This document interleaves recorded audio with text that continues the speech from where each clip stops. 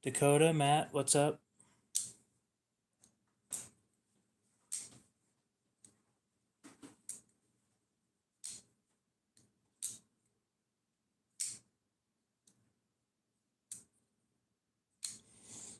I'm coming up with ideas on what I can do to this clone.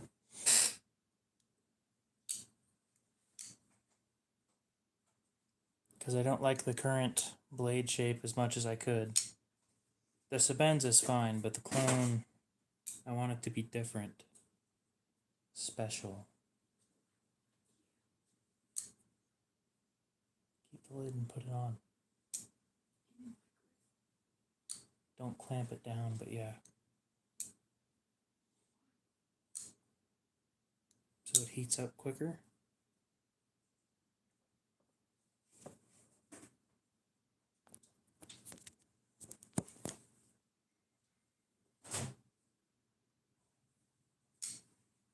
Ba-ding. 30.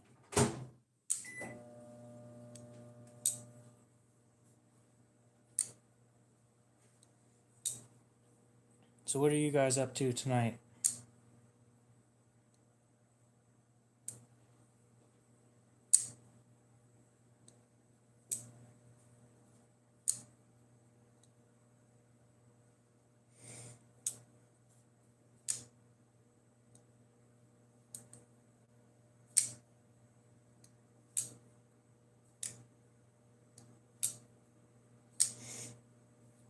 Doing fine. I'm sitting here live streaming. I don't know if you believe that, but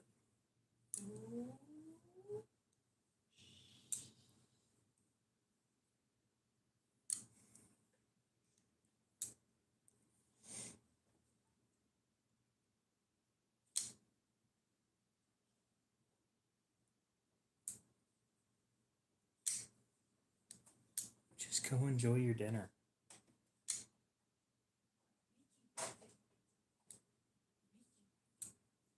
Uh-huh.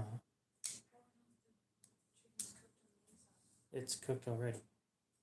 It was just stuck in the fridge.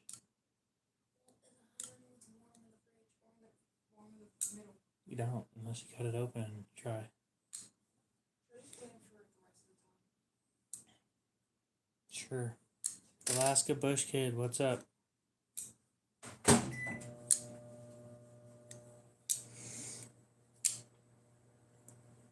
So my Sebenza needed Loctite.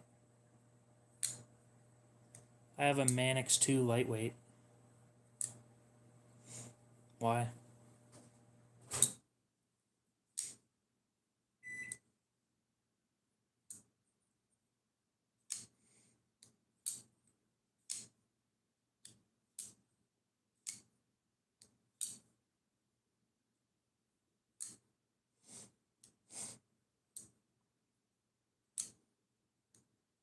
Well, it seems like everybody's under the weather right now. Ah, yes. Senior Knife. Senior Knife. There we go. That's my new channel name, Senior Knife. Even though I can't speak Spanish very well, and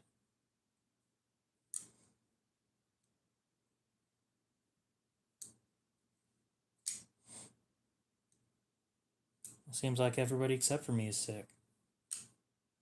Yeah, I'm not sick. Maybe I should just end the stream before you guys get me sick. That's how that shit works, right? You be around people and then you get them sick. At least that's what they taught us in school.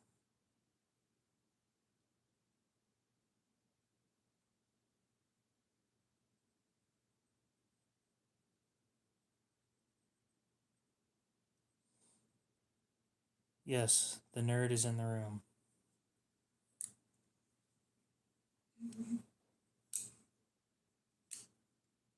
J-Dog, how's it going?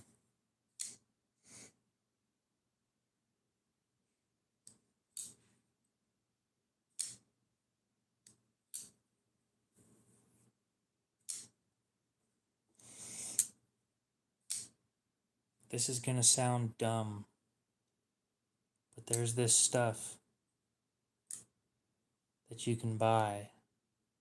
I don't remember how to spell it, but it's called colloidal silver. Shut up.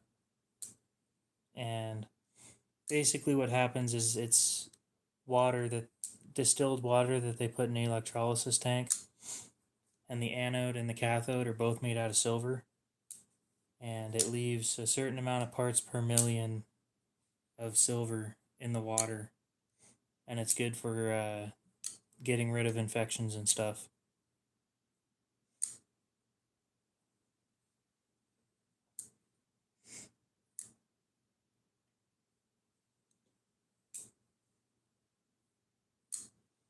You take like 10 milliliters of it a day, and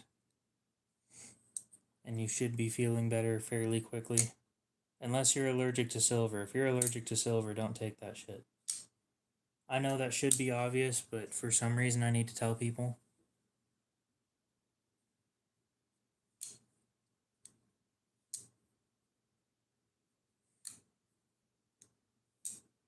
That's evil, Dakota.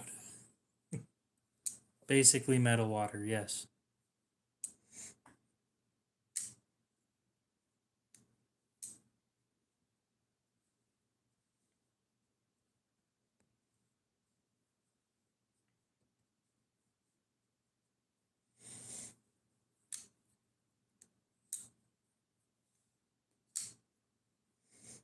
So because the Sabenza needed Loctite, I'm letting it sit there and I can't play with it.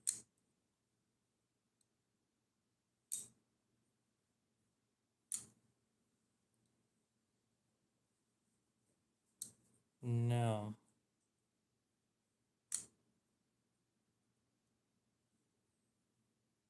Although I do wonder if sticking a silver coin in your mouth would do the same thing. You gonna grab your food? I'm texting.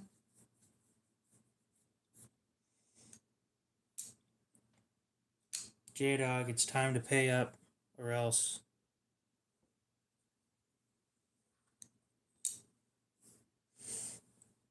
What, you can't throw a shot back quickly?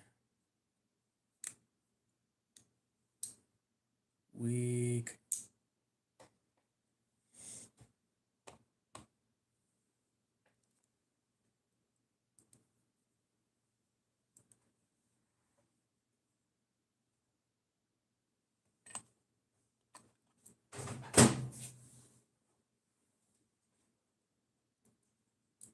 Stuff looks so good.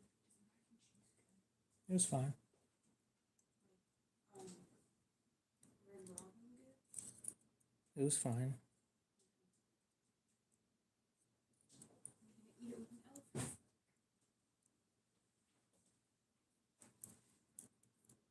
You will be missed by somebody, AJ.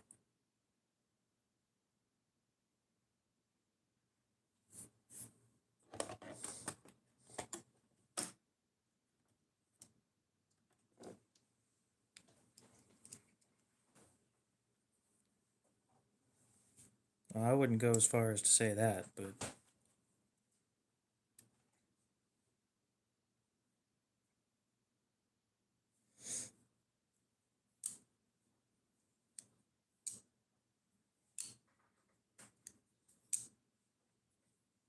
just a dude, what's up? That shit smells good. That shit smells good. I can't even smell it. I have COVID. Did you hear that? Yeah, That was my shoe suctioning to the floor because it has no tread. fun.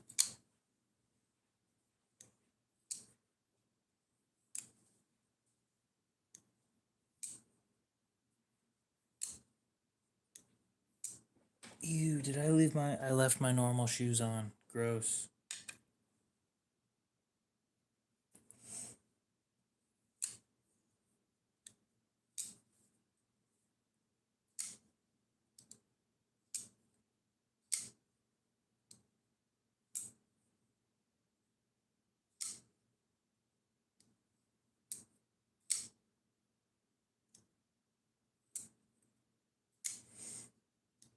We did that a while ago.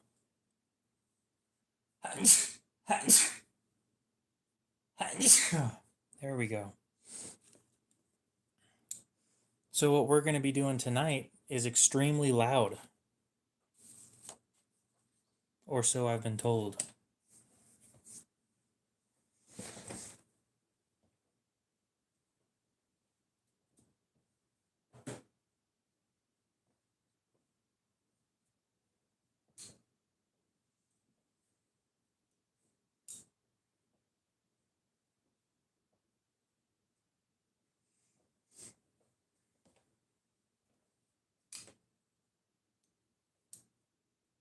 It's not the butter knife.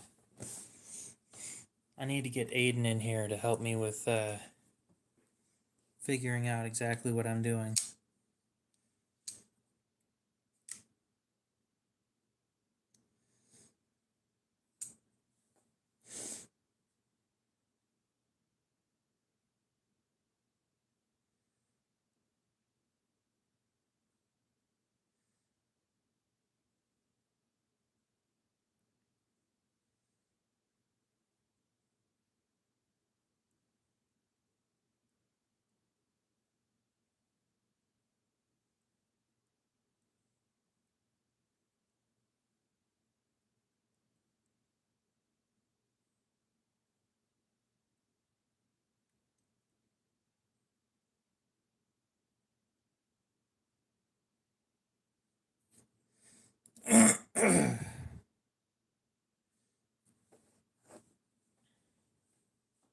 We're going to be truing a stone tonight. If I can get him to answer anyway.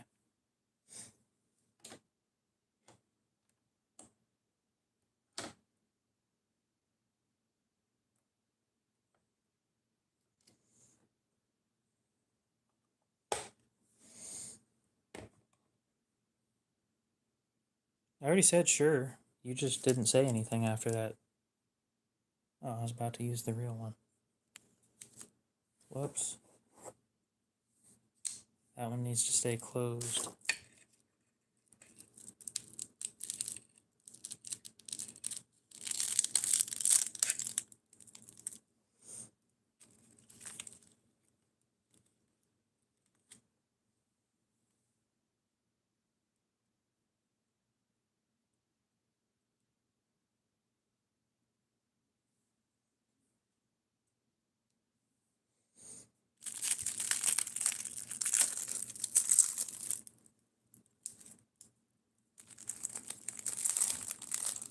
Okay then.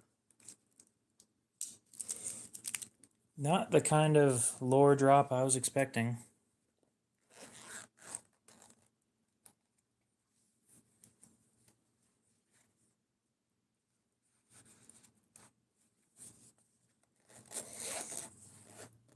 Stick the Sabenza in a pouch and forget about it for a couple days.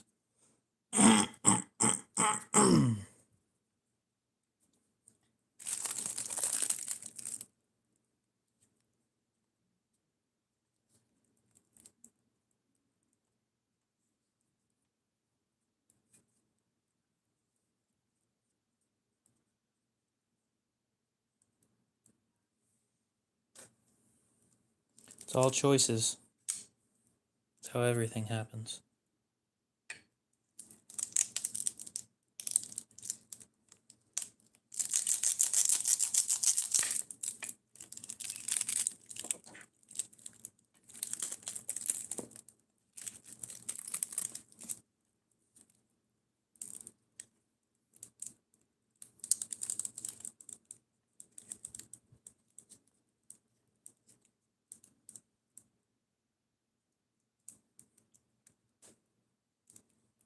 God, you could say please.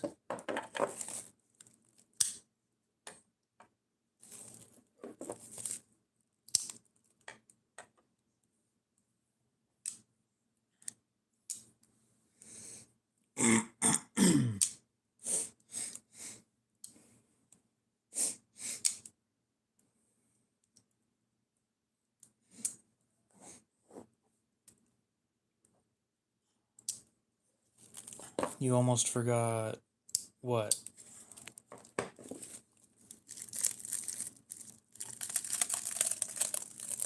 Not tonight you won't.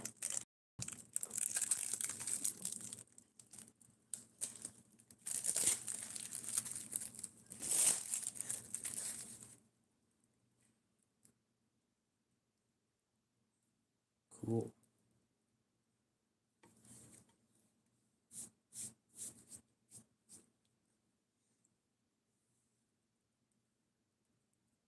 Well, I thought I was going to be truing up a stone, but Aiden isn't responding to tell me how to do it.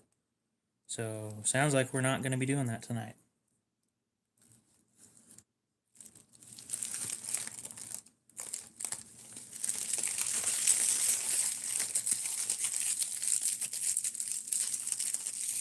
I definitely won't become British.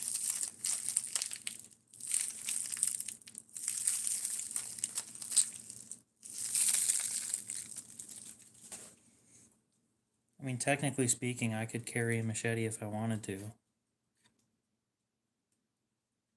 I just don't want to.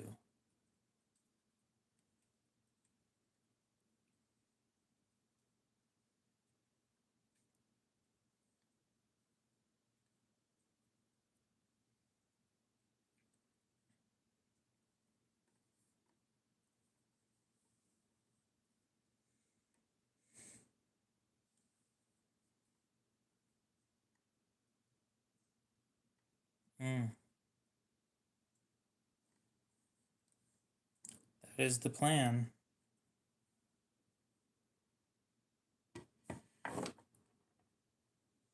So I've heard that this shit's loud, so...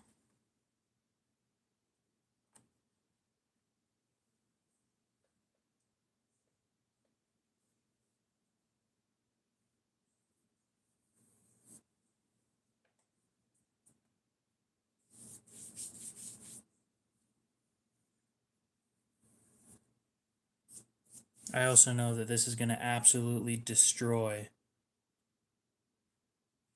the glass.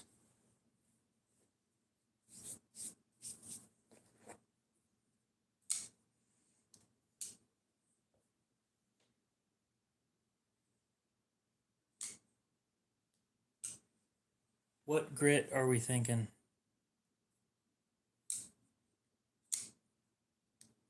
It has these rubber things in the corners.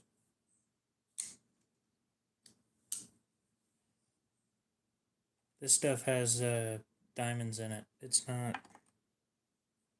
It'll do a little more. We don't have 6,000. Yep. Oh, the joys of working with expensive shit.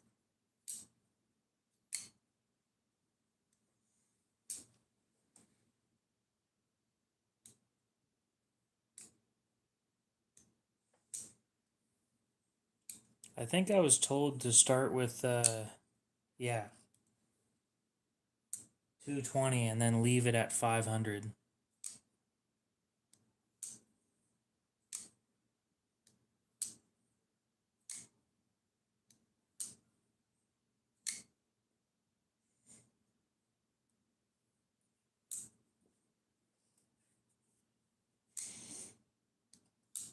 This is a 400 grit stone, so...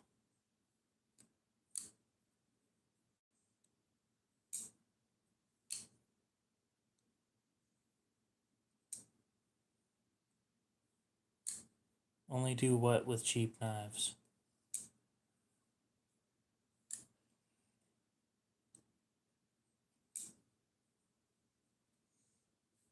I have a 60 grit.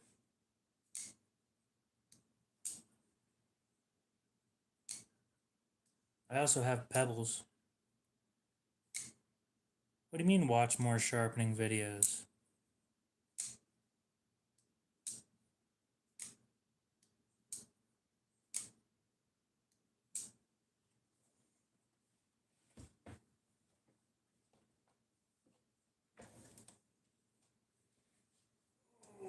God damn.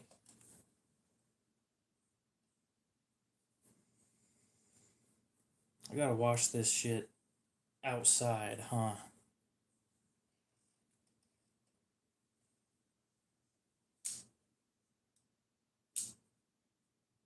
Well, yeah. I'm not sharpening right now, I'm flattening shit.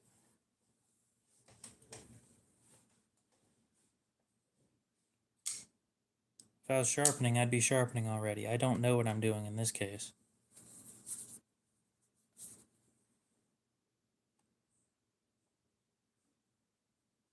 We're flattening a stone.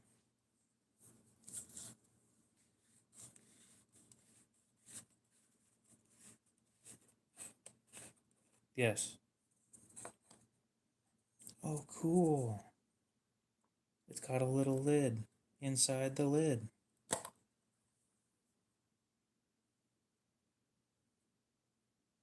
Smells weird.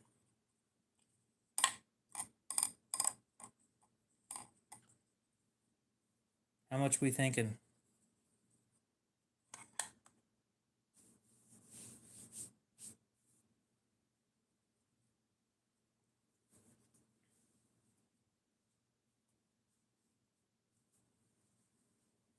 Yeah, I'm expecting it to be messy. Well, I wasn't thinking a ton of it.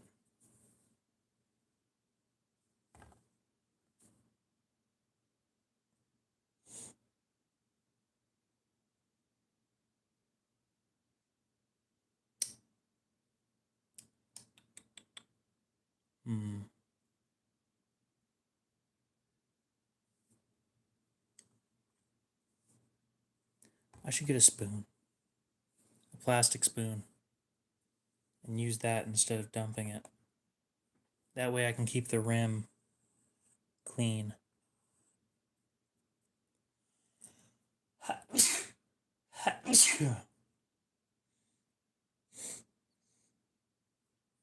Why would I need a rubber mat? The grail knife's put in a pouch right now. God bless. God bless.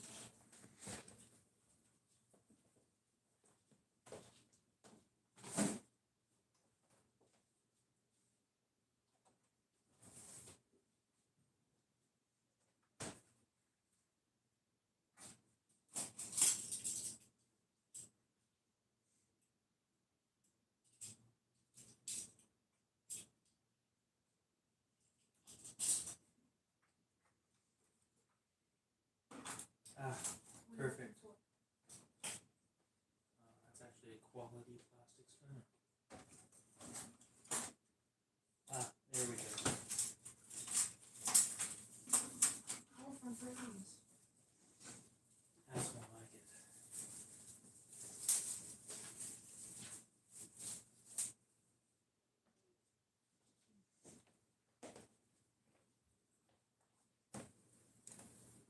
Oh.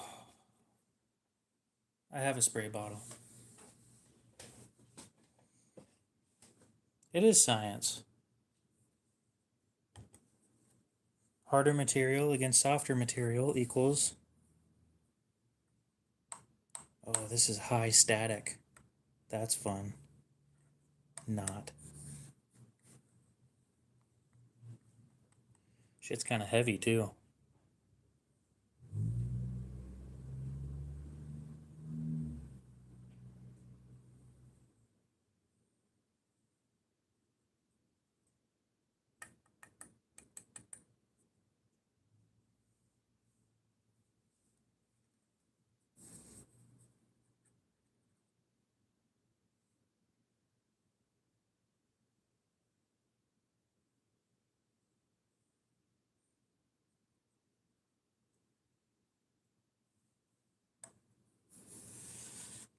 I'd like to think that that's enough as well.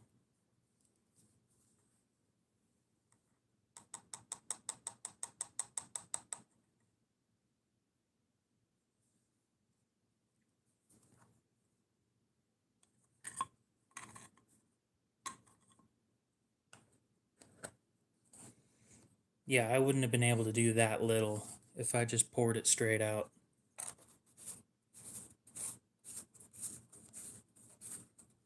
This stuff is high static, so the surface tension when it's touching each other is pretty high. So what it's just going to do is sit there until it reaches the tipping point, and then all of it's going to dump. No.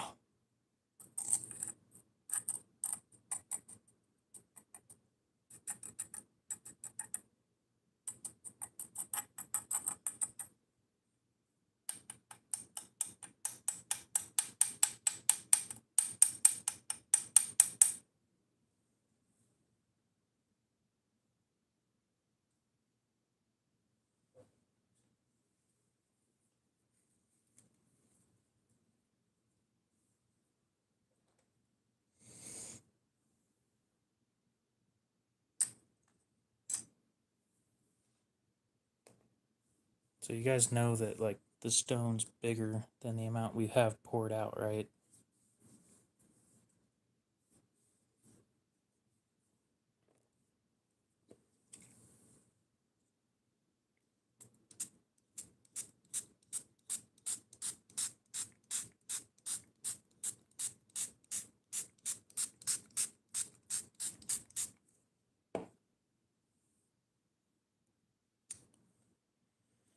Off we go, I guess.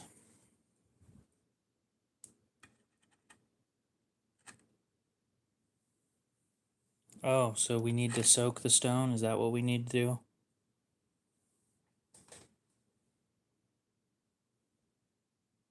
We can soak it.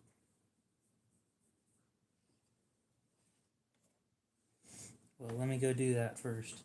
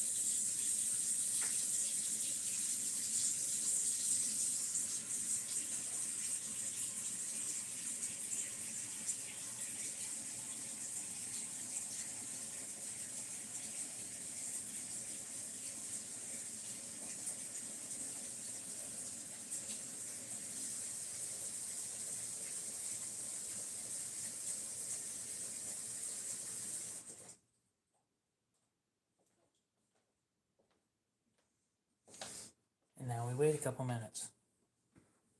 Stuff's really sparkly.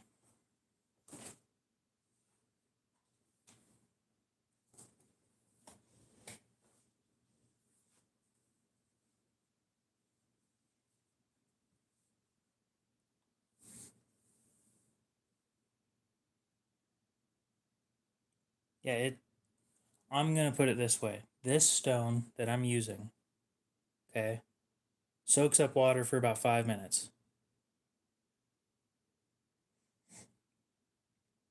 And if you just get it wet, it just soaks it all up like that, and then it's dry again. So I'm going to let it do whatever the hell it needs to do to make shit happen.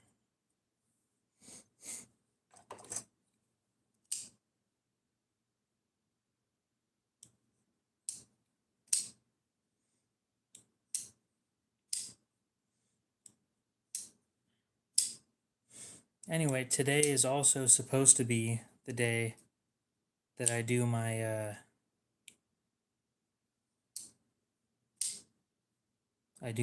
liquidation sale.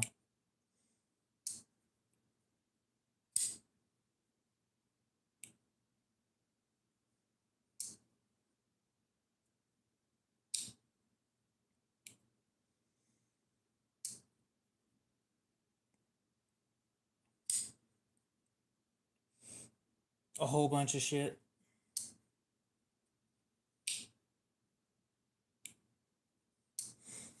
The same way the regular sales work. I only take Cash App, and you need to have a U.S. shipping address. But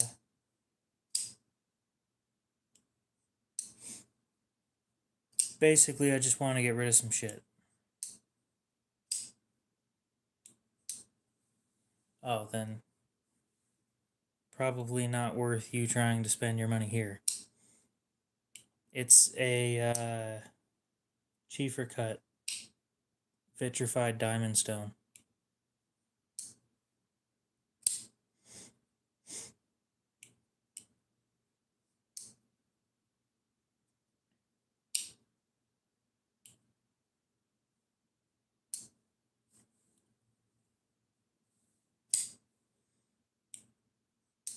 It's good. Oh, the stuff that I'm selling, meh. It's just stuff that I don't want anymore. The main bulk of the collection is just stuff that I never carry.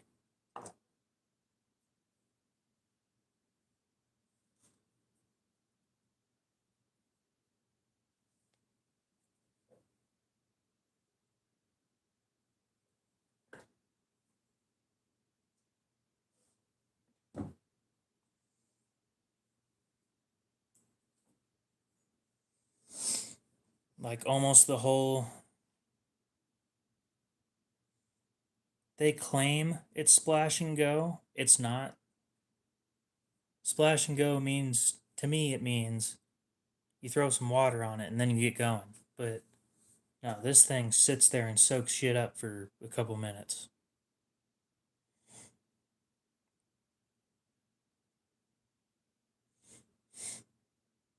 I need to get myself an eraser. One of them big ones. Well, actually, I just need to get an eraser that doesn't cost anything.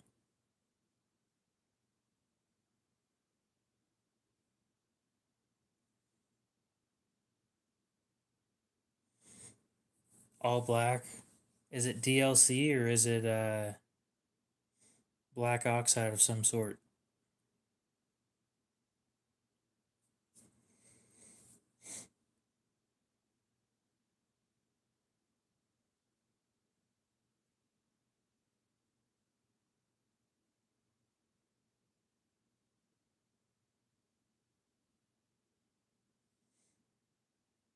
So is this shit just silica powder? Is that all it is? Just black silica powder?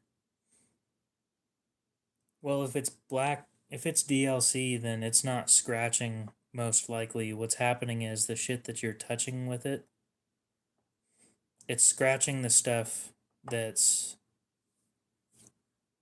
rubbing up against it and leaving marks from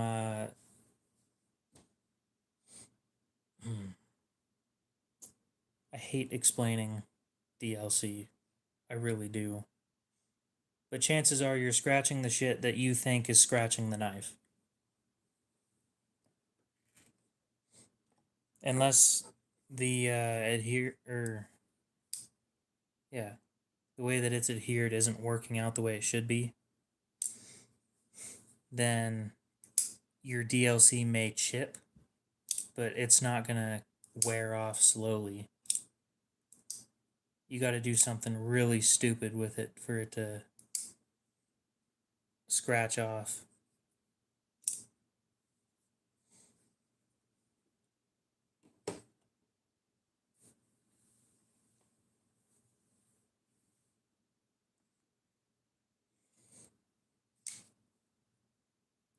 About a minute and a half left of soaking. I don't hate black coatings, but they have to be done right to me.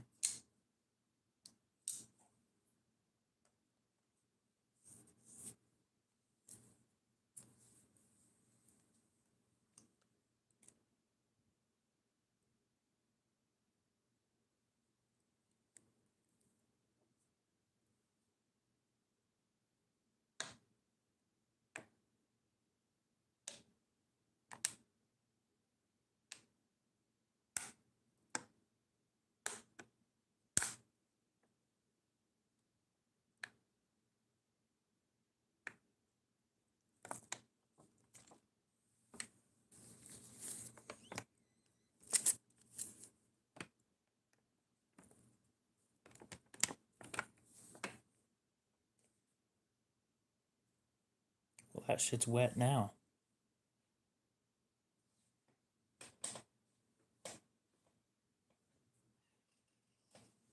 Off we go.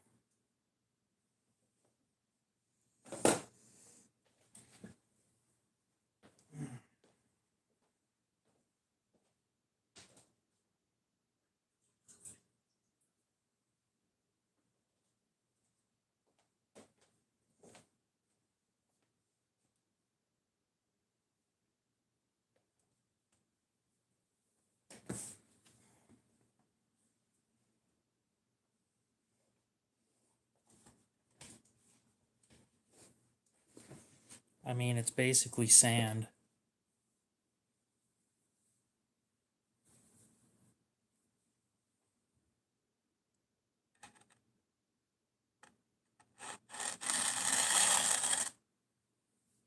So what, do we just sit there and do that the whole time? Just sit there and go like that for a couple minutes. Off we go then.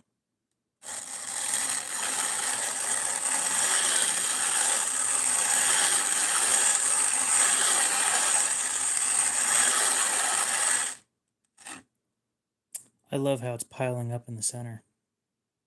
That is not good. I think I used too much.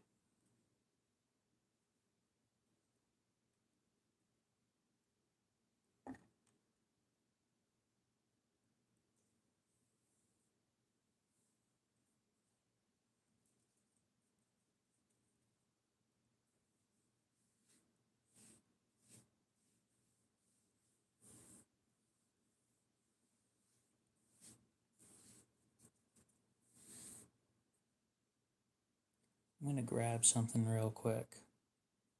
Need plastic of some sort.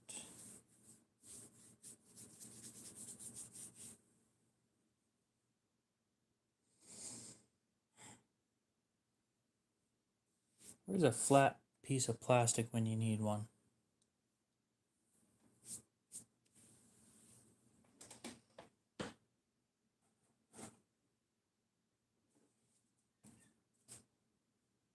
Oh, perfect idea. That'll work.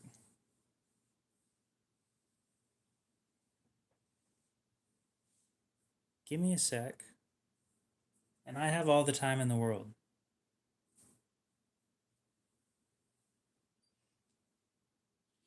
Like, I'm a YouTuber. I have all the time. We're all fine.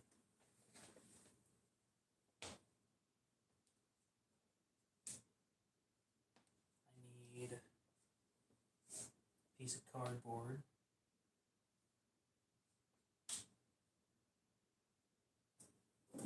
You will work just fine. No, you won't.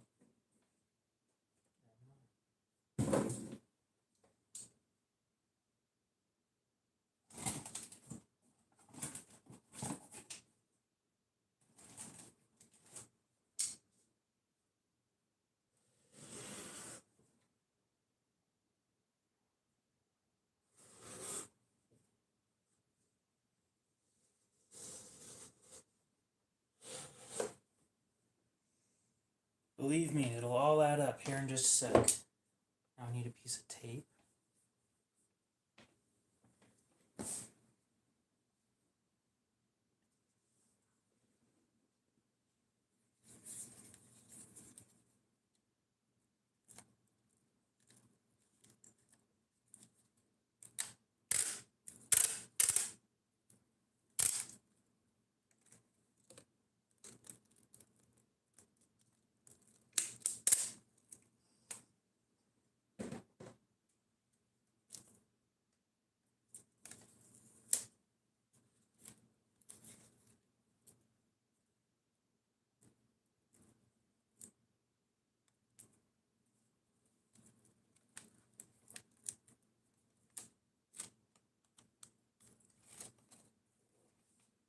Okay.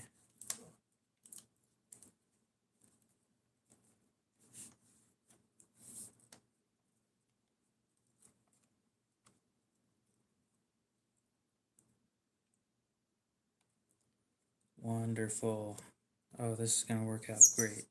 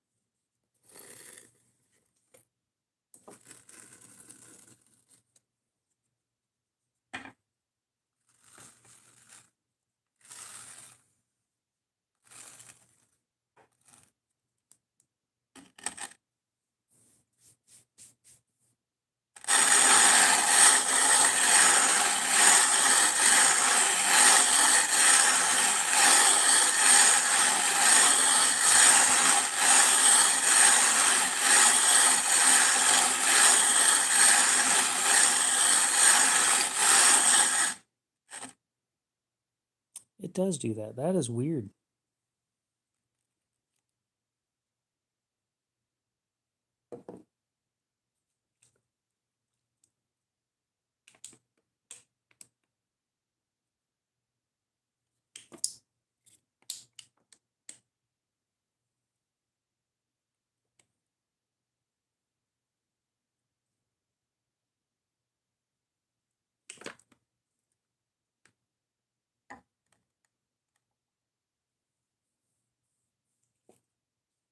It sounds nutritious.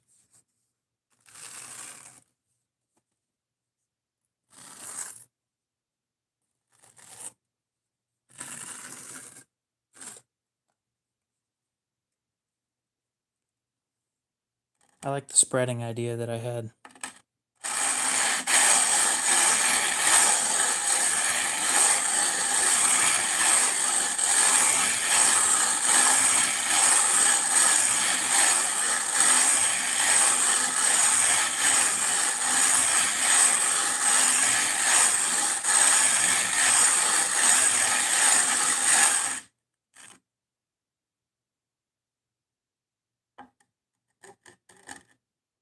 Indeed.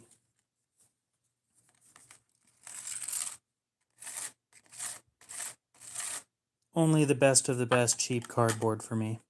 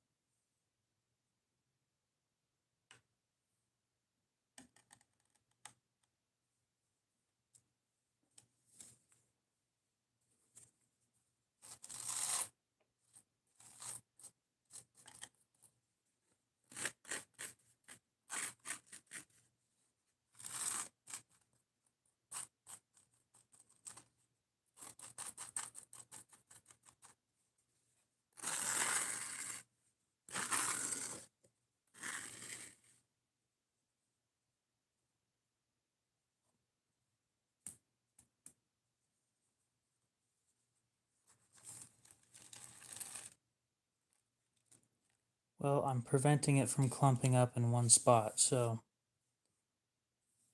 hopefully the better spread out it is.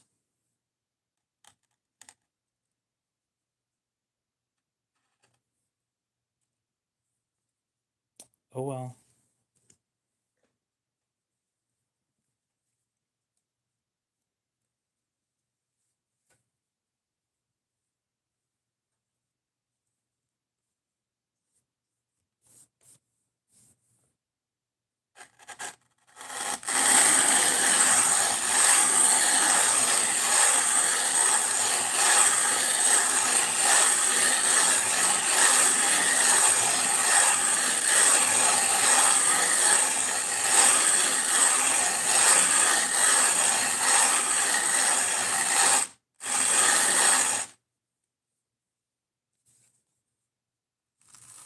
No, it's just loud enough.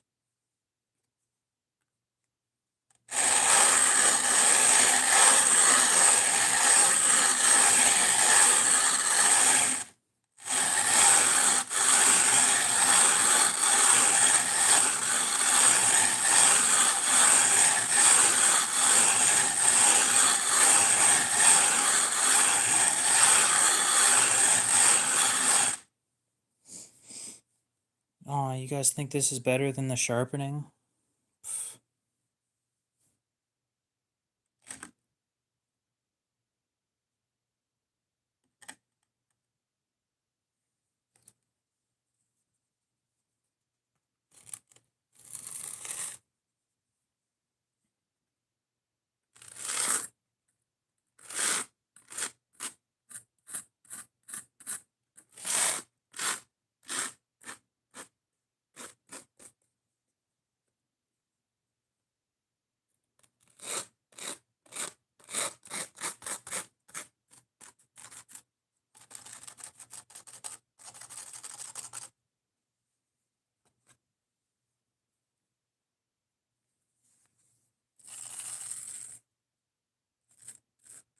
Oh, that worked out great right there.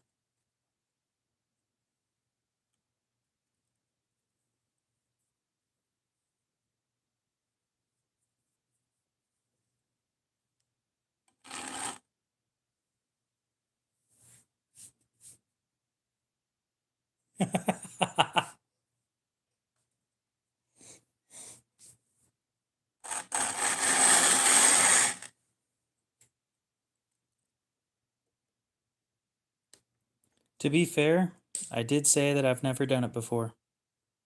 Sharpening, I'm great at sharpening. So I have proof of that. I don't need what do you mean grab the middle of the stone, not bottom half? I'm touching it right here in the middle.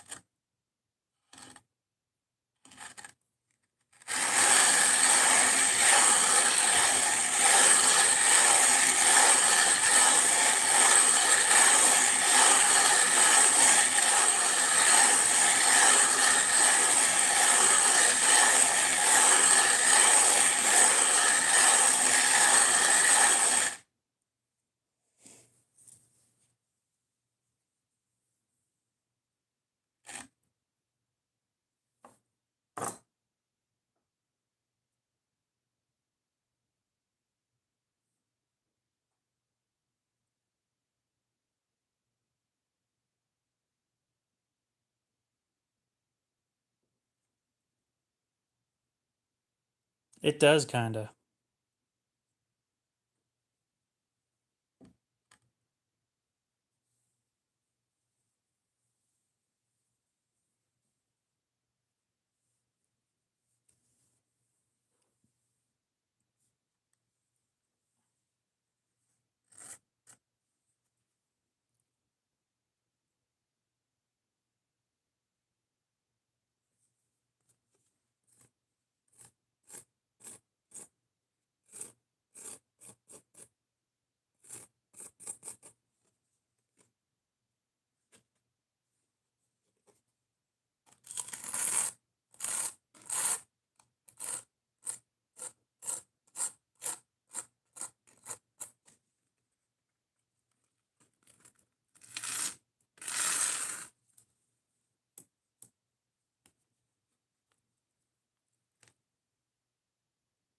No, I'm not doing I'm not doing the butter knives again. Not today anyway. I was having issues actually getting those things sharp.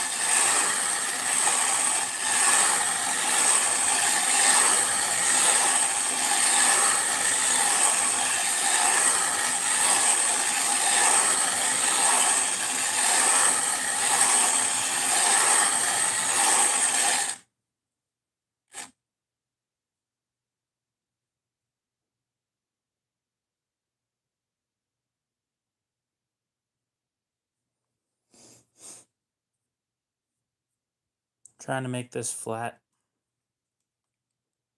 When I was still learning how to use this one properly, I left a few gouges in the stone. So at the moment, we're fixing those. It's going to take a bit. You're not missing a whole lot. You're really not. Oh, this shit gets everywhere. It's still all on the glass, but it's everywhere on the glass.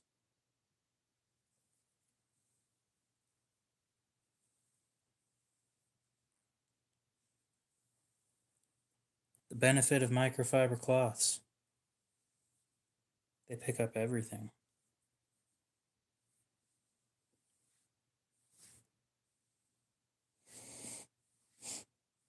Because this is a diamond plate too.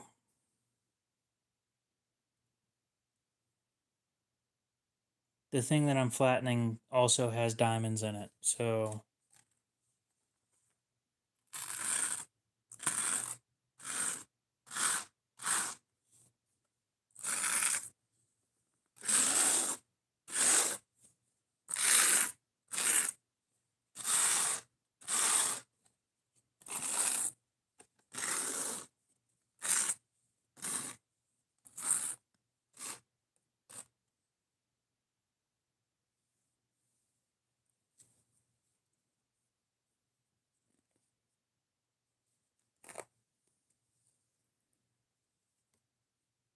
was it obvious to anybody else that I was pissing that dude off?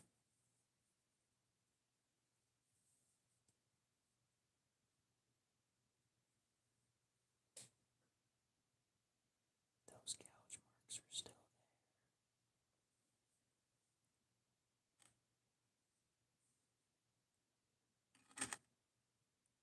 there. I don't know if he left.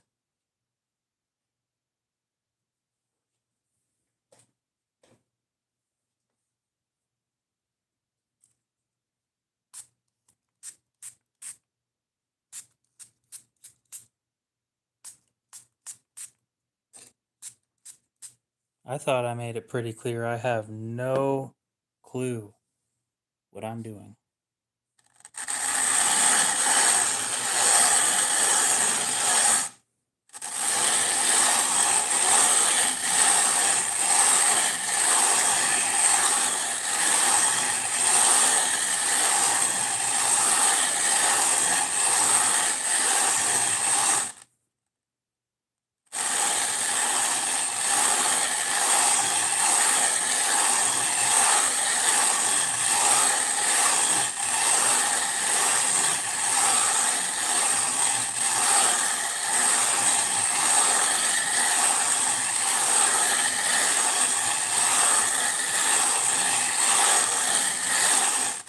Well, at least somebody who knows, who might know more than me, has joined. How's it going, Jim? I mean, Jimothy. Hoping somebody gets that reference.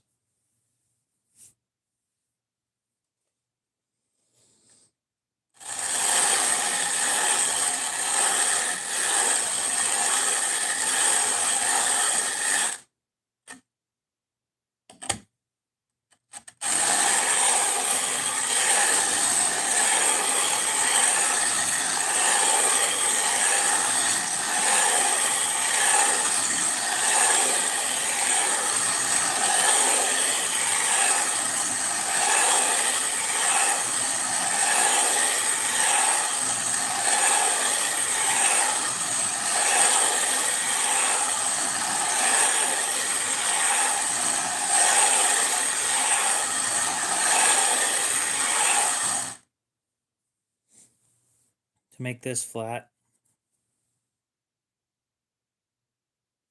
Darn.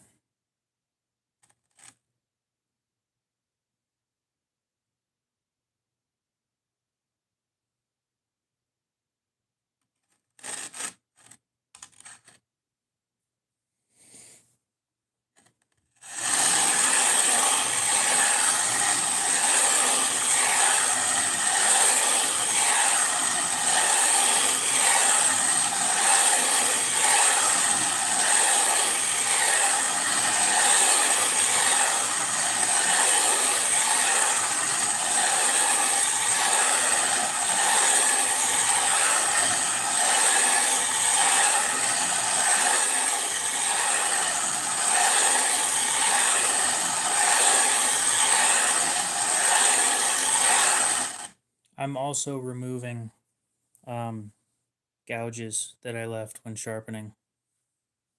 That's what's taking the most time.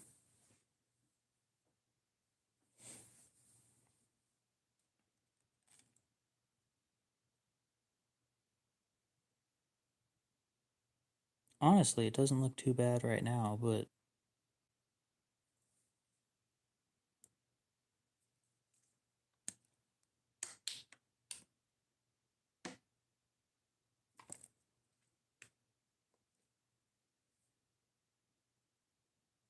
oh, yeah, it does.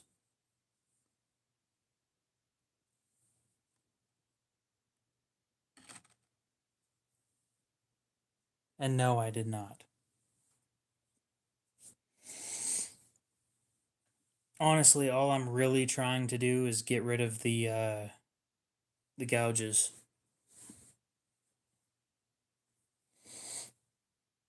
But I don't have a straight edge, and I don't have. Yeah. Anyway.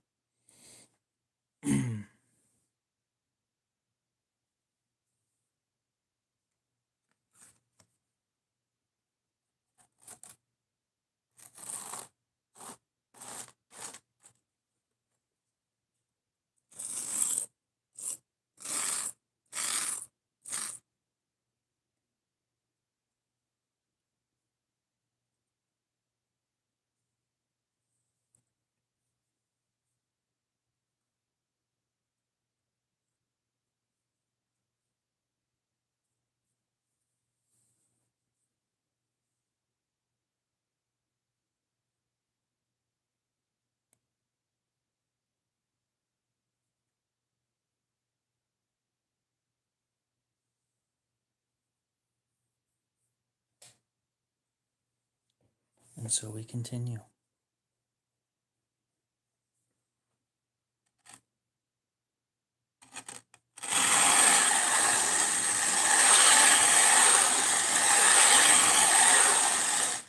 I think I used too much of this stuff.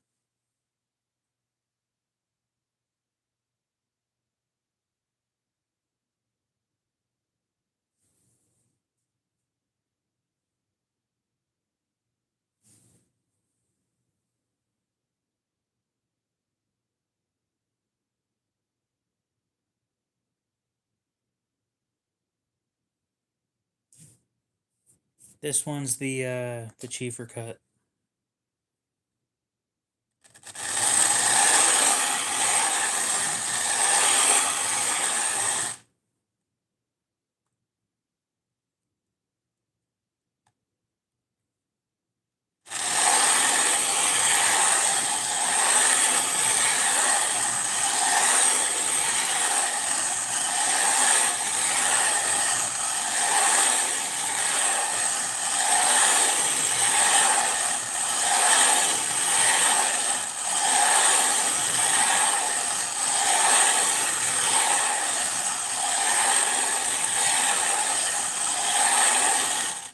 I genuinely have 1 cent in my account right now.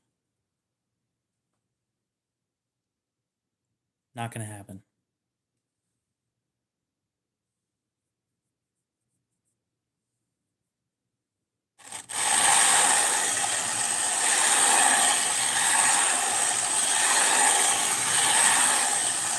Who?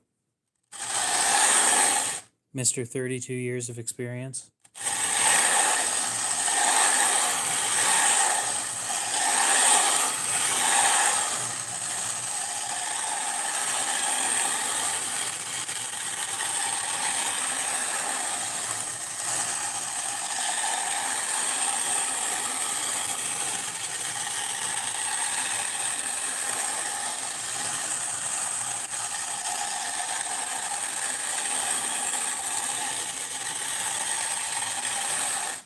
No, Mr. 32 years of experience is somebody else. Huck Finn said he had like 25 or something.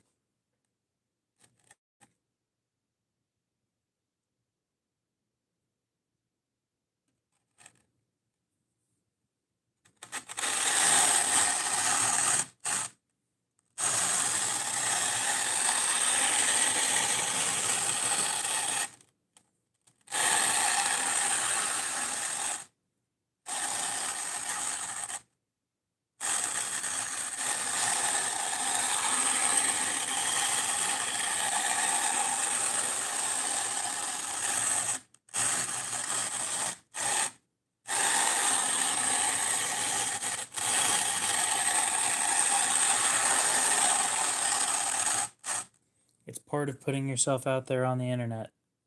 Somebody will always find something wrong with anything that you're doing.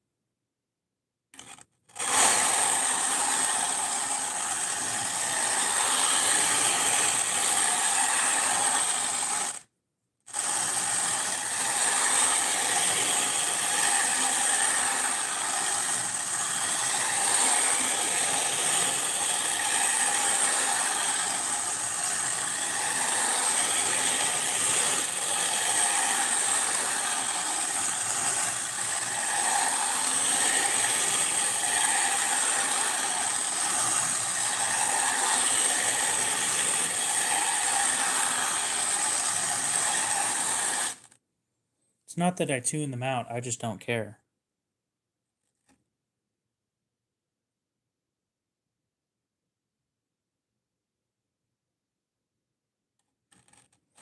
But I can tell the difference between helpful and a douchebag. The douchebag will say you're always doing stuff wrong, no matter what. It has to be done my way.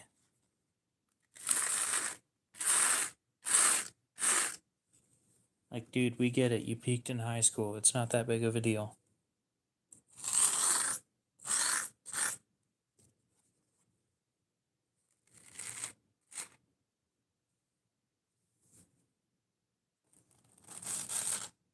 The dude tonight was kind of helpful, but, you know, he's not a patient person.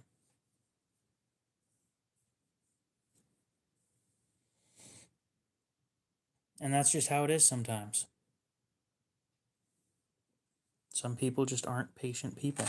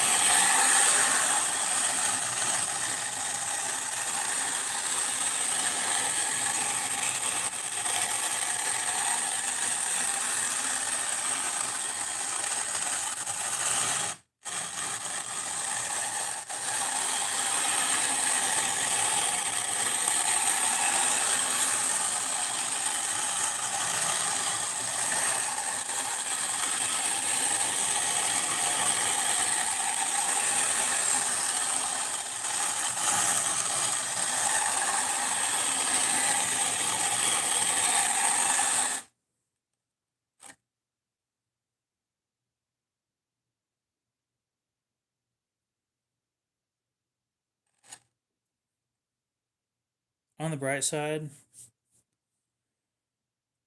most of the gouges are gone now. And I think it's good enough that I can leave it at that and be happy. The downside, I gotta find a way to wash this shit off.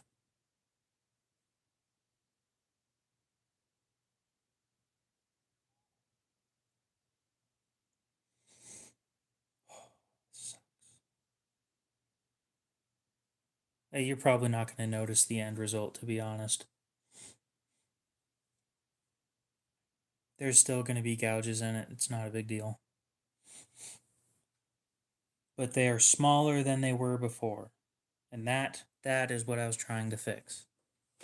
Is they were huge and they were actually causing issues with sharpening. As long as they don't do that now, I'm fine.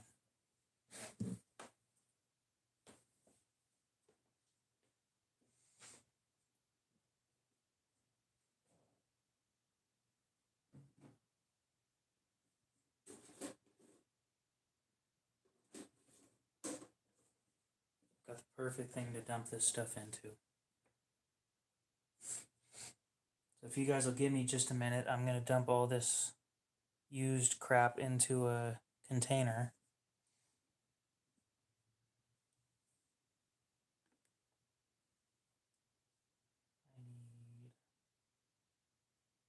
I don't need anything actually. So I'll be right back in a few minutes.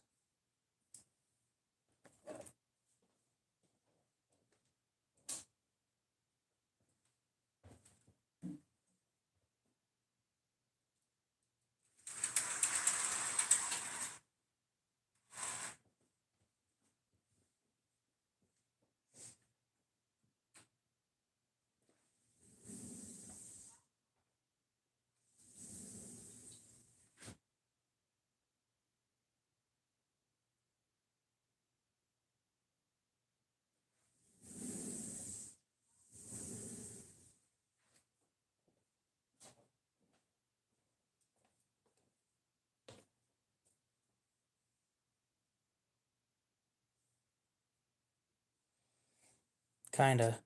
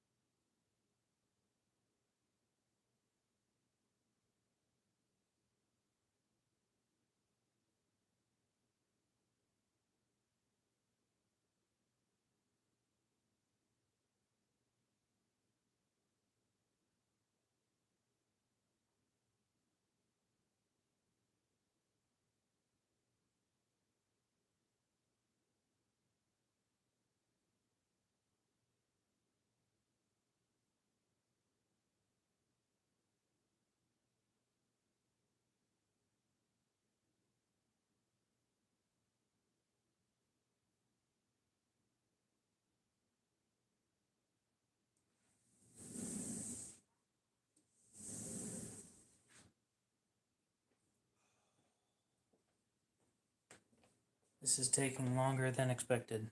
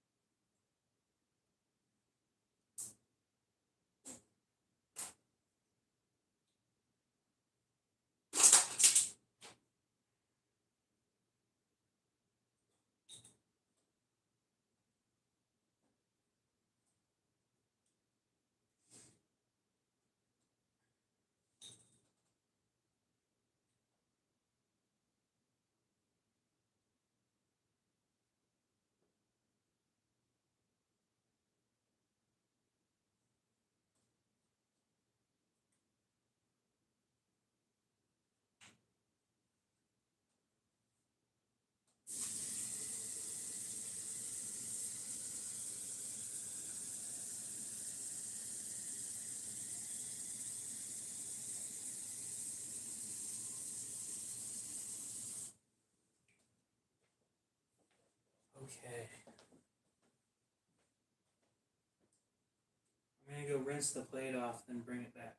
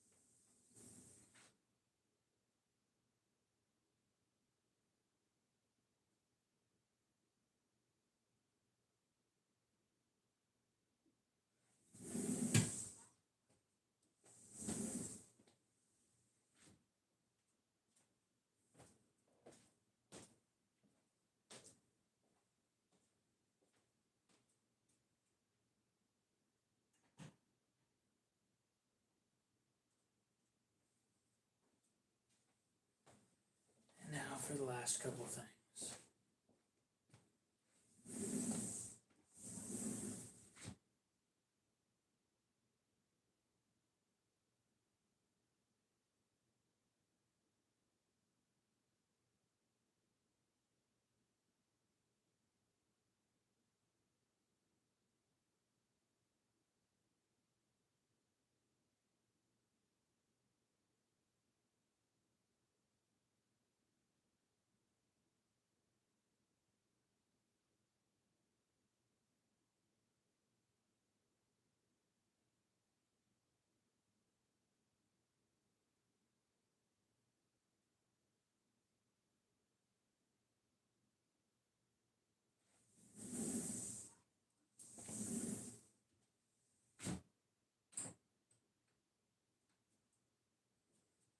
Oh, I got everything.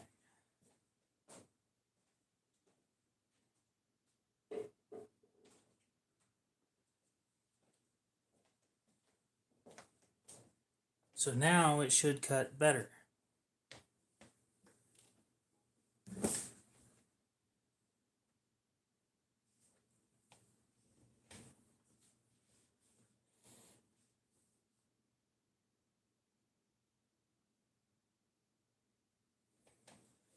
Actually,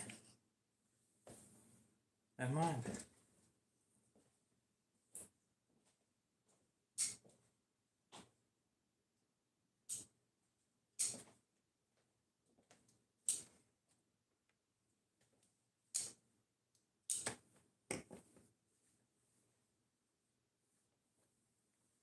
Let's go ahead and test it out real quick.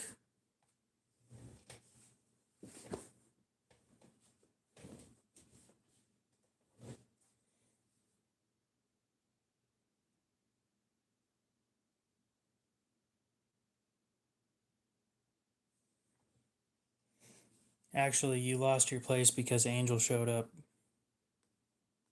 and a couple other people were talking. That's why.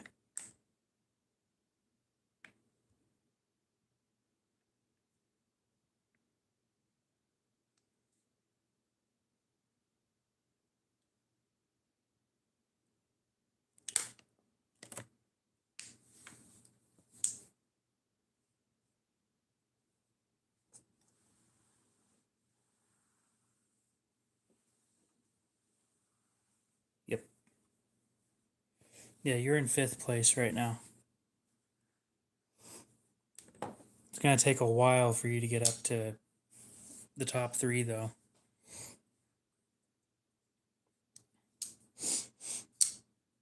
Do I have something to actually test on this thing? Because I really don't want to go with this one. It's already sharp.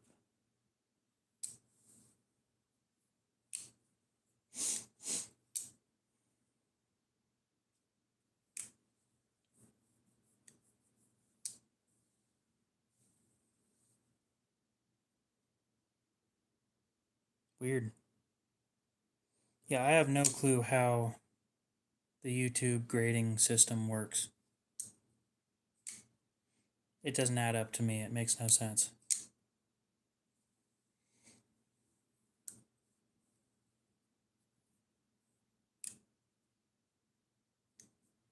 Well, I was gonna... Well, that is aggressive now.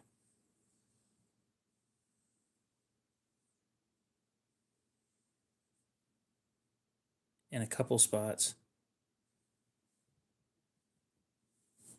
Specifically on both sides. Would you imagine that? It dished a little bit when I was sharpening. It's gonna take a while for me to get that out. And I don't know how long I was doing the whole sharpening or the whole flattening thing, so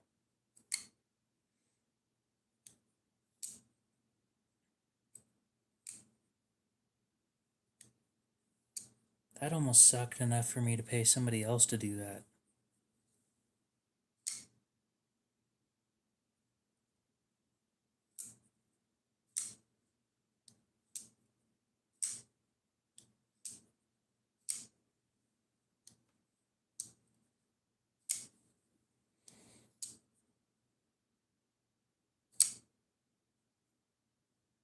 Oh well.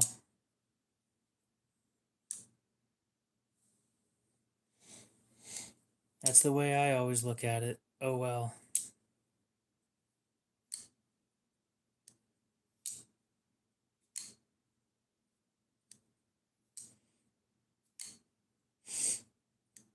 I think I'm going to try an Arkansas stone. When I get some money, I'm going to buy one of those. A natural stone.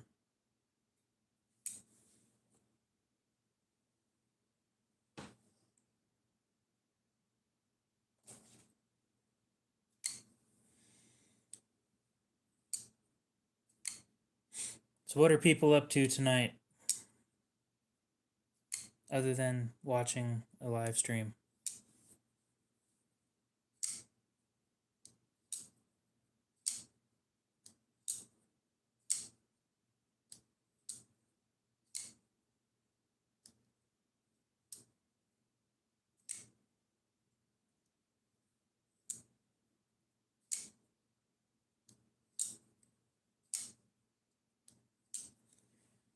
I would agree with that.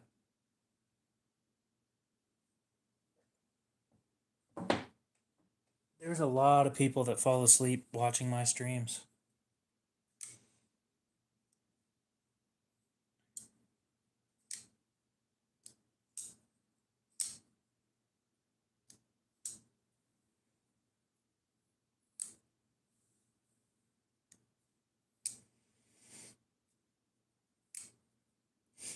Dang, if we've only got 8 people in here, there's no way I'm going to be able to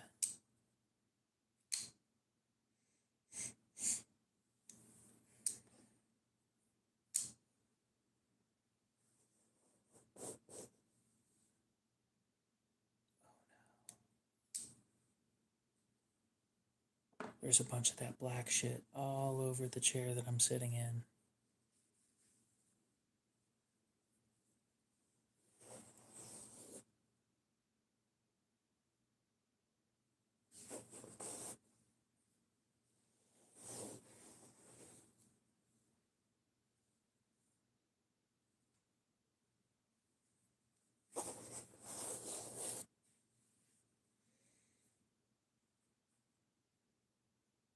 No, I agree with you.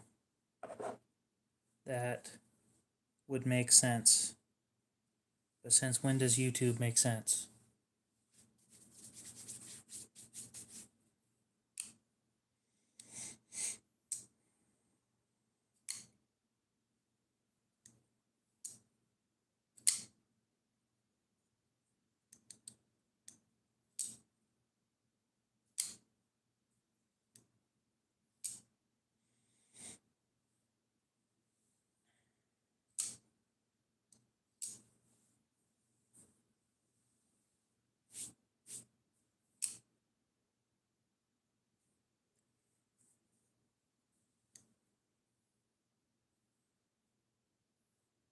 Yep, but that's not how it works. And frankly, I have no clue how it works.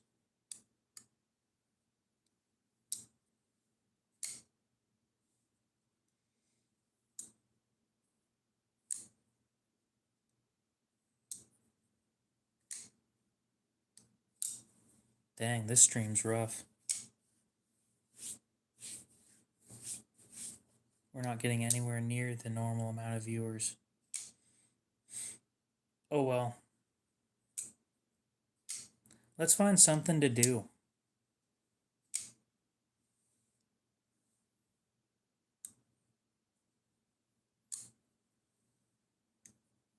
Like, take something apart, maybe.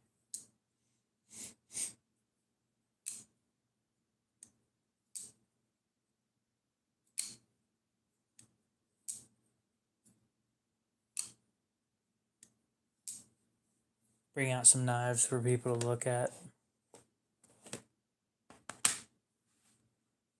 That is why we're all here in the end.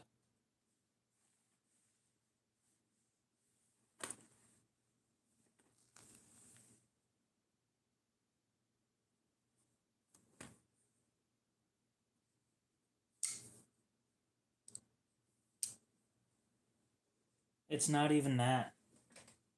I know it isn't that for a fact.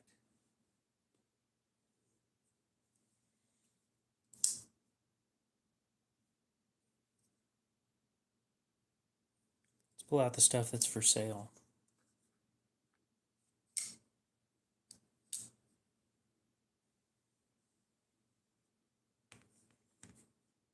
The decent stuff.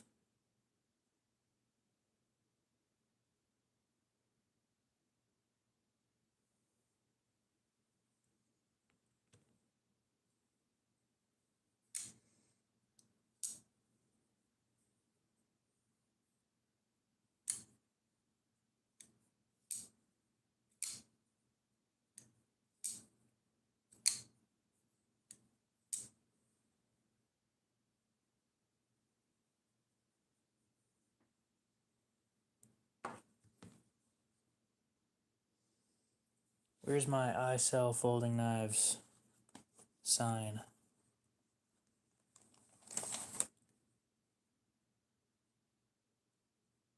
That's the old one.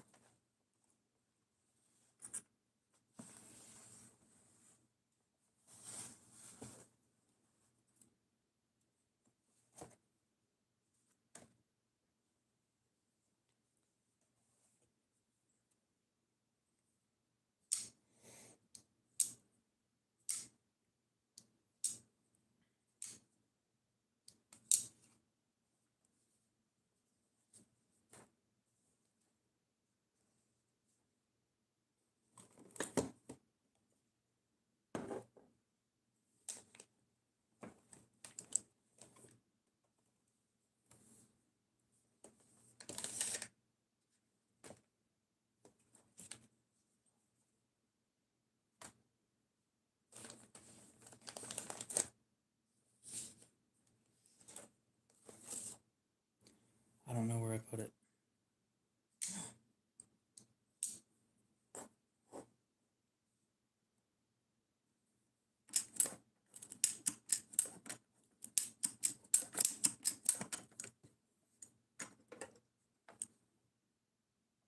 We can do that.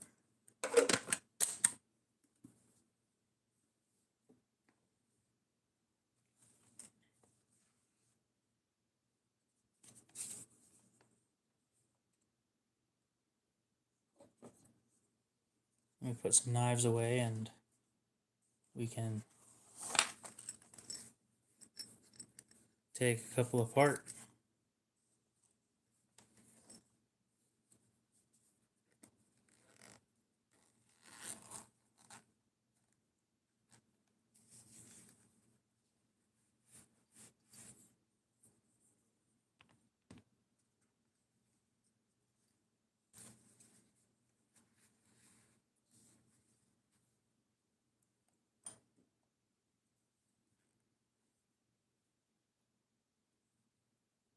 Actually, we can take this one apart. No, never mind. I had to use Loctite on that one to keep it together.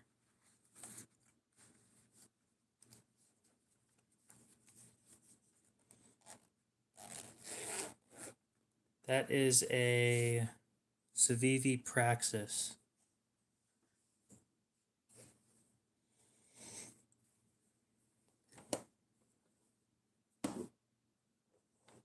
The one on the very left isn't for sale, but that Praxis is.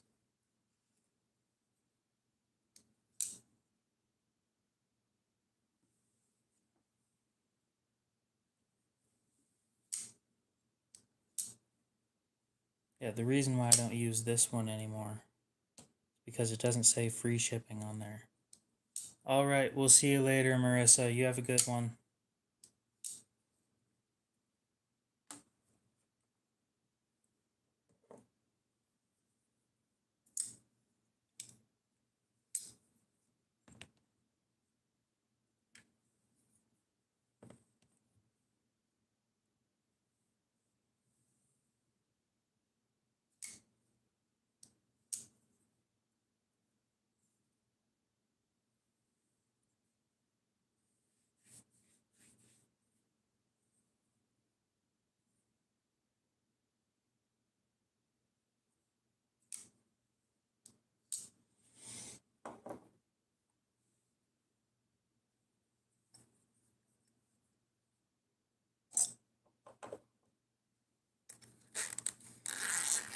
The Praxis brand new is 42. That one right there is 35.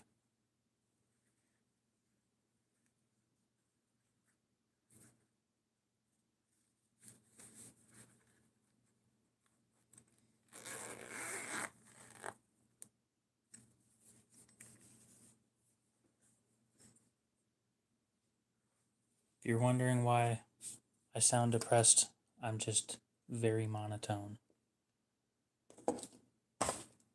Ooh, that just about sent shit flying everywhere. That would have sucked. Yeah, sure. It's got a large finger choil for a choke up point.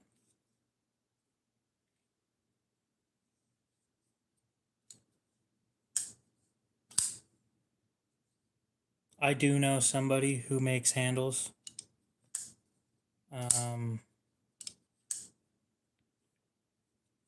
If you look up, oh, what's his name on YouTube? Give me a sec. Kodiak Edge.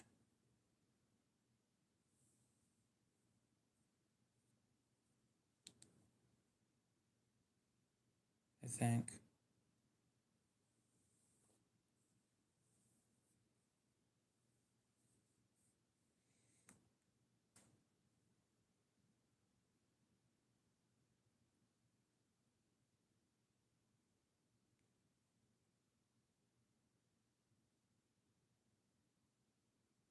Kodiak Edge Bladesmithing.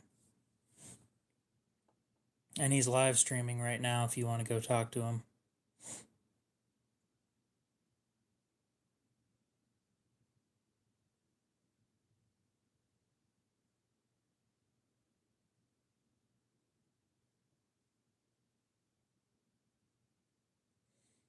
I see. Indeed he is.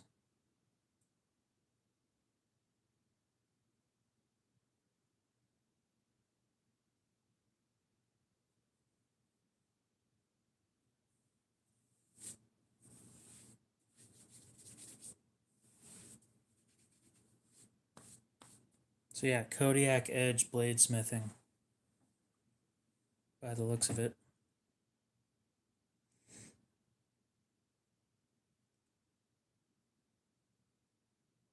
Yeah, I don't enjoy working with rope or paracord specifically.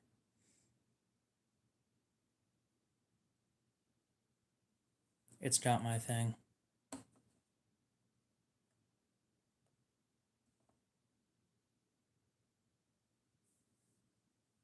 Kodiak's live streaming on YouTube.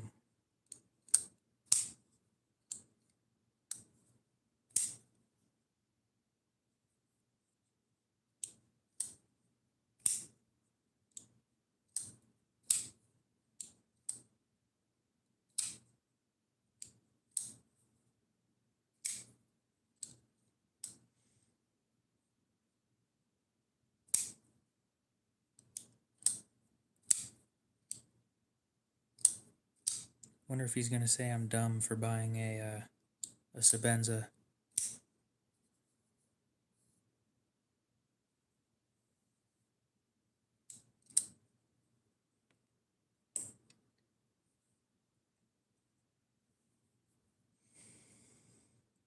Oh, I gotta find more stuff to put up here.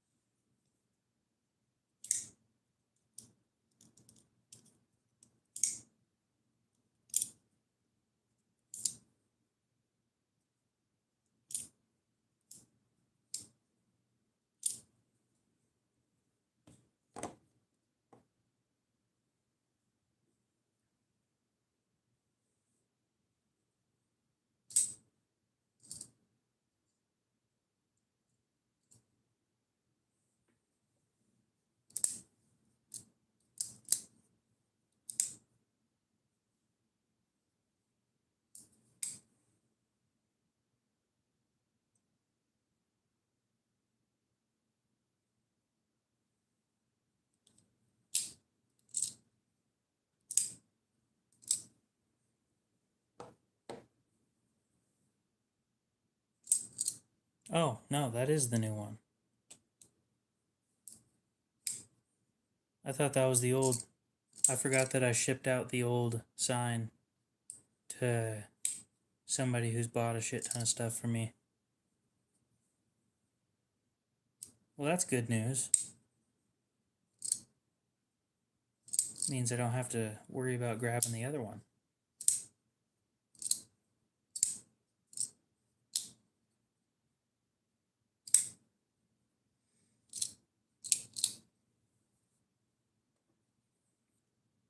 And everybody disappeared.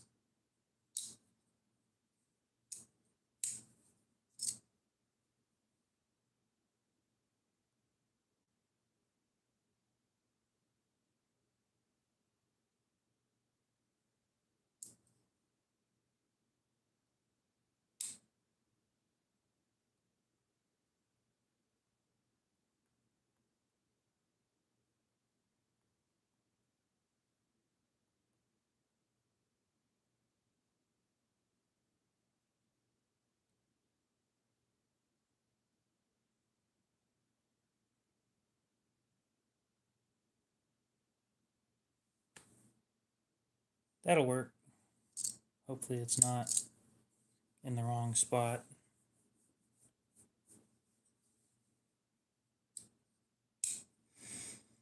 Might get me some interaction with people. Because chat's been quiet tonight.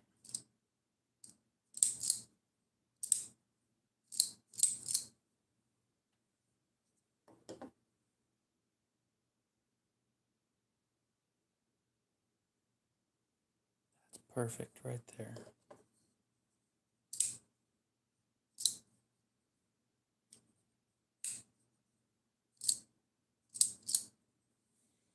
Seems like all the people show up towards the end of the night.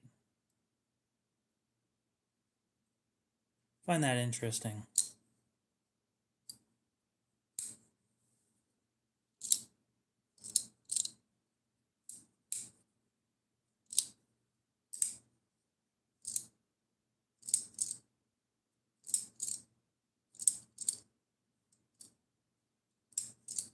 Let's actually do something instead of just sitting here.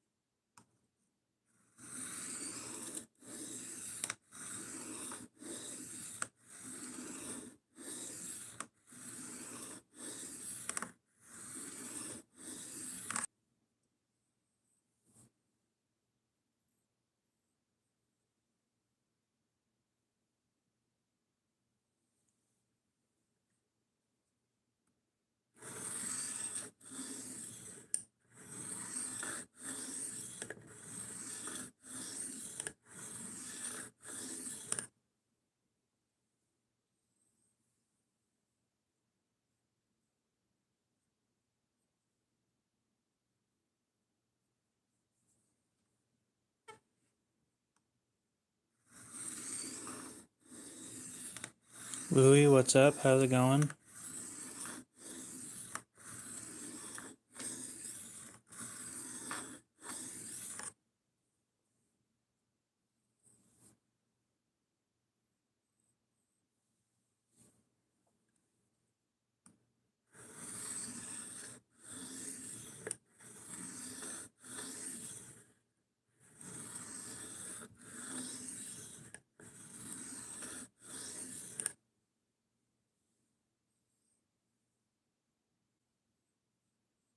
Yeah, it's a DMT.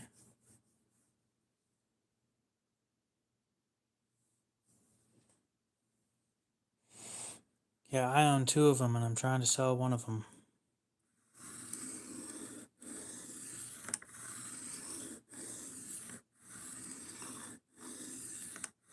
Once upon a time, they made great stuff. Supposedly now their quality control sucks, but I can't speak on that because I don't have any of their new stuff.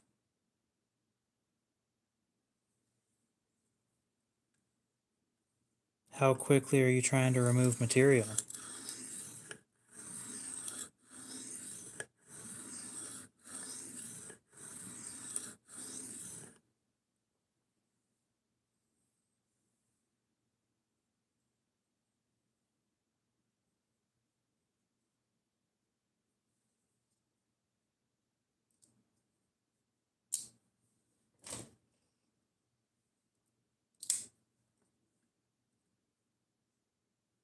Mm.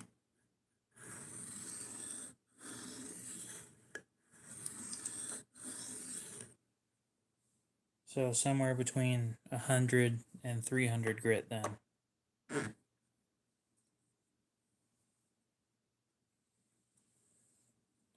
How big of chips are we talking?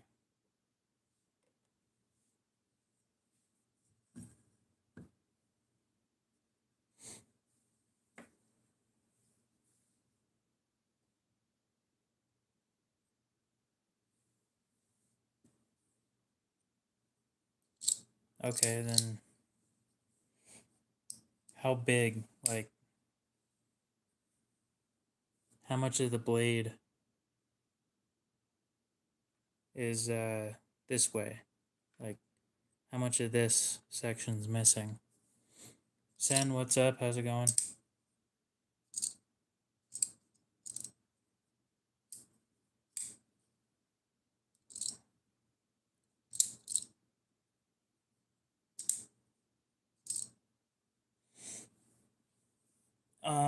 My go-to is really cheap.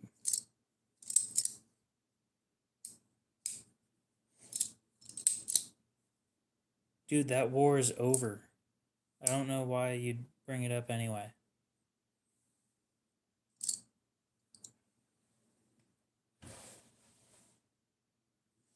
I'll show you guys my go-to. It chipped on copper. That's interesting.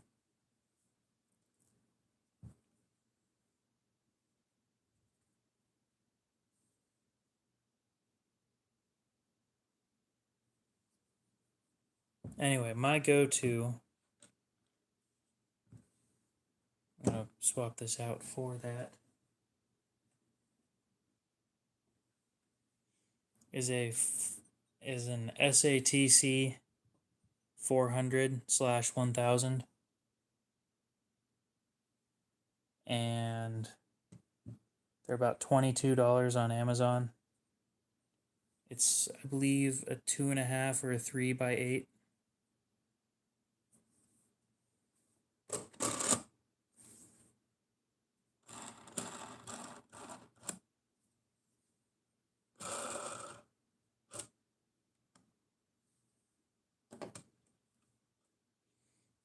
For material removal, if you know what you're doing, you can go lower, but 400 is usually pretty good for anybody who's new. I'd be starting you off at 1,000 grit. Well, I'm going to be using the 1,000 grit now that I think about it.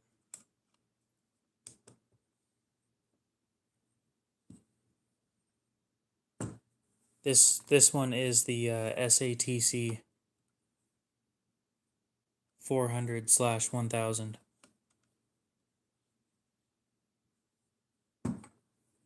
If you look that up on Amazon, it'll show up.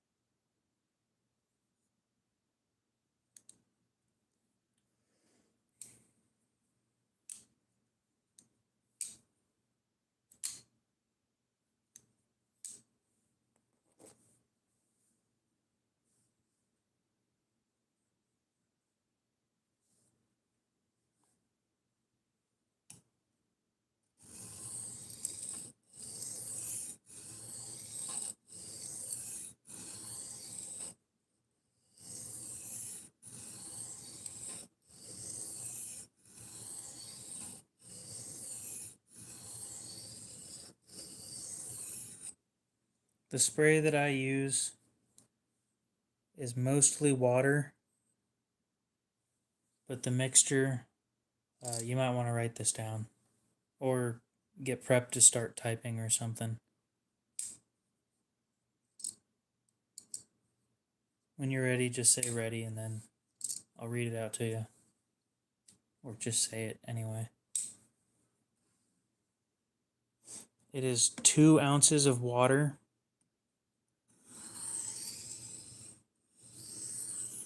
80 drops of 70% isopropyl alcohol,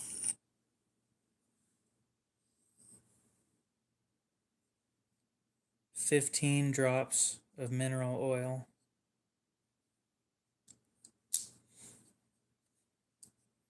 and 2 drops of Dawn dish soap.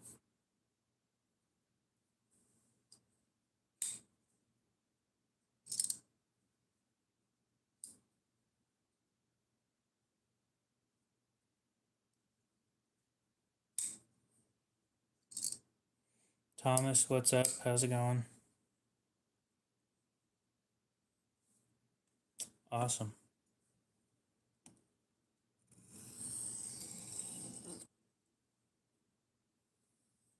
So that's the stuff that I use, and it works pretty well.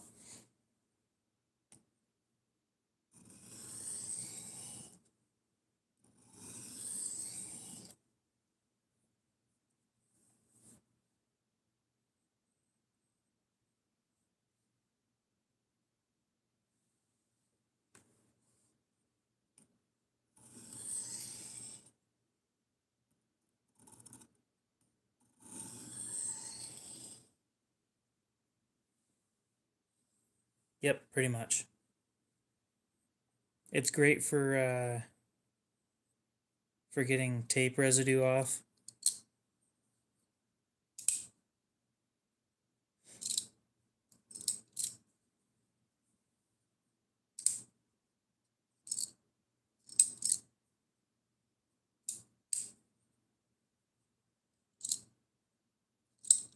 I use it all the time for tape residue and pretty much just general cleaning when it comes to the knives.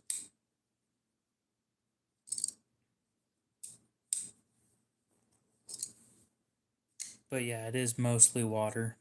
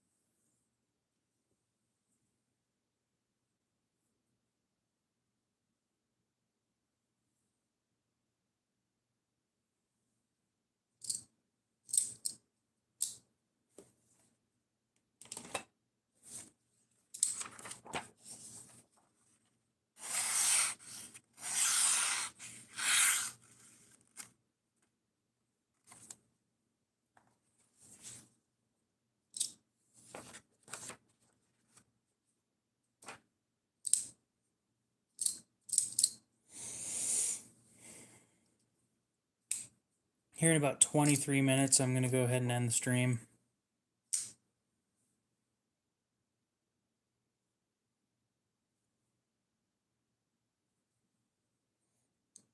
I don't have a whole lot to do, so.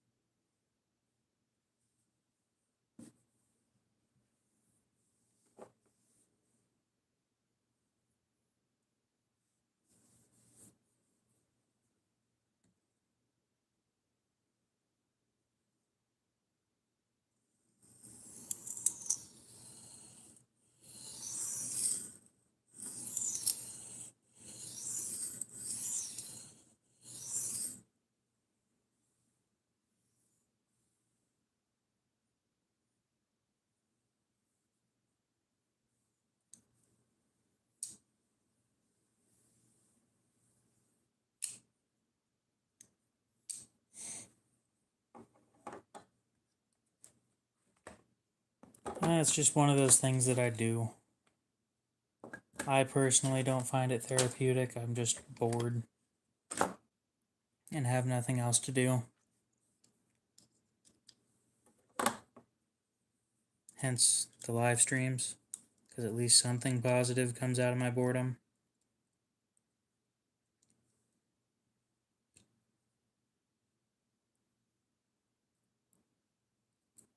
But like every house in... Whoa. Every knife in the house is sharp already. For the most part. There's like 2 that aren't, that I have issues with sharpening. I would have to agree with you because a lot of people fall asleep watching this.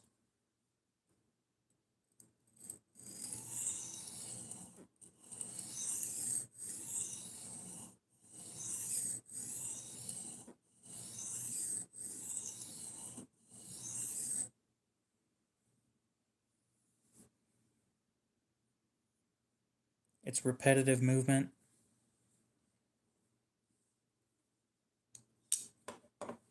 with an audible sound that isn't too loud.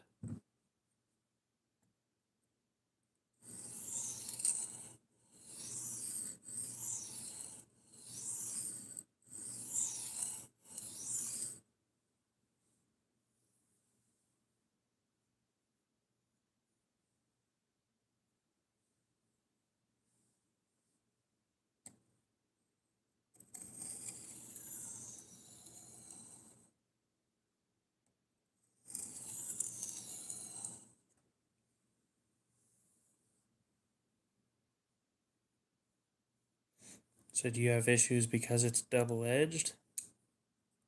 Or do you have issues because you can't get the burr off?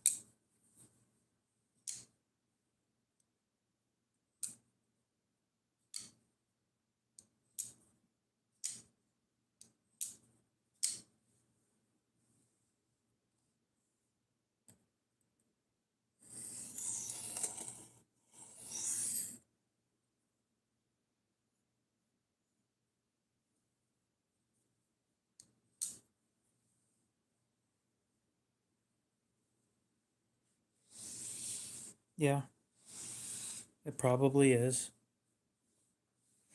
But that doesn't mean anything. What matters is what steel it is and the heat treat.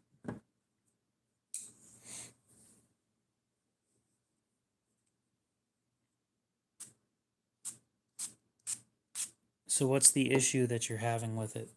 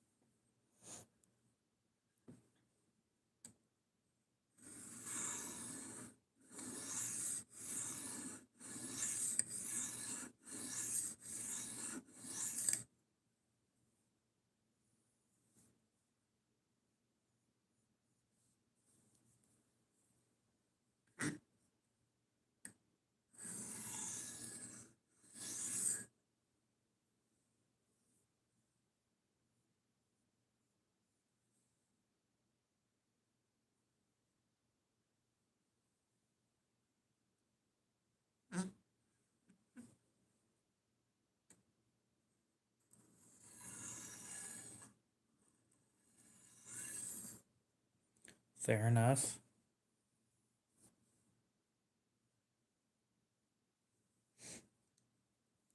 So I'm going to ask you a series of questions for you to check out and get answered. If you hold it like this, there's a light directly above this. If you hold it like this, can you see a white line anywhere along the edge?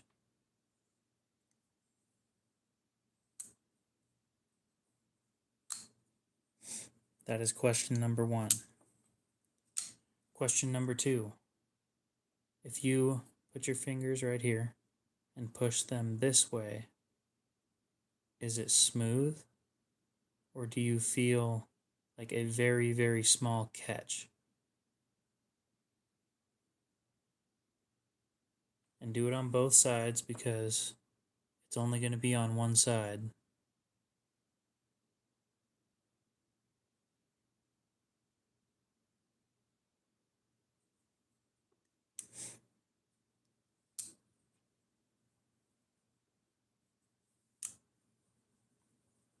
Okay. So, my guess, based on what you've said, is when you're sharpening, you're not hitting the very edge.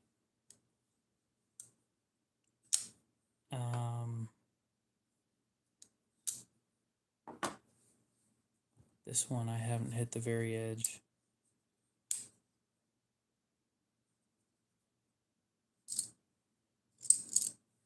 Oh, so it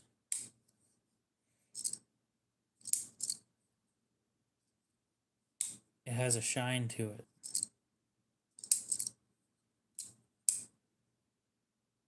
Oh, when you hold it like this, it has a shine to it. Then yeah, you haven't sharpened far enough.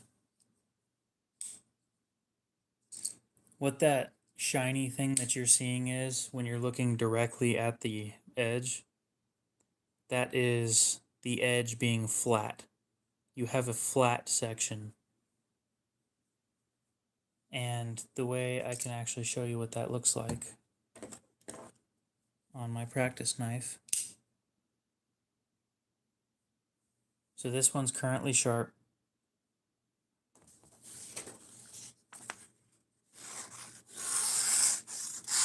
Sharp enough, anyway. So what we're going to do is I'm going to grab a screwdriver and I'm going to show you basically what happened to your knife. Something harder than your blade did this.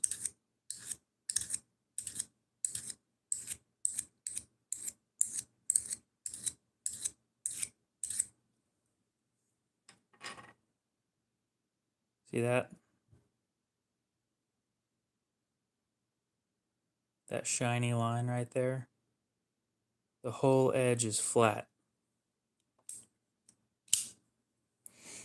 So I'm curious if we can look at that under the microscope to see what that looks like.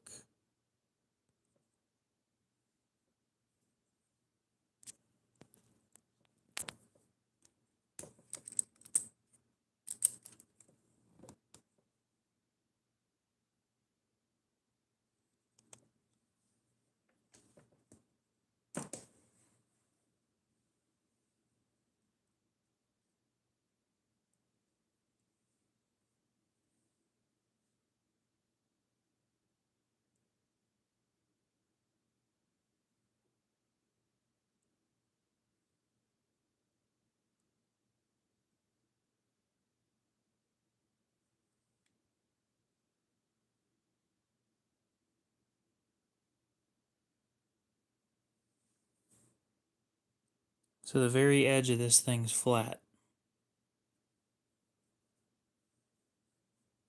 Oh, okay.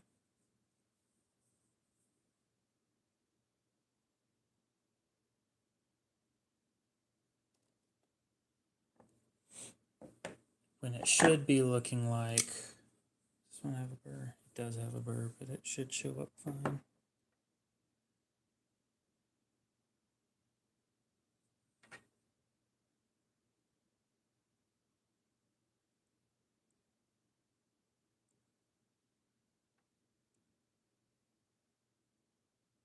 It should look like this with no flat section.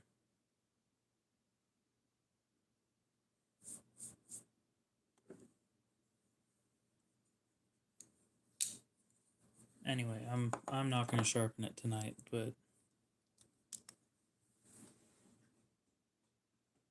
I'm not in the mood to reprofile a knife.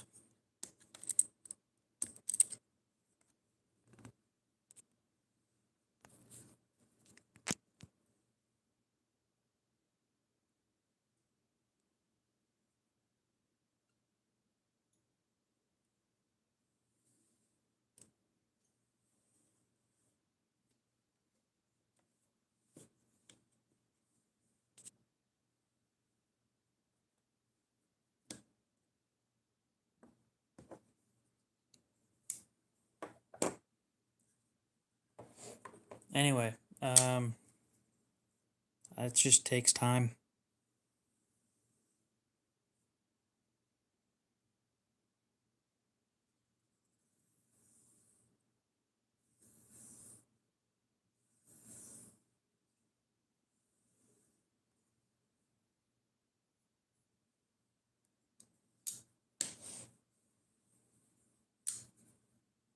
Got a Jeep. Yep. Jeep it up, dude.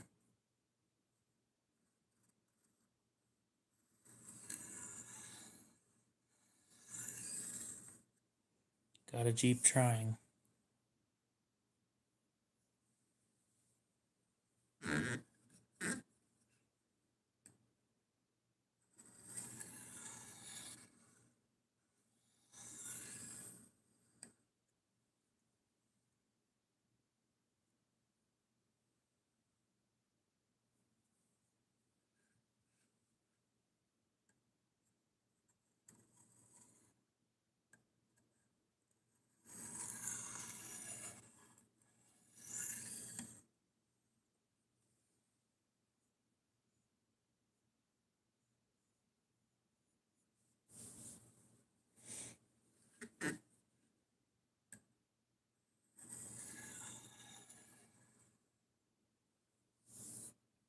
You want to know who helped me learn?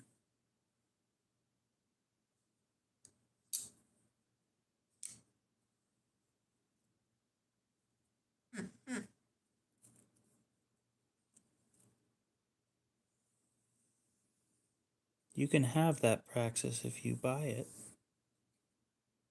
Ooh.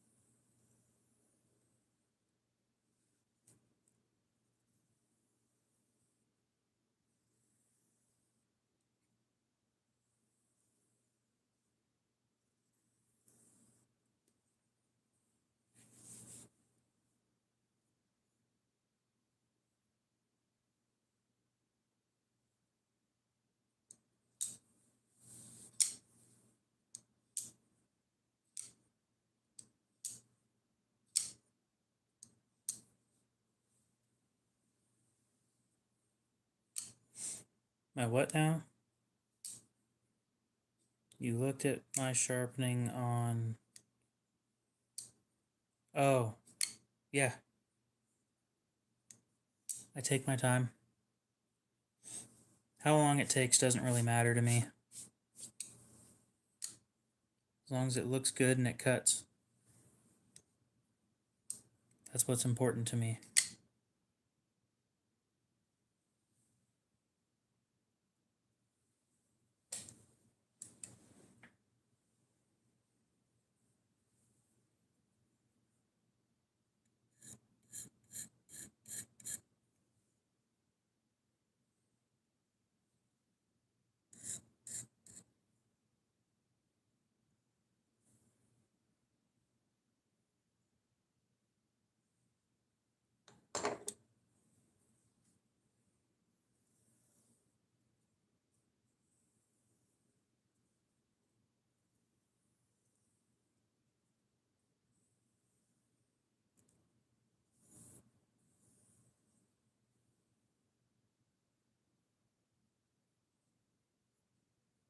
I definitely did a good job on the Oh So Sweet. I'll agree on that one.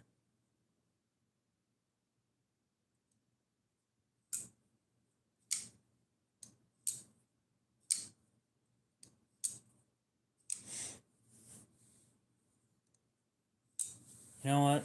Fine. I think it is time that I start a, yeah, 35. That I start a Whatnot account. Or at least actually start using the one that I made forever ago.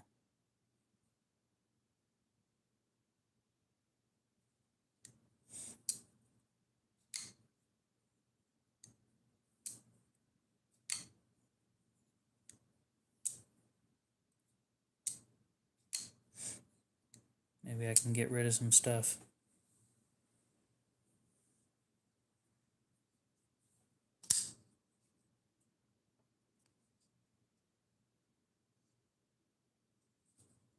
It's a blackwash stainless blade. Deep carry pocket clip. This thing is big. Compared to the Oh So Sweet, this thing is big.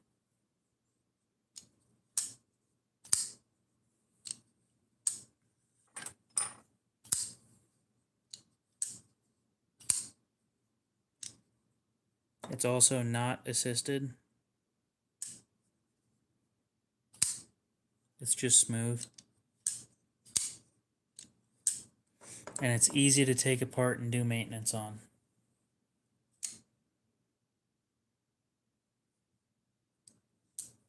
Which I highly recommend you do maintenance on your knives.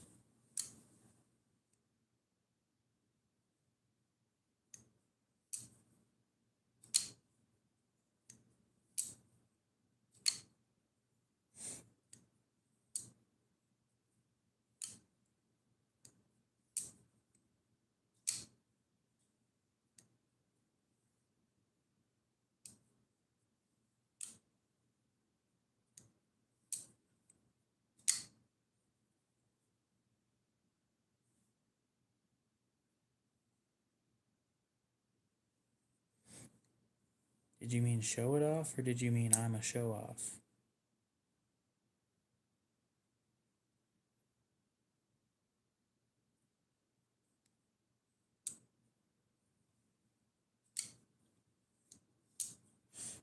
Yep, no problem. I used all that money. I literally have no money left to buy this.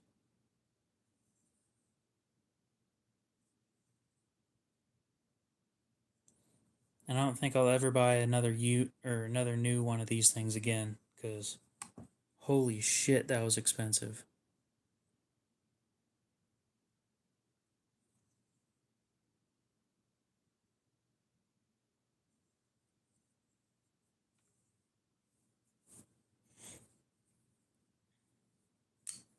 I think to be able to buy this thing, actually I put some Loctite in the pivot I'm supposed to let that dry. No, I ended up buying it straight from Northwest. I mean, it's been drying for over an hour, but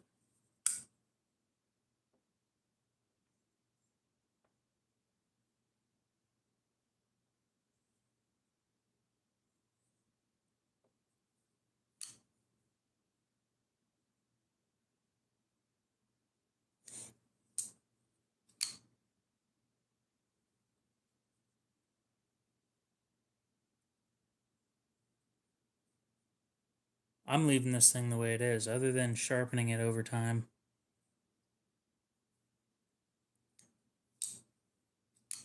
I agree. I love this thing. It cuts cardboard so nicely. And it cuts coffee cake nicely. And it cuts biscuits nicely. I mean, when you drop almost $600 on a knife, then you're going to end up using it for about everything.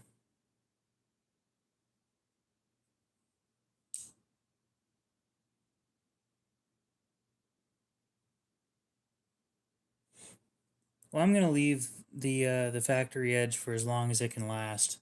And then I'll just do my regular, probably around 20 degree.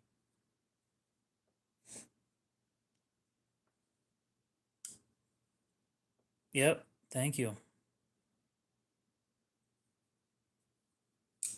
Actually, this one from factory was sandblasted, and I brought it to the Chris Reeve shop and had them glass blast it for me. So it is glass blasted now, but from factory it was sandblasted. It cost $50 to have that done.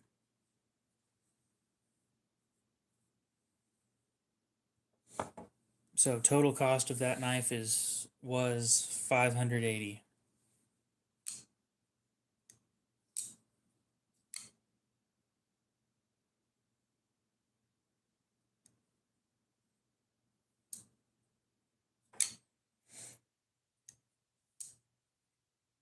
But the next one that I'm buying it used. Honestly, I almost don't even give a shit what the condition is. It depends on the knife. Most of the time, I'll give it like a week. I'll use it for a week, and then I'll do some cardboard testing, and then I'll have to sharpen it after that.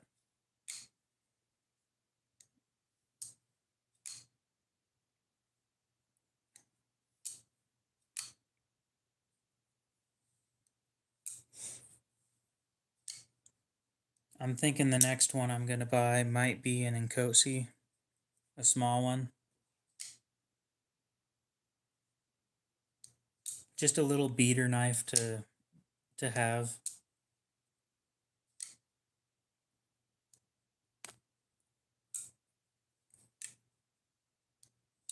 Don't get me wrong, that thing's going to be used.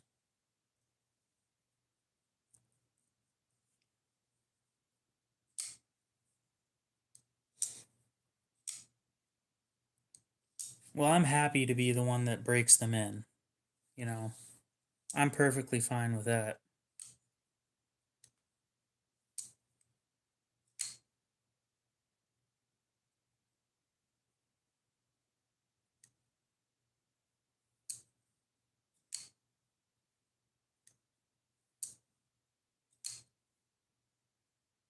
Hmm.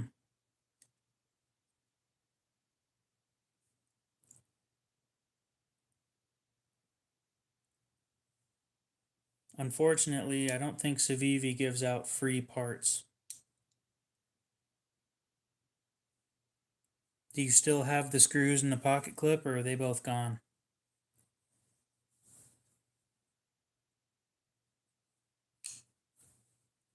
Because at the very least, I can tell you the tools that you need to put them back on.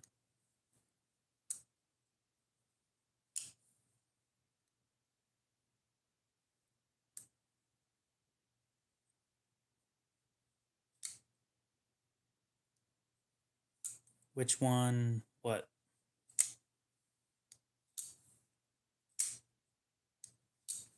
So what you're going to need, if you don't have them already, is a Torx T6 bit.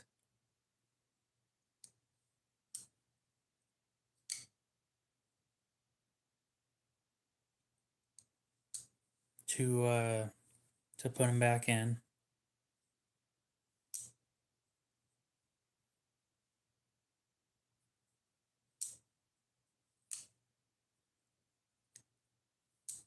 Make sure that it's not cross-threaded when you do, because believe me, the ones on Civivis are extremely easy to cross-thread.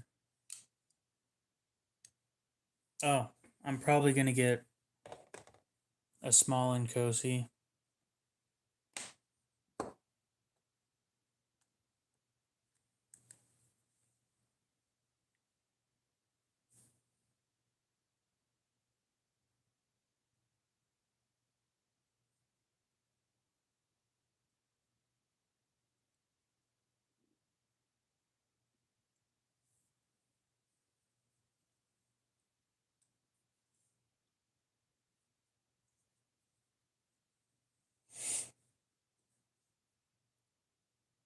No, that's fair. Mine's not bad. I can actually flick mine. After about a day of playing with it. I'm just waiting for the Loctite to dry, and then I can actually play with it. I took it apart to take the lanyard off, so I didn't have to cut it.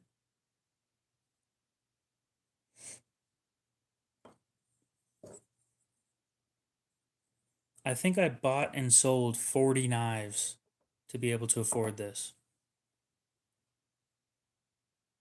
So that took a long time.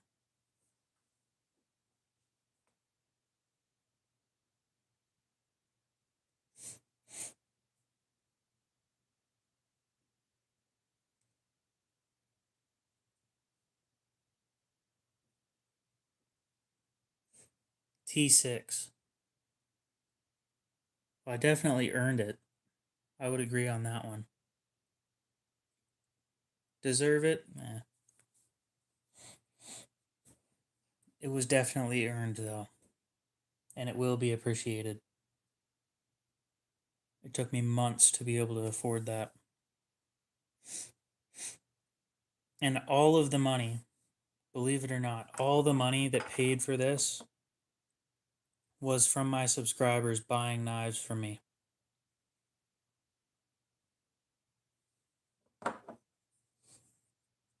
Buying and selling knives is what paid for this. Rick, welcome back.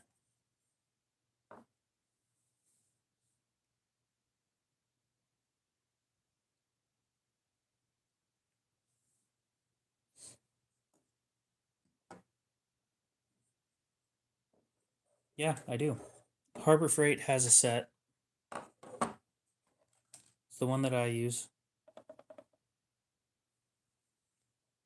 It's a really cheap, but it has a lifetime warranty.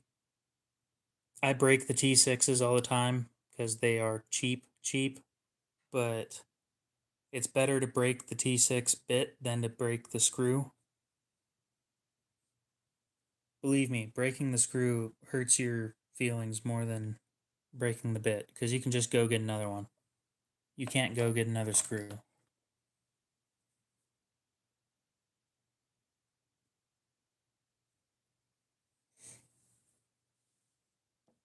So I ended up getting a clone so that nobody else would. This is a clone of an Nkosi. And the lanyard this one came with was wrapped around this, and the tip of this one was already cutting it.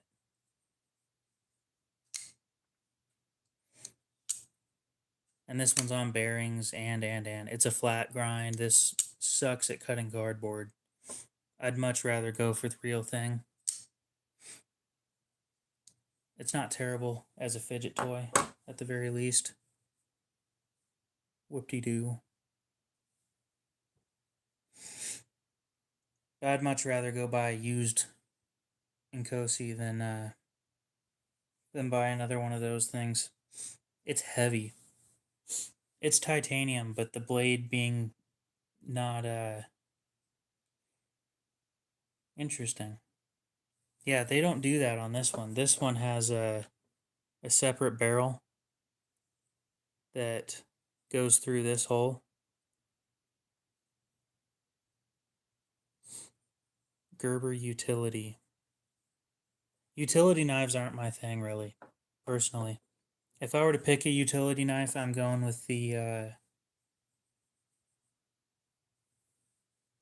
what's it called?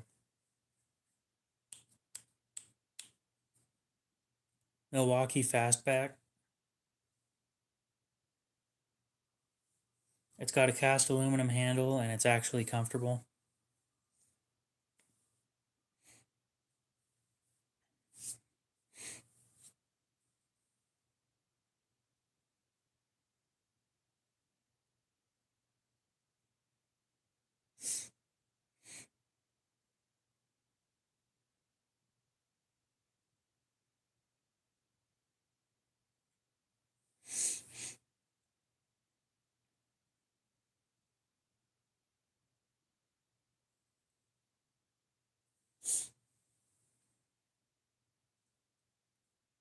You have the other one.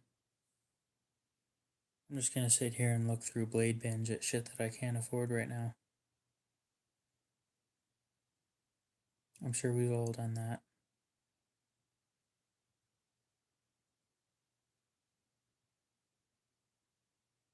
Chris Reeve knives.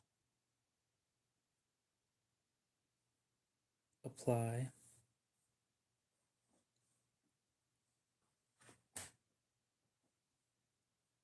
You mean this other one?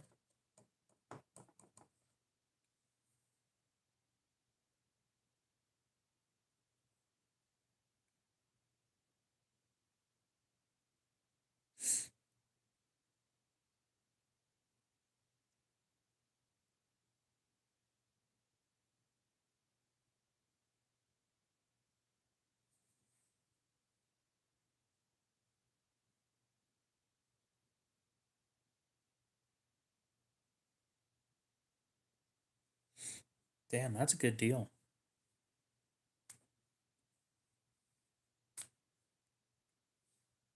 Yeah, I'm trying to sell that SOG.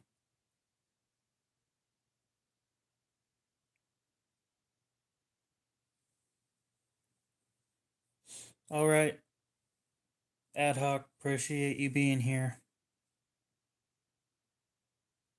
You enjoy the rest of your night. Oh, you have this one? Things are expensive.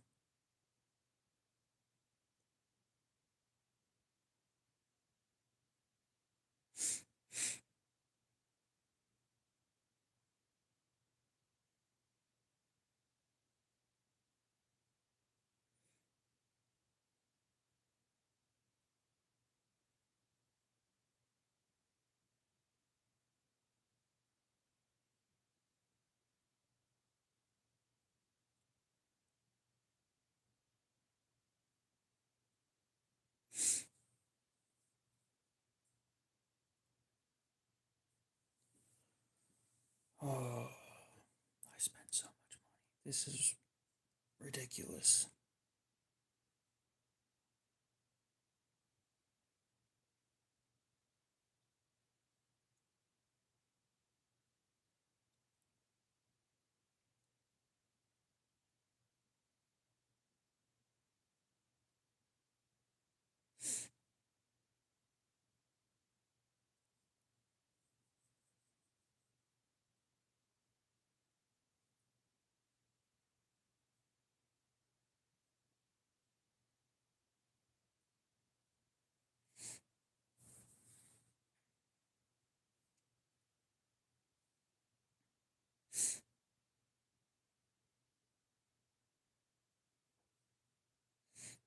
Dang, this dude's charging nearly new price for this.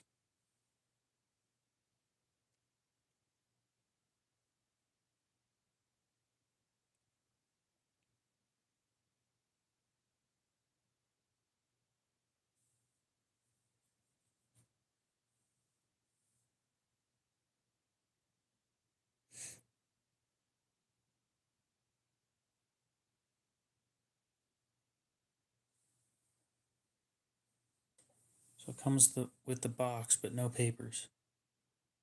For $5.75. Just bought the same shit for. Oh, so it does have papers. The dude just doesn't show them. Well, that's sad.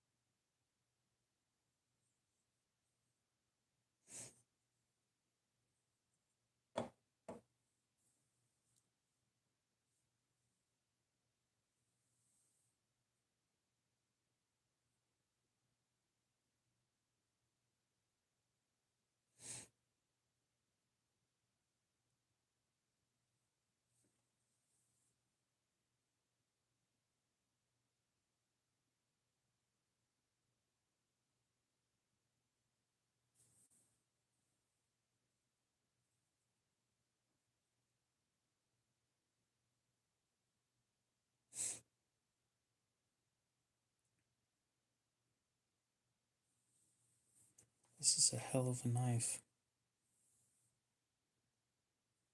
A large Sebenza 31 with black micarta, glass blasted titanium, with box and papers for $4.75.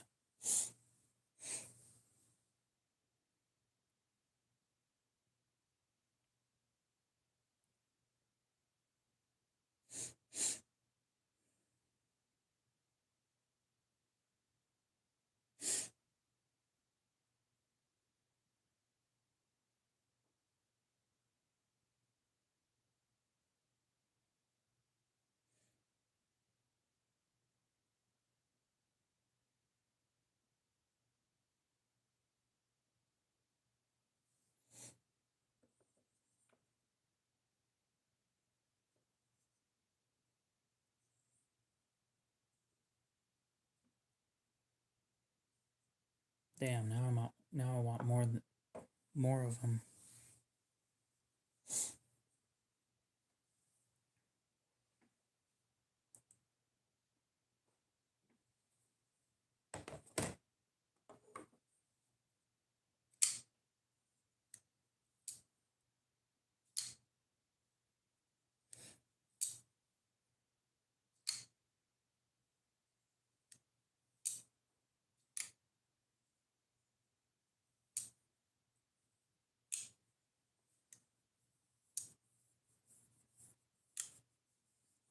I think here in about 12 and a half minutes, we're going to end the stream, and then I'm going to go do something else.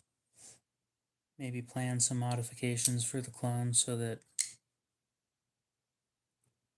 people don't get mad at me. Also gives me something to do with it.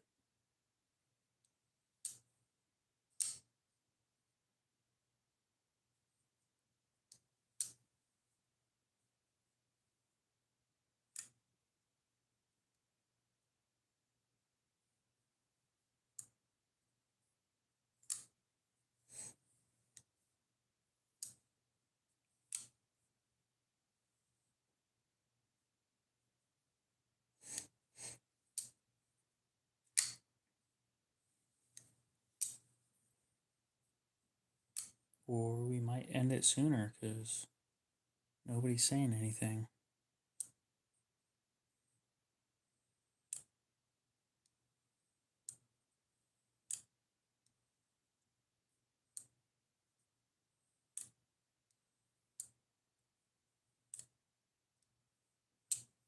Oh well.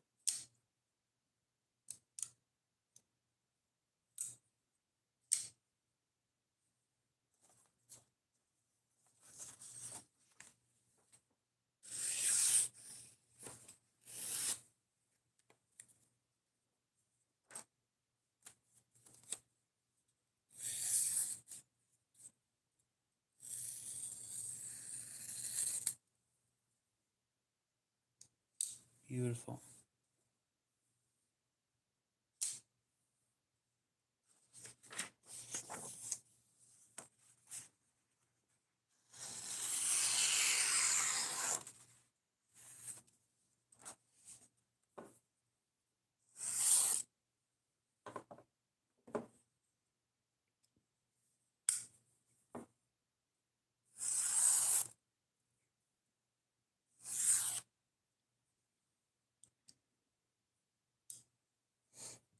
Yeah, my edge is definitely better than the factory.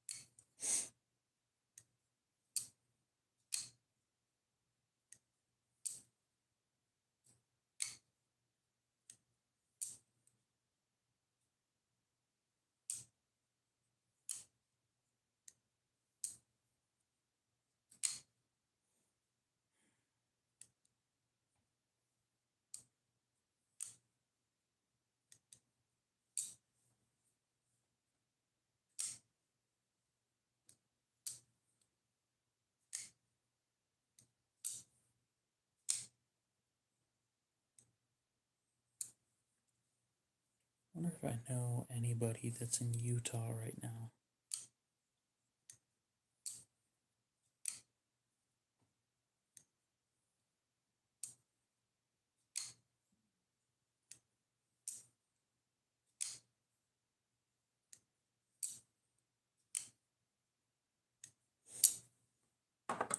Any of you guys ever heard of the CRKT Sabenza? I don't know if any of you guys are actually interested in that, but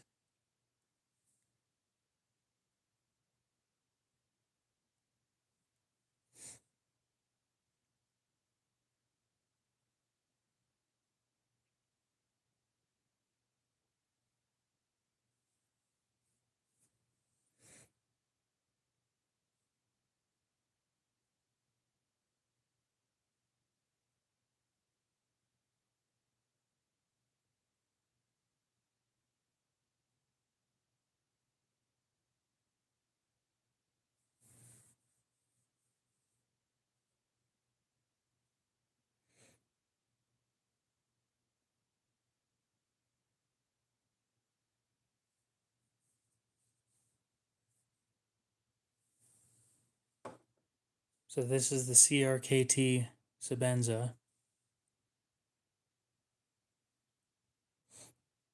It is a glass reinforced nylon set of scales with a half serrated budget steel blade. And I'm hoping there's more pictures of it.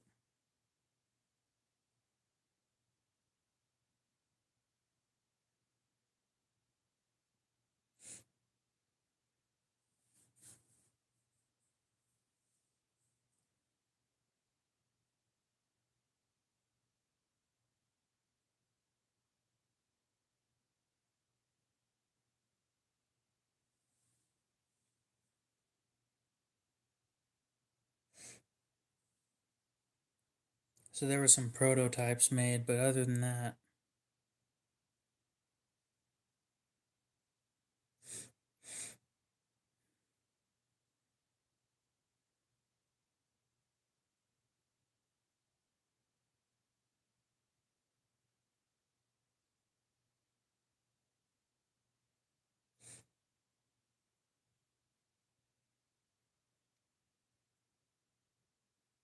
I didn't know that they made serrated Sabenzas.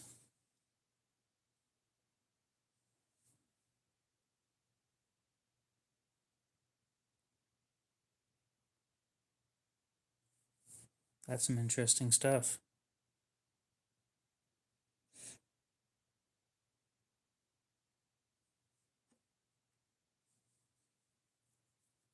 I don't want one, but I didn't know they existed.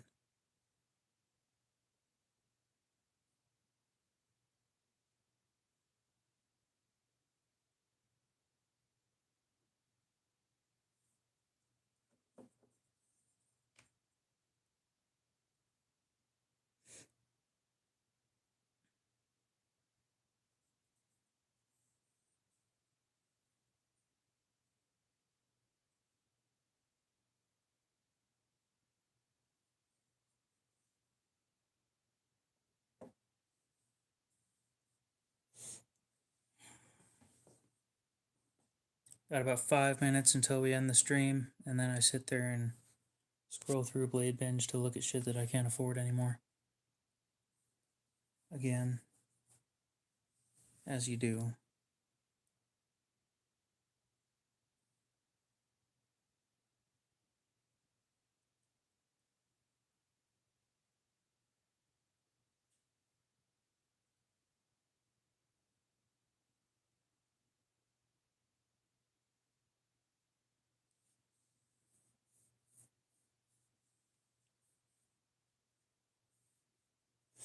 Hog, what's up? Out? Okay then.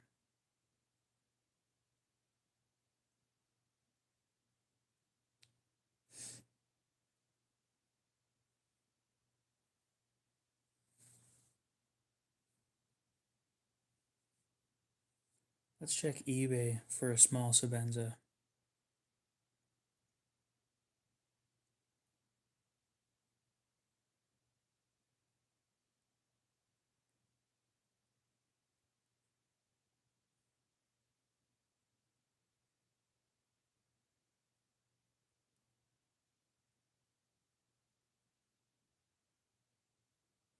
Or a small and cozy.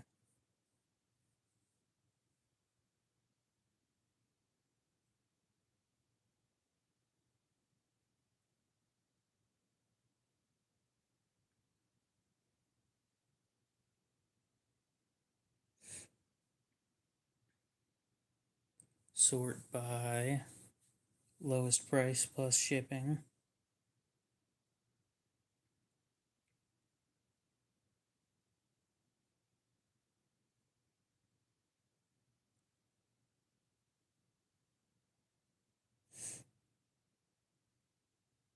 I just want to find one of these things. Yes, indeed.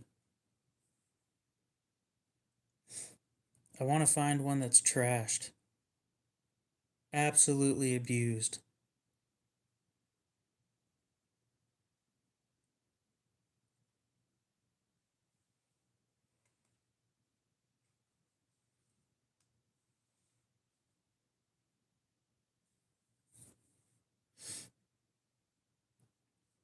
Maybe I can find one in the low 300s.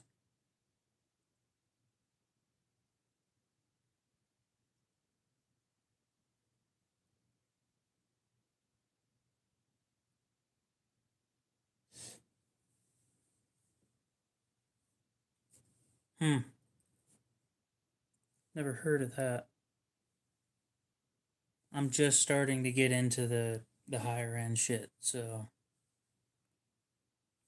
I mean, I've got this thing as well. It's up for sale. This one's mine, but this one's up for sale.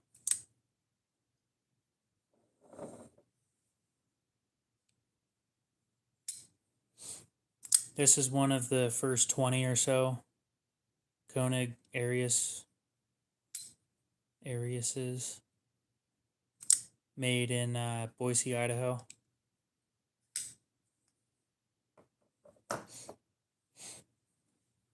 They used Cerakote back in late 2016. S90V.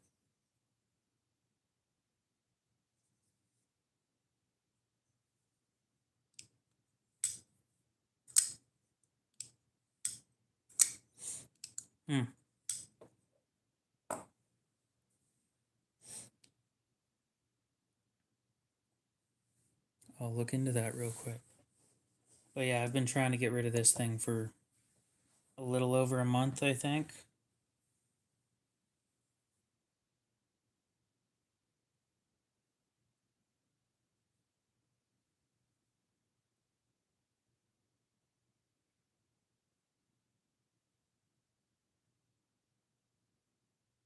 Oh, that's kind of cool.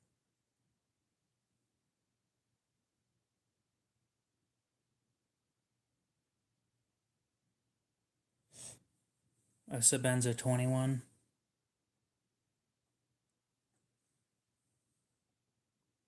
That one.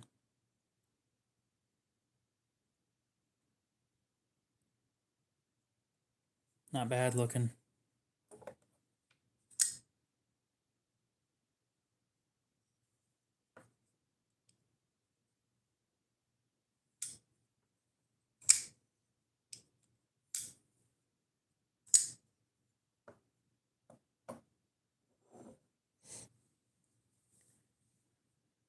Oh, I gotta find somebody for that knife.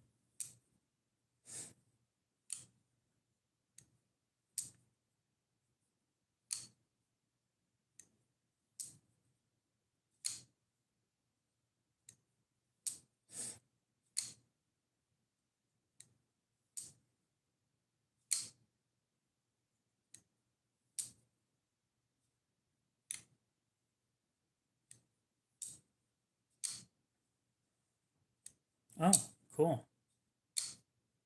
It's a 3-hour stream. I can finally end it. If there's anybody who wanted to say anything else, please say that now before I end the stream. If not, then we'll go ahead and end it there. And I will continue searching on Blade Binge for shit that I can't afford.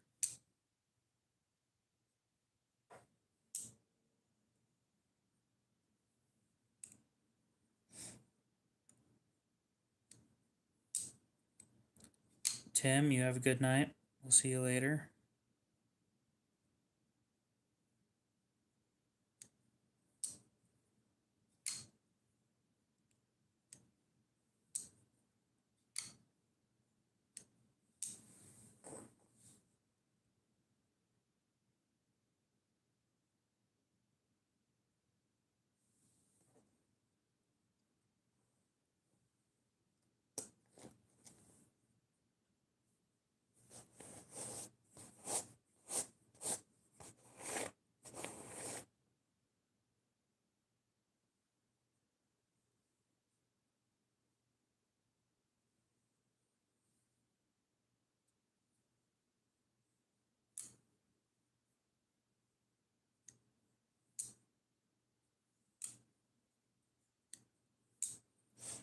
I was about to end the stream, Commander. I'm doing all right. How about yourself?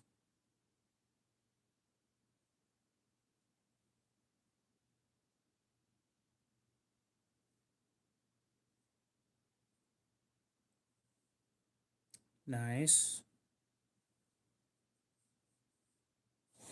Yeah, if you want to buy it, you can. It's up for sale.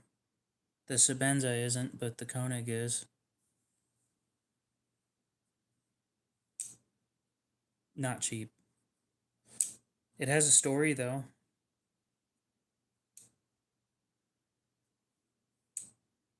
If you want to hear the story, it's priced at.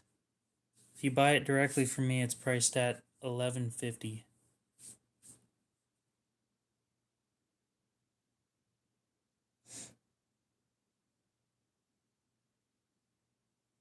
The average person. Okay, there we go. Anyway, the story behind it is it was made, it's one of the first 20 made in house by Bill Koenig in 2016. Late 2016. They use Cerakote finish instead of DLC in S90V.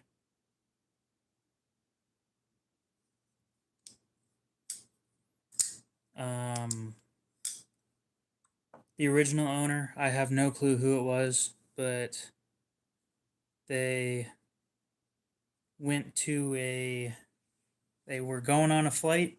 They left it in their pocket. It got confiscated, and then my buddy bought it in an auction.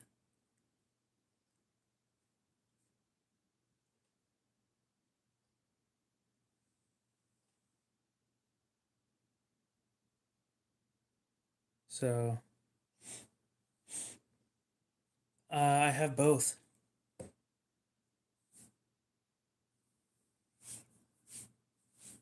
It's priced at $11.50. And it's only priced that high because it's one of the earliest ones made in-house. If it was an average one, I'd be pricing it significantly lower than that. Actually, you can reach both my Instagram and my Facebook page. Give me just a sec. I'll show you where you can find them. Lucky13, what's up? See, right as I'm about to end the stream, everybody shows up. That's the whole reason I keep going anyway. But so if you click on my profile picture that's up in the corner over here, you can click on the and 4 more links right there. And then my Instagram's right here and my Facebook's at the bottom. Well, if people continue talking, then I might stick around longer. Well, yeah, I thought I was done too. Are you changing your name now?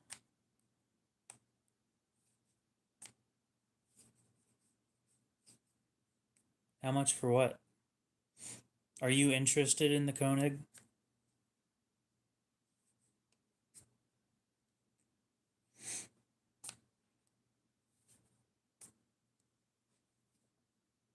Possibly.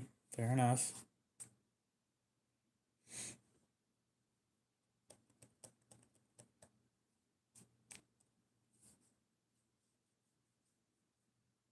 Thank you, Commander. I needed that.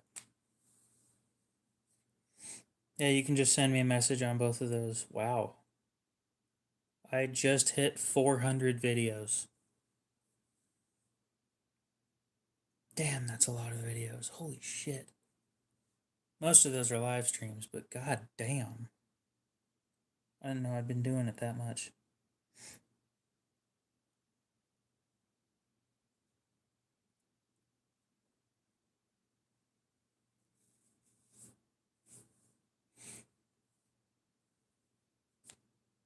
Have you been here since day one? I don't know who my first subscriber was. I was gonna give them something a while back, but no clue who it was. Well, I figured you weren't here that long, but Commander's been here for a long ass time. I think Commander left a comment when I had 60 subscribers. Commander's been here forever.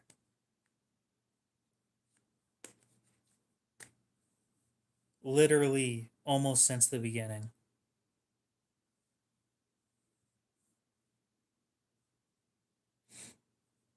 Am I in TAC on Facebook? I don't know what that means, so I'm gonna say no.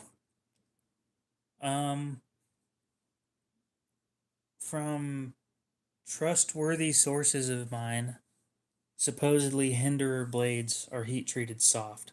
So I wouldn't play around with them because I don't like. No, I'm not part of that. Should I be?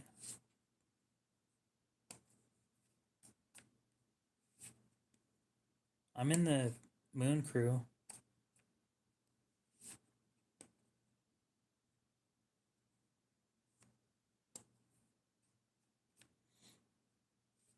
Oh, price and story. I'll give you the price and story here in just a sec. Well, that wasn't that long ago. I think you were here longer than that. You've been here a couple months, I thought. They look nice. This is going to sound mean. Look into the ZT Hinderer collabs. Because ZT actually heat treats their shit.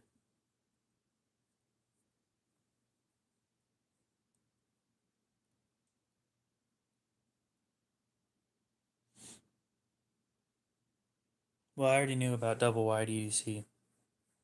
I didn't know that you planned on changing the channel name, though. I do not have any heretics. One of my buddies does, though. I got to sharpen it. Not my thing. OTFs just aren't my thing. Emerson, I think, came up with the wave, considering it's called the Emerson wave. Okay, so this is priced at 1,150, and the story behind it is it was made back in late 2016. One of the first 20 or so made by Koenig in-house in Boise, Idaho. Back then they used Cerakote instead of DLC, so it has some wear, obvious wear. I asked them if they'd re-Cerakote it. They said no, so I did try. Things just under 6 ounces. The brand new ones are around 3.5, I think. S90V blade. Because I sent them an email asking if it was real, because I'd never seen one with the blade steel sitting right there. Because usually the blade steel is like somewhere else.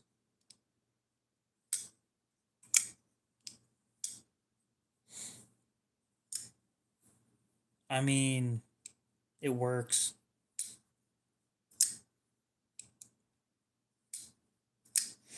Anyway, I think I'm just sticking with KO. I've got 2,500 subscribers at this point. There's no point in changing it. I might change the profile picture eventually, but the name stuck. I'm stuck with it now.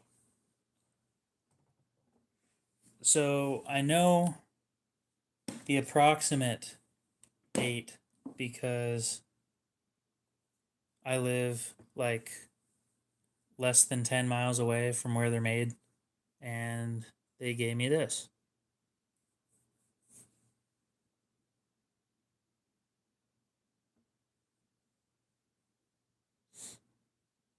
So it has a certificate of authenticity.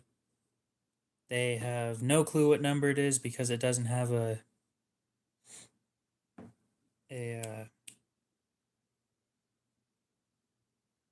you get the point. There's no, I took the whole thing apart. There's no serial number.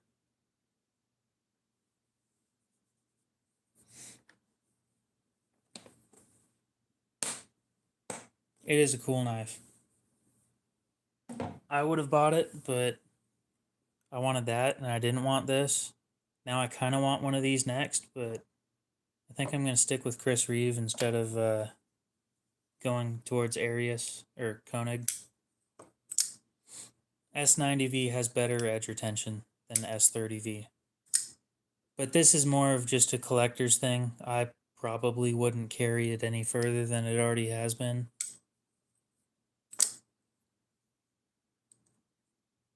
Yeah, I saw that you got that. I think it's half serrated too. Not my thing. I really don't like serrations. I regret almost every knife that I've ever bought that had serrations.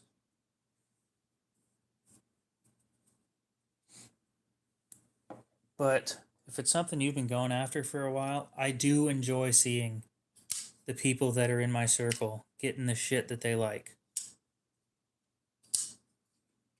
Because honestly, I have never tried sharpening serrations. Nope. Honestly, it's just nice to see us all getting somewhere. You know?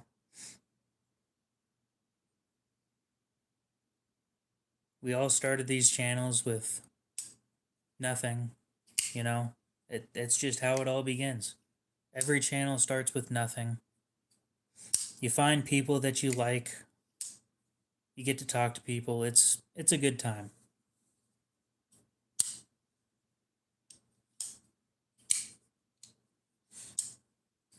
Oh yeah, I don't have any of that shit going on in my life. I have boxes. I don't get out enough to take pictures. I really don't. I went out and took a shit ton of pictures recently, and then I just didn't upload all of them. And don't get me wrong, the Sebenza is nice, but I don't want it covering my whole Instagram feed. Oh, I cut food. Food's meat. You know what else is meat? Threats. Always keep that in mind. Your food will always be a threat.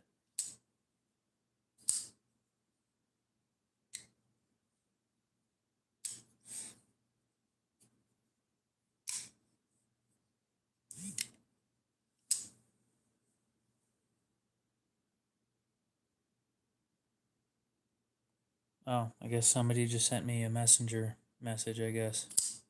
I just said I guess twice. What the fuck?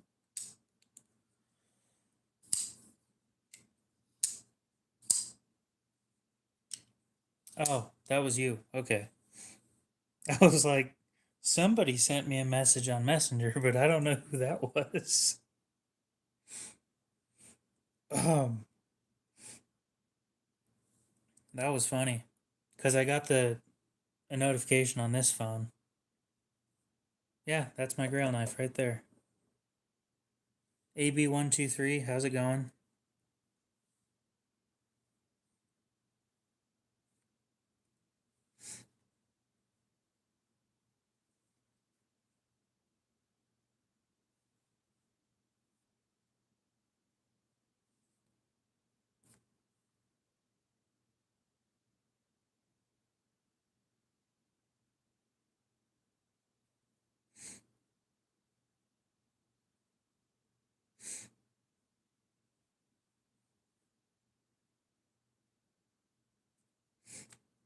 Okay.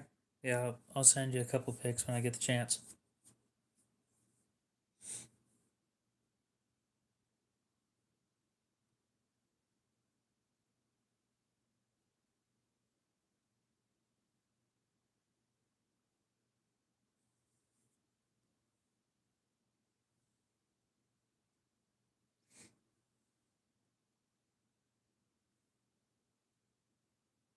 Okay.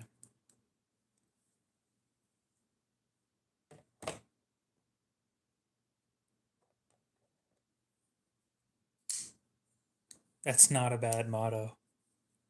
Become less killable.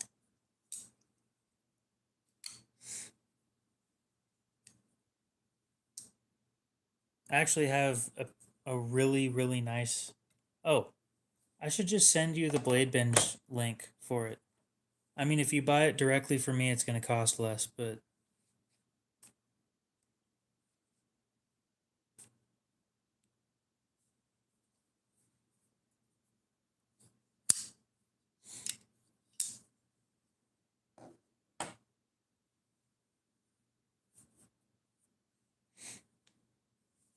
Damn, I was kind of hoping you were going to say a tops knife that I had.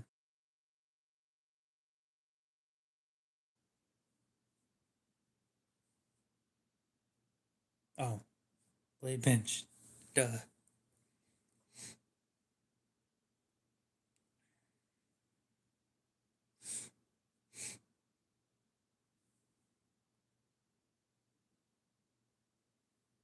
So, Urban Jedi, the Koenig is up on Blade Bench on my account.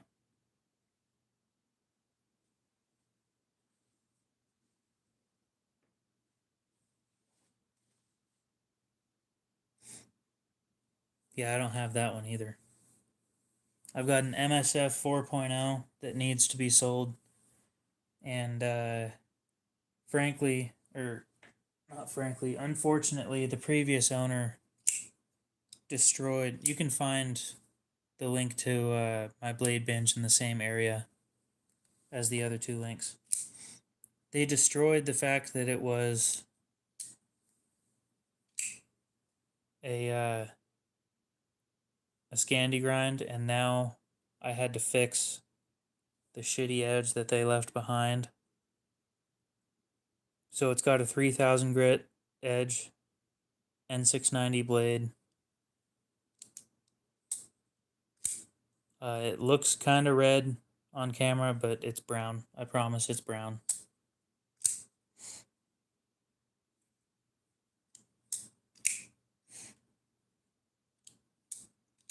Yeah, the previous owner absolutely fucked that edge.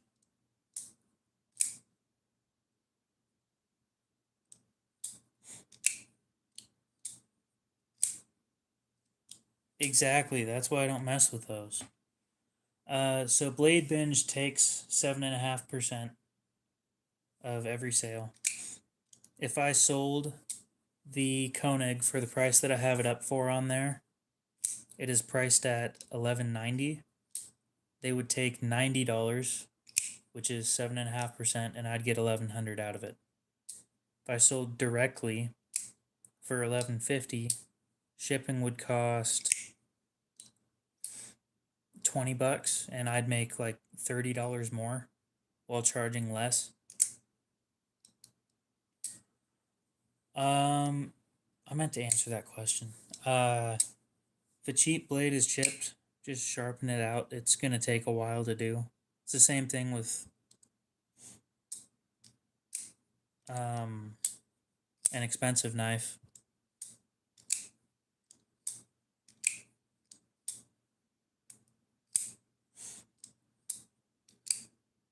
Well, I redid their edge because they destroyed it, and I was hoping that I could sell it fairly quick, and that just didn't happen, so it's been sitting here forever. Yes, price accordingly, understanding that they take, so they claim they take 7.5. They're not wrong technically, but they're a little wrong. Where I had things priced certain ways, and if they did take 7.5%, I'd get a set amount that I was happy with or fine with.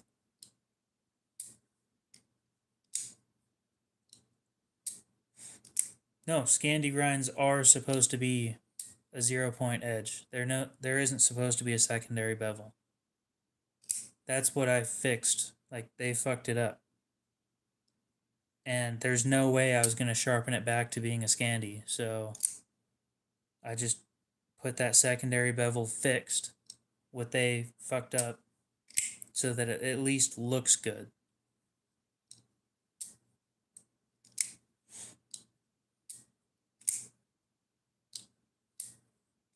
Yep.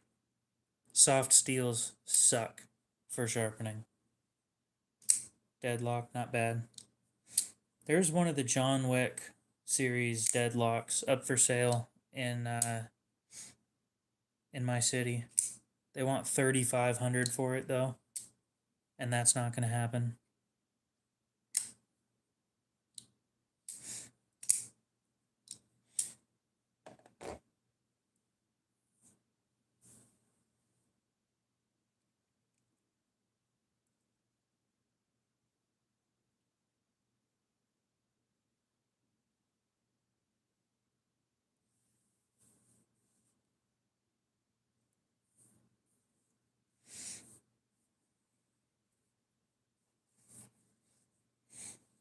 I've been looking, I mean, you guys, if you know where I live in Boise, Idaho. I live less than 10 miles away from where these and these are made, and I live like 40 miles away from where hawk knives are made. 300 miles from Buck and 250 miles from Tops. Like, everybody's around here. Exactly. That's why I do it all by hand, because I get muscle spasms. And it's a lot easier to fix a muscle spasm on a stone than it is to do it on power tools. Any mistakes with power tools are, with me, basically permanent. I would love to start doing reblades. That is the biggest worry that I have.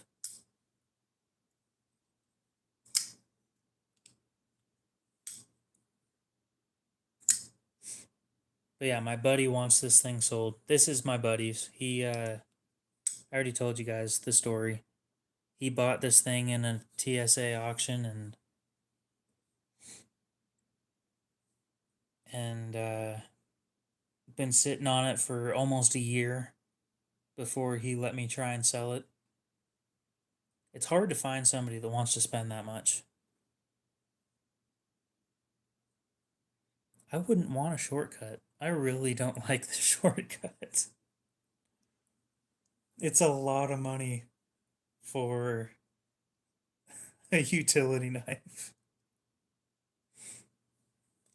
What do you need to sharpen yours? Yeah, probably a stone.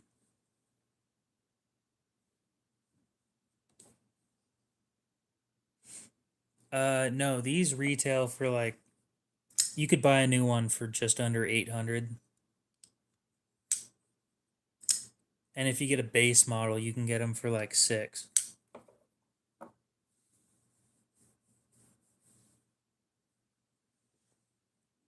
But it's not a base model, and the story. It's really just the story.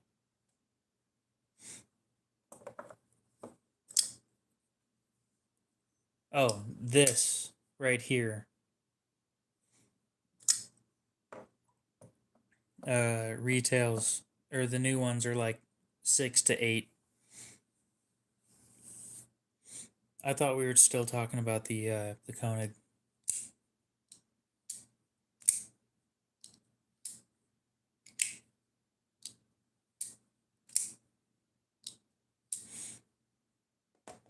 Ew.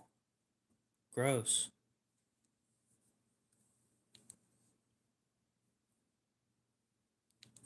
I don't want a serrated. Oh, that would suck. Got my dream knife and then wake up one morning and it's half serrated. Disgusting. Then I'd honestly recommend just buying another knife.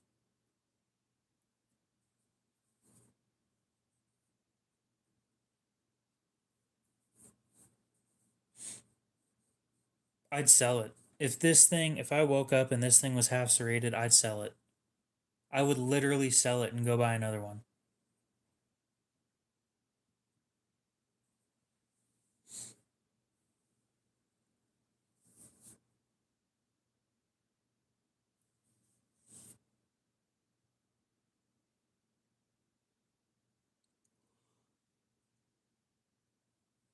I get a mirror finish on the lapping films.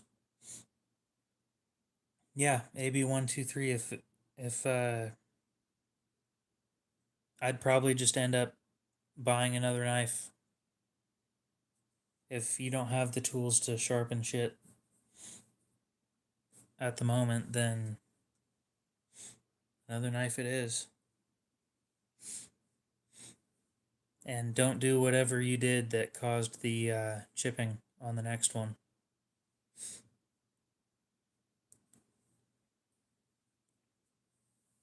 What was an impulse buy?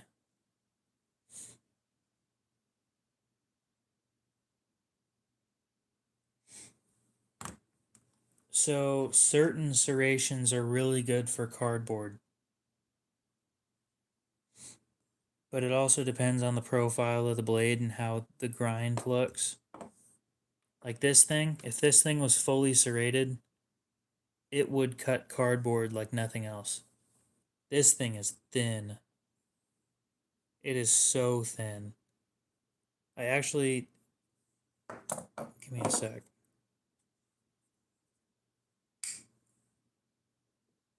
It's thinner than the Sebenza. Actually, I think they might be right on point with each other.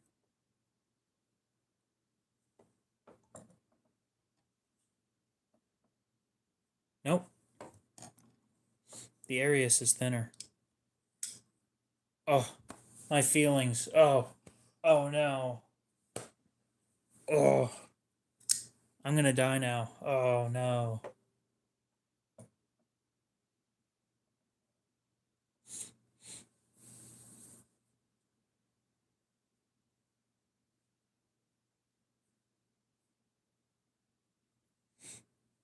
Anyway, back to what we were talking about. This is definitely, in my opinion, the best blade shape that they came out with.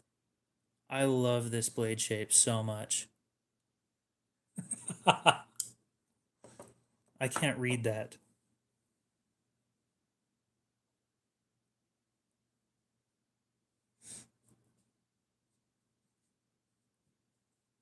I'm going to let you handle that, I guess. Well, I kind of figured that was the point, but if you keep doing it, then I'll probably get rid of you.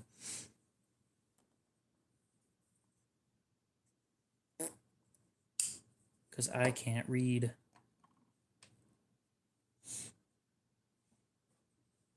It's just useful, because I don't like drop points all that much. They're not my thing.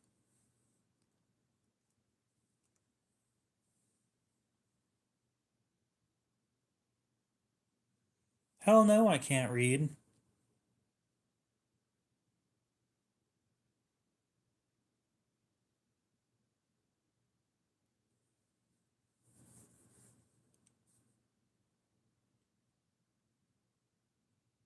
Are you saying you guys can read?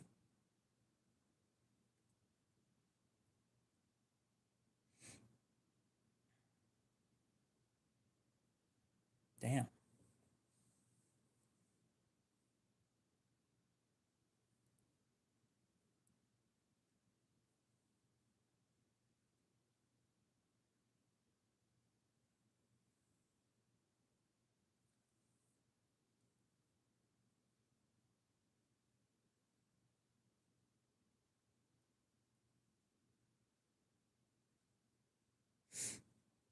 Give me just a second, guys.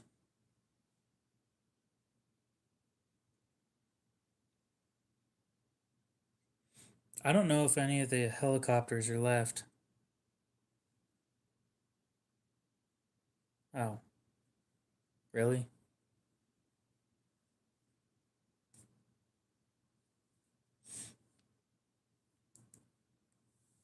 Oh, I just translated it.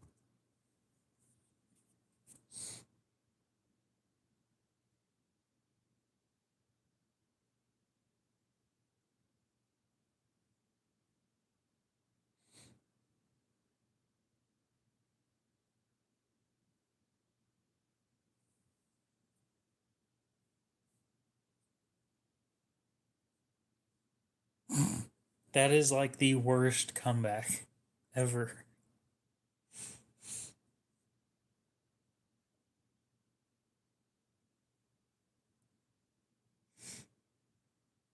All right.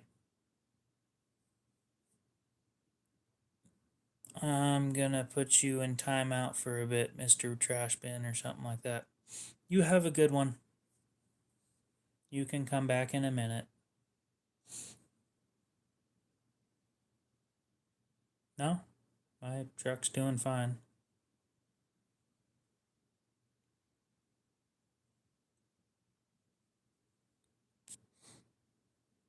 You know what's funny is, like, it's hilarious to me. On almost all accounts of everybody that went over there and was fighting, no, everybody that didn't get hurt would love to go back and do it again.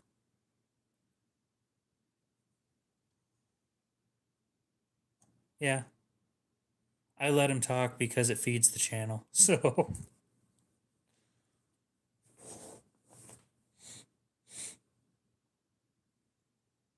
yeah, I think that's what it was. But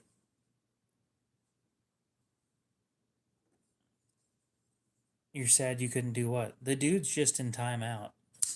He can show back up. Oh, I love it. Dude, I'm loving that thing. I can't wait to carry it again.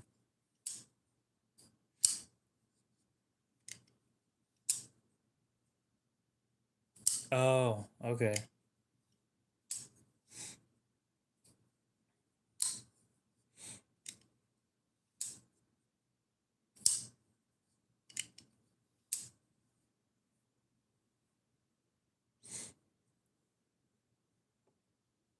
It's gorgeous. It really is.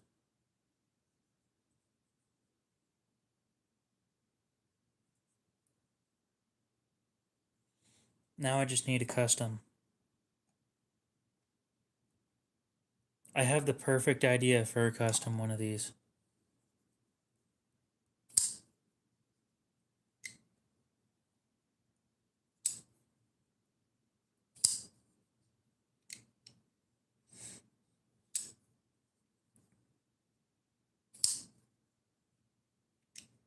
Everybody likes shiny. It's Magna Cut.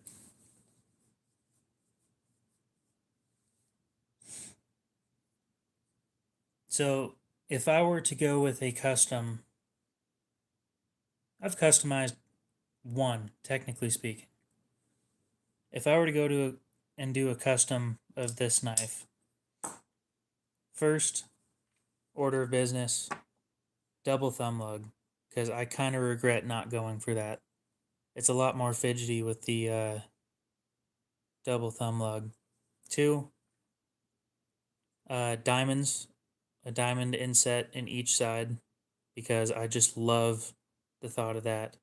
With purple, not blue, purple. It has to be purple. Lightning tie inlay. Lanyard pin, I guess, with the either rubies or diamonds as well. And that one, I'm thinking I'd want it lightning tie. This spacer back here in, what's the shit called? Mocha tie. And the scales in probably mocha tie.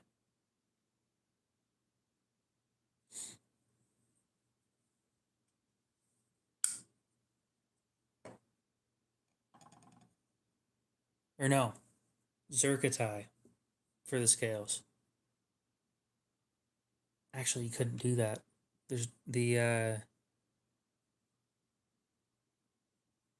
this side would have to be titanium. We could do Damascus, I guess.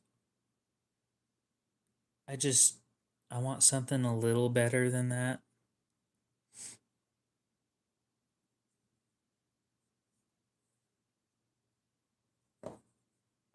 I have good taste. It's just fucking expensive.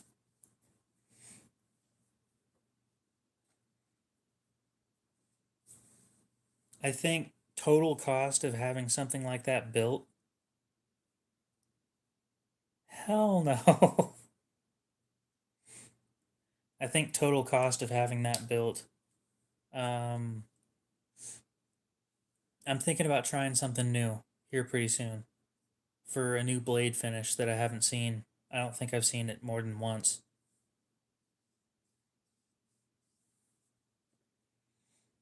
Total cost on the build that I want probably be 2 to 2,500.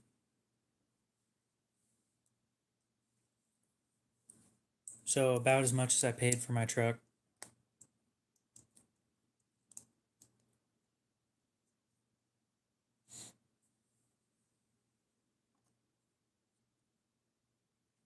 Because I'm pretty sure if you went with Damascus, then you could have a Damascus frame lock. But Mokatai, I'm not sure if you could with Mokatai. And I know you can't with Zircotai. Because zirconium's more brittle than than titanium. Got a Chevy 1500.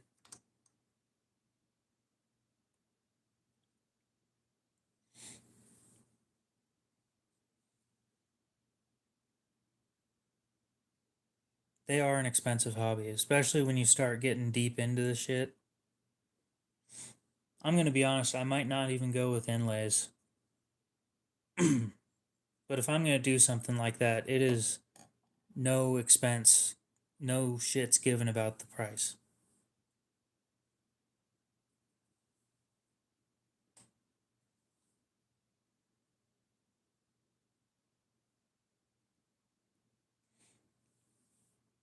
The most expensive customization I've done at the moment is this.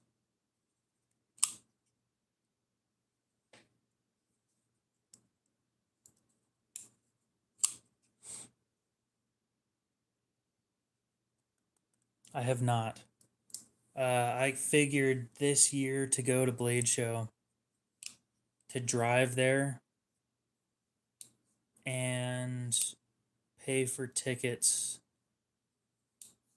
Not even a place to sleep. Like sleeping in my truck would cost about $300.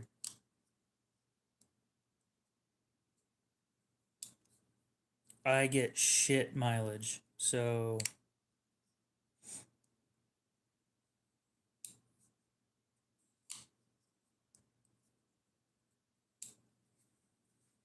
none of this is factory.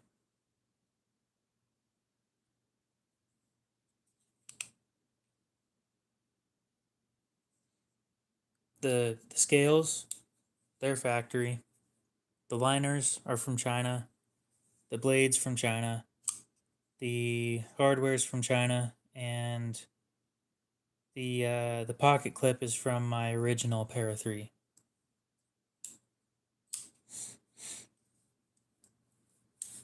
I haven't made it to Blade Show, but I have made it to the Idaho Knife Show. And Chris Reeve is there. The Chris Reeve crew is there every year. And a lot of their employees make custom knives as well. Yeah, so the blade steel on this is VG10. It took a decent amount of sanding to get it to fit. So there's no markings on the blade. But by the time I'm done with it, I might need a laser engraver to do this. Make it say Spider No, and then VG10 down here.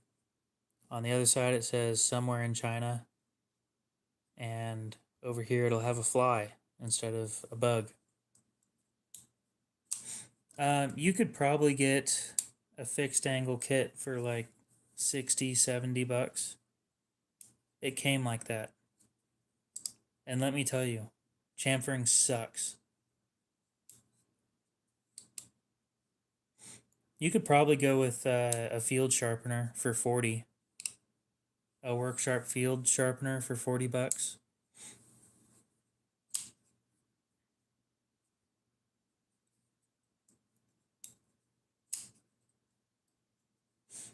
Yeah, I did. I had to get a particle accelerator out to get this thing to fit properly. It sucked. It looks cool. I'll agree with that. Functionality wise, it sucks. And they fucked up, so one of the chamfers is deeper than the other one. All around, I'm just not happy with the, nope, the hole came like that.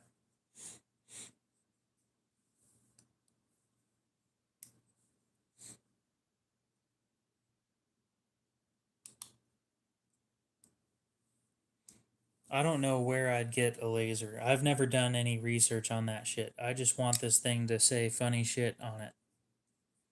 In fact, I might make it say funny shit somewhere on it. But it's one of those ones where I bought it to abuse it. I built this thing to abuse. It's thinner than factory Spyderco edges, or factory Spyderco blades.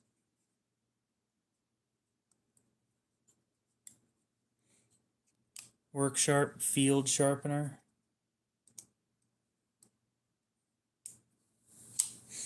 Yeah, the blade's like 40 bucks, but it didn't fit.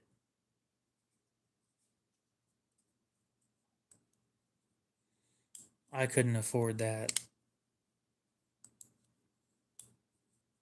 You'd have to find a way to make money with it for it to start paying for itself.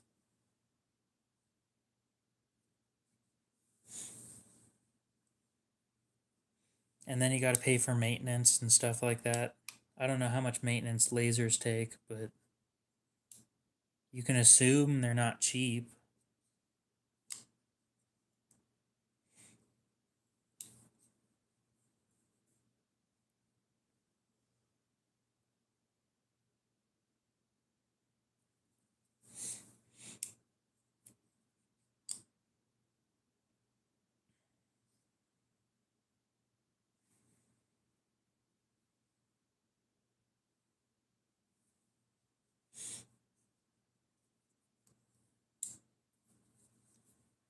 So I'm not trying to be mean, but I have a few case knives, but I've just met you, right? I know nothing about you. And same thing with one of the other guys. Like the dude's new here. I know nothing about them.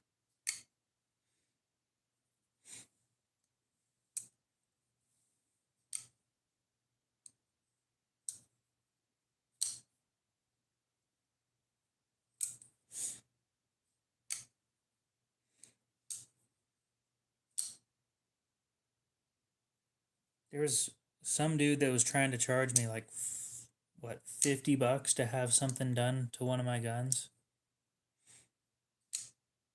I don't remember what I wanted done. Like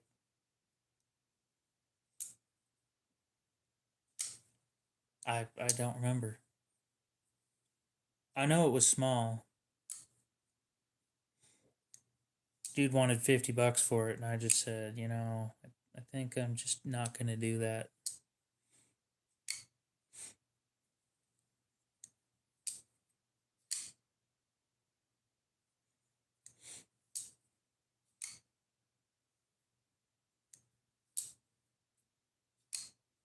Most of my collection is Kershaw.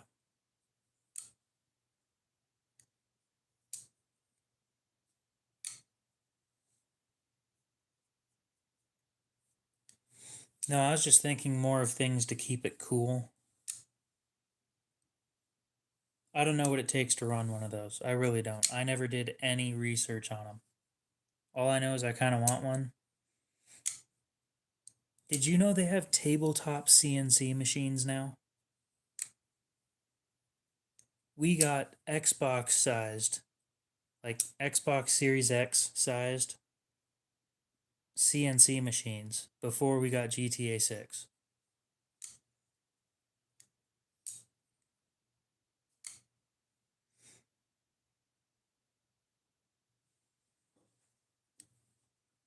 I'm not even kidding. I am not kidding when I say this.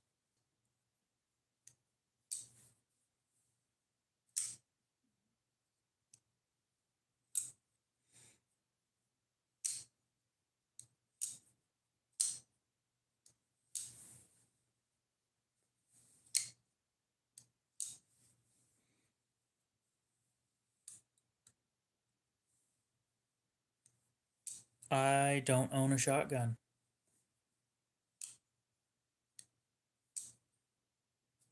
I'll agree with that. We've gotten, what, 5 new steels in the last 4 years? New knife specific steels, which is a big deal, by the way. We got, I think Spy 27 came out in 2020. We got Magna Cut. We got Magna Max now, Pro Cut. We got some impressive shit coming out lately, and it is so awesome to see this stuff.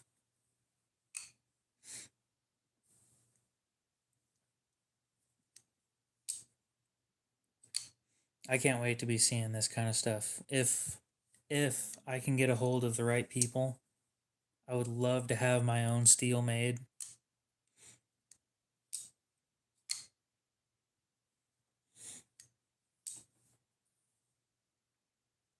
It is, dude.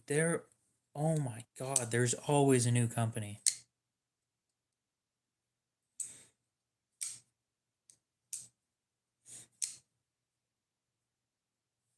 Yeah, exactly.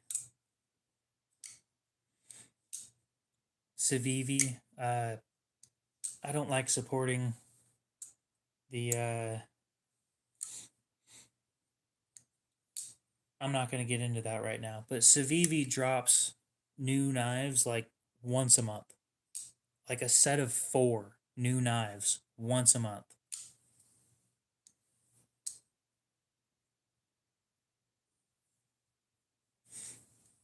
Yeah, I don't know how long Apex Ultra has been around. 15V, I thought that was fairly old. I know it hasn't been used a whole lot, but I thought it came out in like the 90s.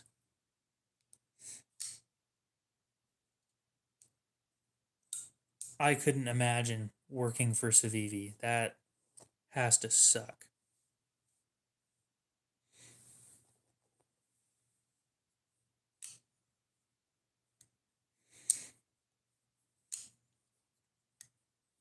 All right, we'll see you later, AB123. You have a good one.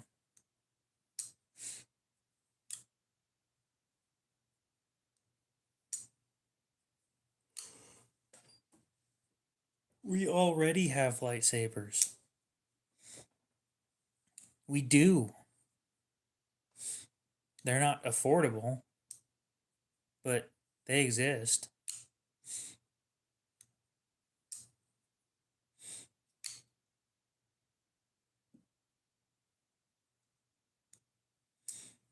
New Zealand. That's a ways away. Just about the opposite side of the planet. Or no? No, you're closer than I thought.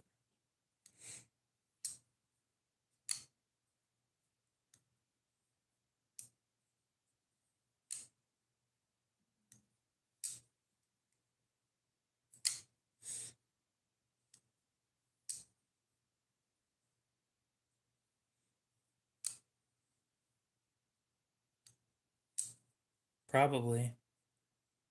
Yeah, I wouldn't imagine that knife retail stores make any money.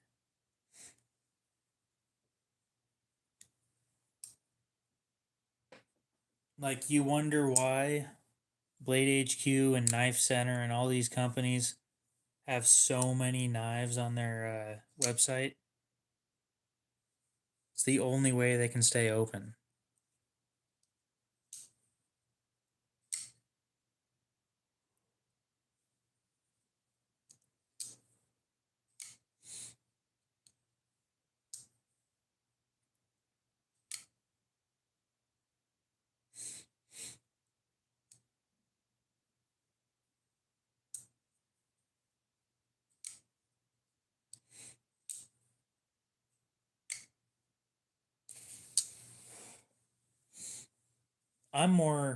I'm curious about um, dealer cost. I know dealer cost on a few companies, and it is fucking low, but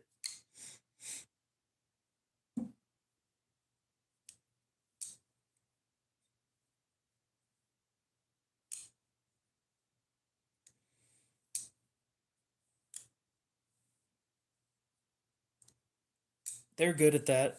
Blade HQ is good at shoving shit down your throat, making you swallow it. You know what my number one release of this year was?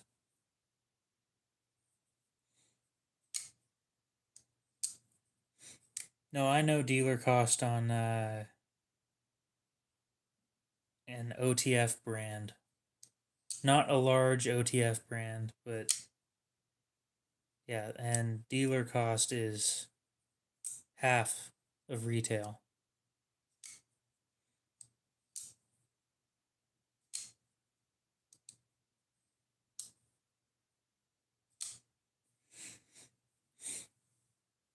That sucks.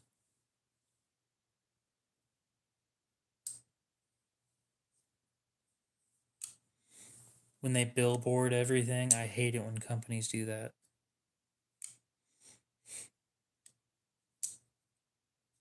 Ever since Zach in the Wild and ever since Zach and damn, I forgot the other dude's name. I was just talking to him the other day too. Ever since they both left, it's just never been the same.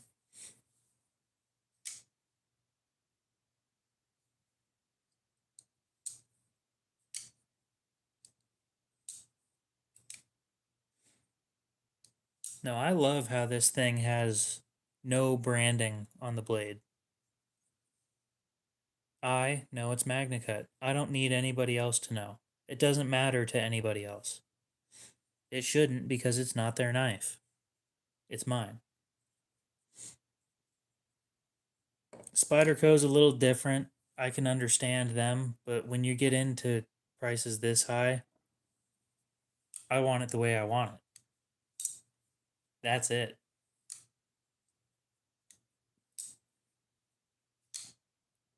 God, I haven't bought a Bala song in forever. Yeah, actually, I think Zach's struggling a little bit. In all honesty, because he stopped YouTube for a while. Ben, that's who it was. Ben Peterson. Yeah, for absolute brain fart. Completely forgot his name for no reason. I was literally talking to him the other day. I don't know how I forgot that. But Nafs is doing good by the looks of it. But I don't think Zach's doing. I don't know. I don't want to spread rumors. I don't. But based on the fact of, people don't just stop YouTube for no reason. There was obviously some shit going on in the background. I just don't know what it is or what it was. I'd love to show some support, but I'm not buying another Civivi knife new. They're priced fine, but to me, they're too high.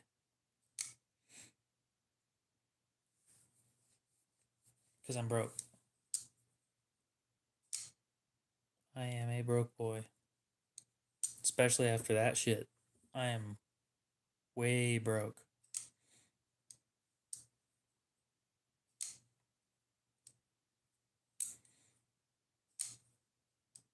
And while we're here, now that I think about it,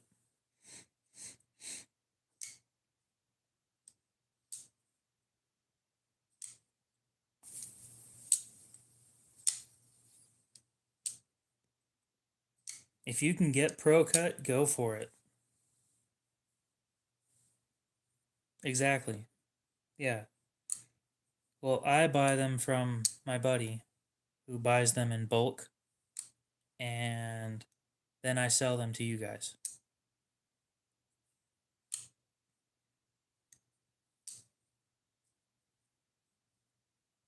I've got an Appalachian Drifter in S35. It is thin. I don't know how to pronounce your name, but hi, how you doing?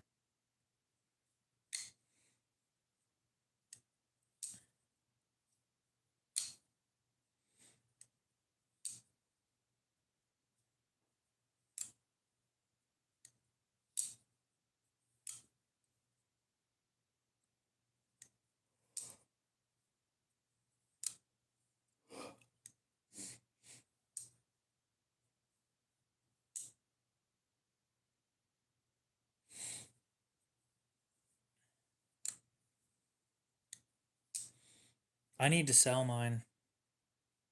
I was gonna keep it, but there's almost no point in keeping it.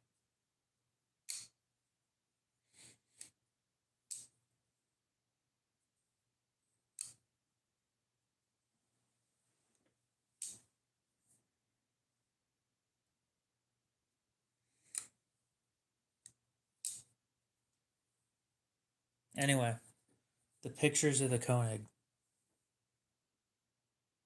I took some really nice pictures of this thing.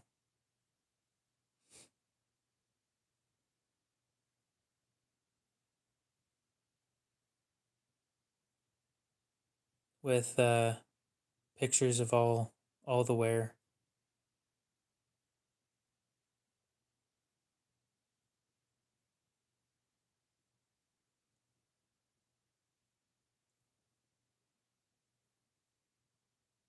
And immaculate centering.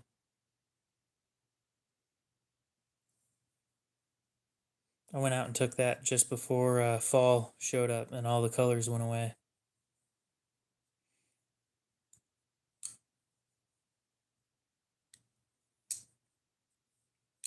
I paid, I think, $65 for mine. Yeah, that first one's on my Instagram page.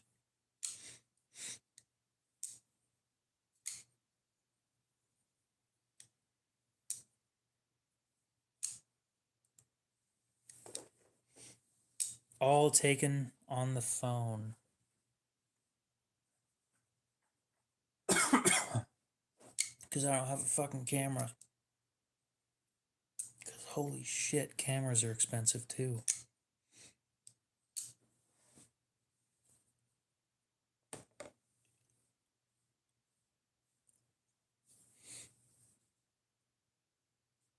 Oh, yeah, I bought mine from Blade Binge or Blade HQ and they were on sale. Now they're sold out.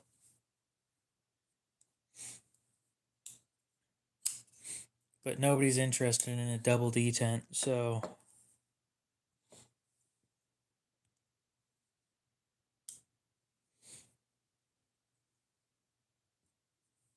actually we'll just keep that in view. Now, the stuff that I have for sale, I have quite a bit of shit for sale. I have a whole box full of shit for sale. Like, it's literally got like 40 knives in it. But I'm always showing off the better ones because, I don't know.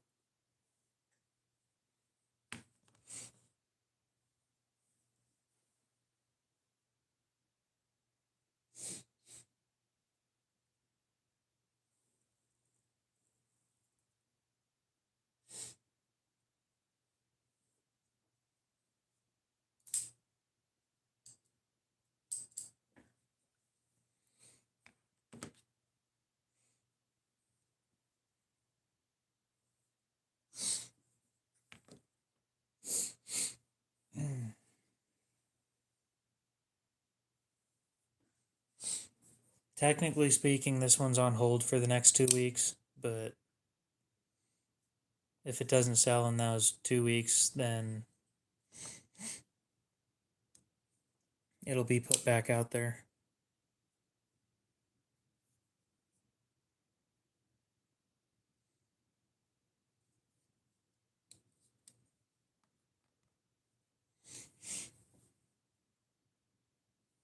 I'll be honest, I don't think the guy's coming back for it.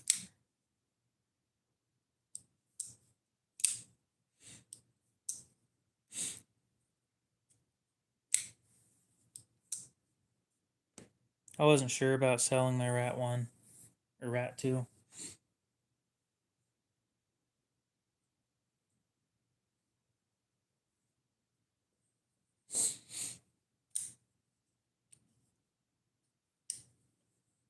It's a CRKT Thero in 8CR with a paint finish.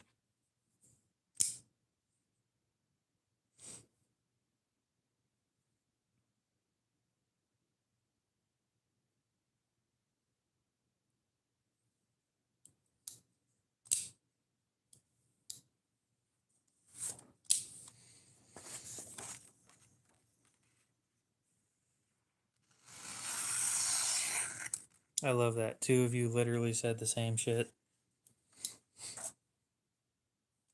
That's great. I might just keep that one and sell my Rat 1 instead.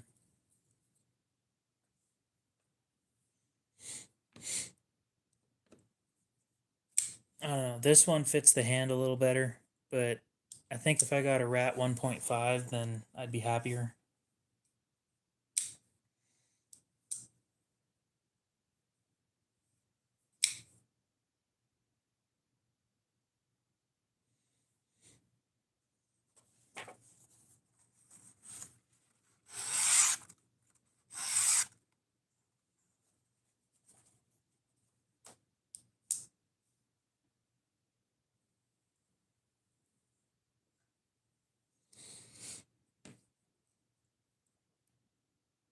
So the Rat 1 is in D2.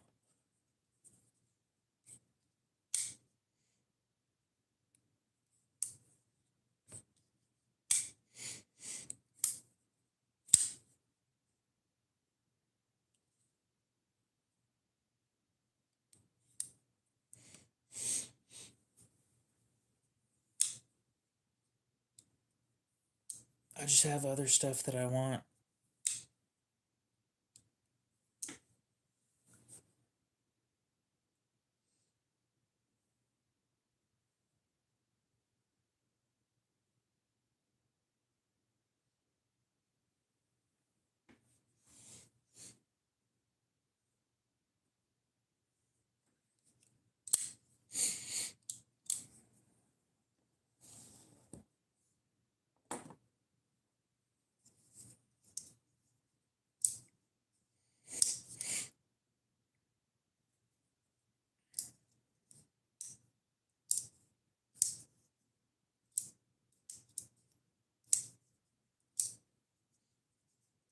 Best deal on the table, by the way.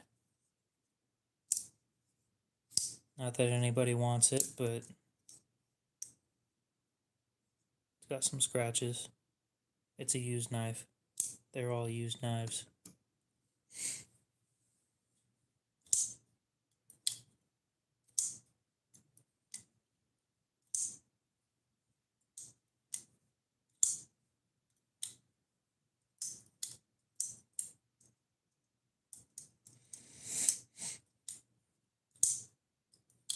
Oh, for those of you who are in here, well, yeah, for those of you who are in here, the 2K giveaway is next Friday. Giving away 2 Civivis, and so 1 Civivi to one person with a sticker, and 1 Civivi to another person with a different sticker. So, woohoo, I guess. I will have a video on how to enter, hopefully going up tonight.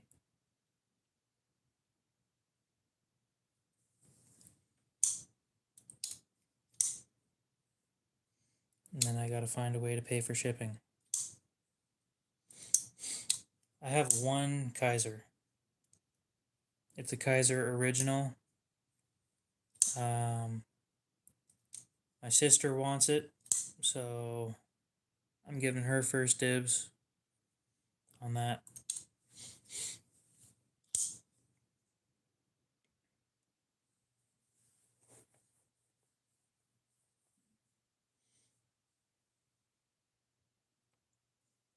Yeah, we hit 2,500 before the 2K giveaway happened, so that's fun. Anyway, I need to find a way of paying for shipping, so woohoo. It'll all work out.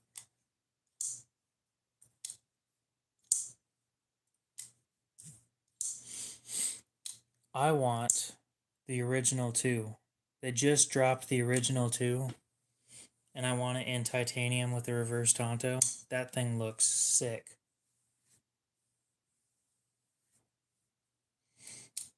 And it's not priced terribly.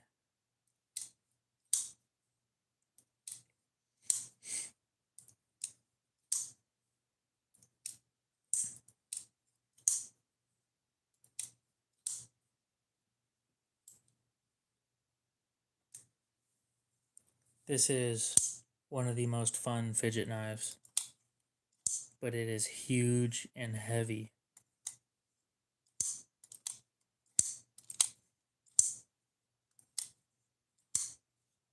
Takes some getting used to.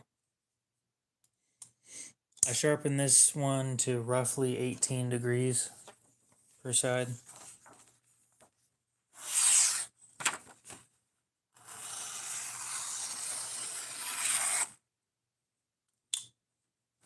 It has a nasty edge.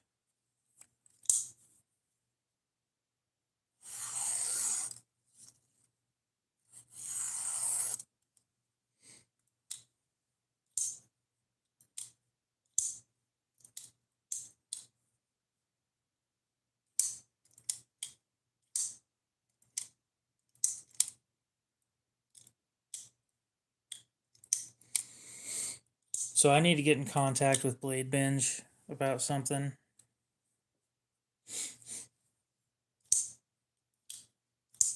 They don't have a share button.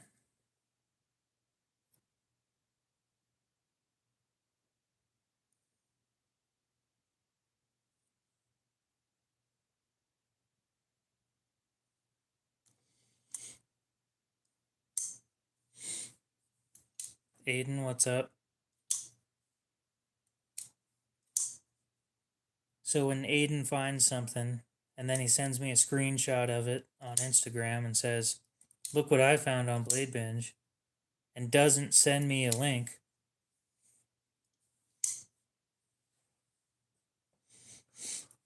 or when I'm on the Blade Binge app, it's not a downloadable app kind of a thing. It's like you can download it through Chrome. There's no way for me to share links.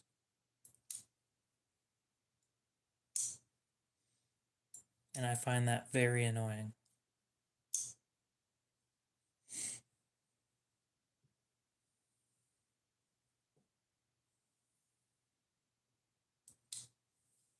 What a surprise.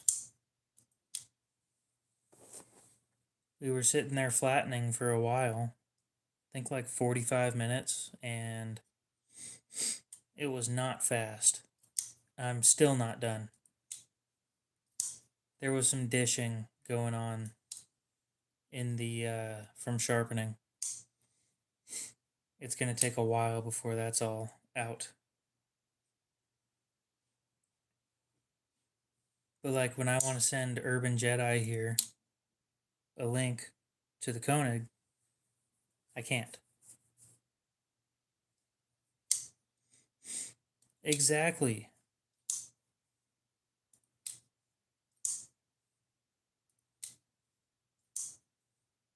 Oh, I didn't like the pyrite when I got it. But I got one that was stainless, stonewashed stainless, like soon after it came out. I did use the 60 grit. And it did not move quickly at all. It took forever, and I only got the sides, like the long sides, done.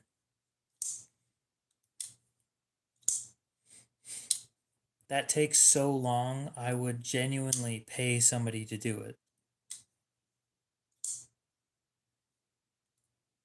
So I'm starting to think that it may not have been flat to begin with. Because I don't press hard enough to cause dishing as bad as it is.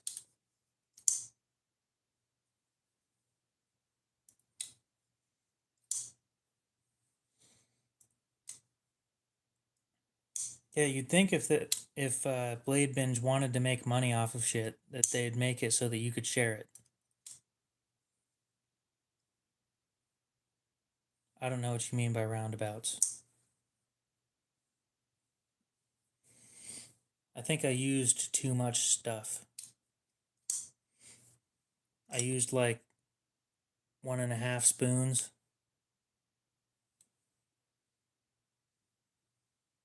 I'm glad people told me that it sticks to everything. I'm not doing that inside again. That was a fucking disaster. Like, it didn't make a mess. But, like, when it got stuck to your hand and then you wipe it off on your pants and then you realize that's never coming out. Oh, yeah, no, the noise was fine.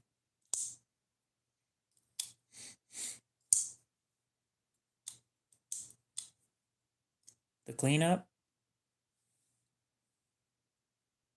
that would have been smart to do the whole thing outside for that reason.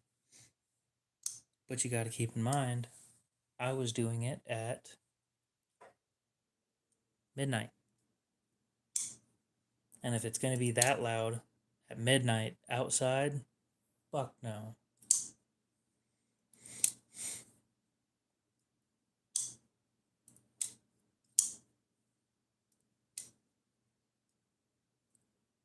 I think one of the ones with the best, I mean, it damn well better be, but one of the best edges I've gotten out of a box was the Sabenza.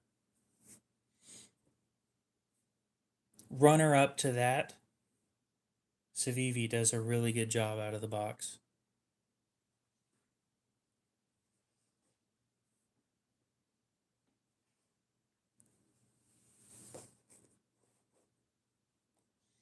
Like, I still do better than both of them personally, but Civivi does a damn good job.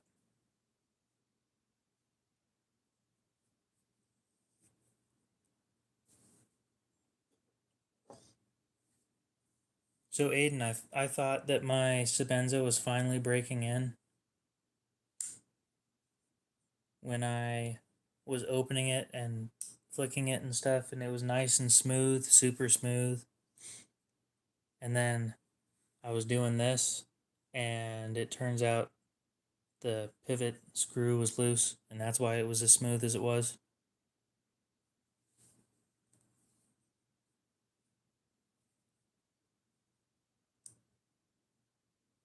Uh-oh. If Benchmade, oh no. Benchmade's trying to become Ferrari.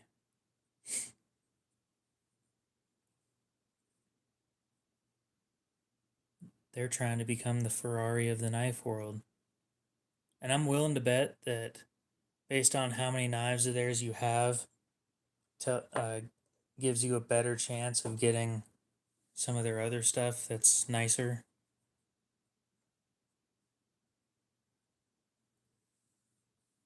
Yeah, you'd think with dropping $300 on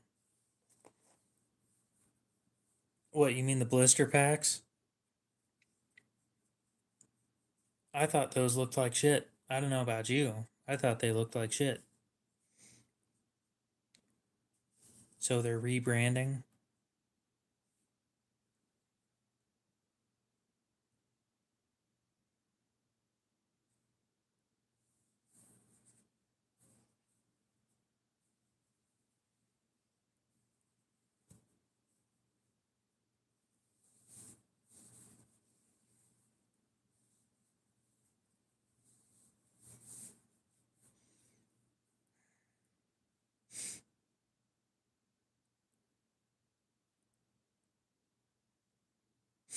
Special product division.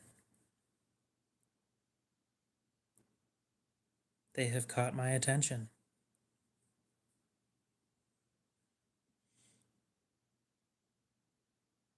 Well, I'll be asking for one of those. Unlock access.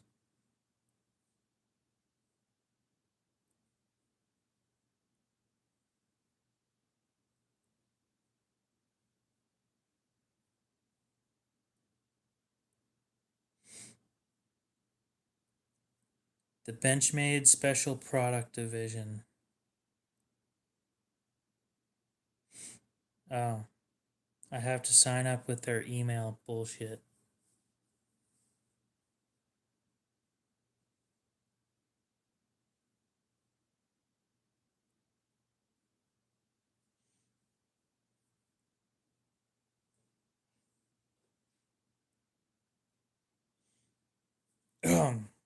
Yeah, neither can I. Spending 300 plus on a knife? Pff, I could never.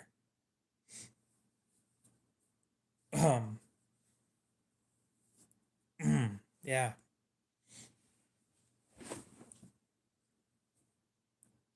Well, it was blatantly obvious that mine wasn't flat.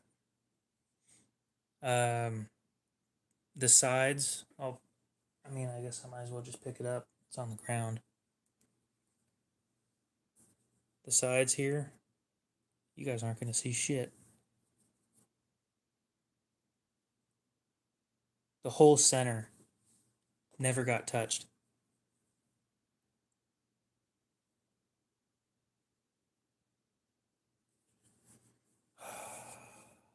Give me a sec. I'll find a way to make this work.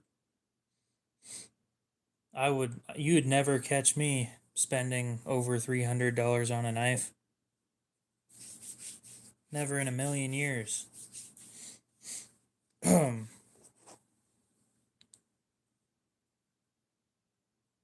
bug out's 180.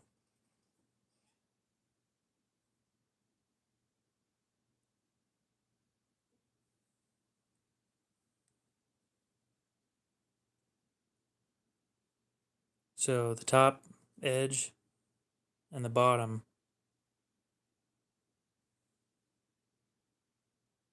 Focus, you piece of shit.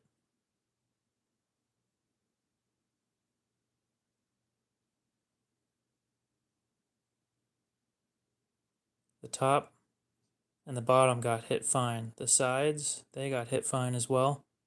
The whole center didn't get touched. Oh, yeah, no. 180 is terrible for what you're getting. I'm being 100% genuinely honest with you. $180 is way too much for a knife that you can fold in half. I understand that the bug out has its uses as an ultralight backpacking knife. Anything else, it is completely pointless.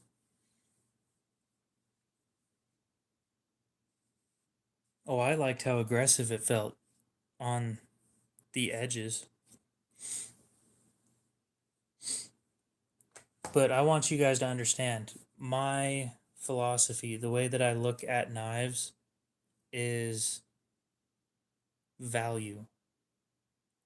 The value you get for your money. Okay?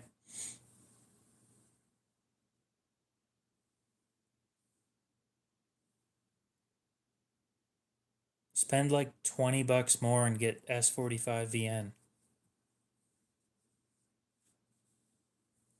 Go over to ZT, spend like what, 40 bucks more and get 20 CV.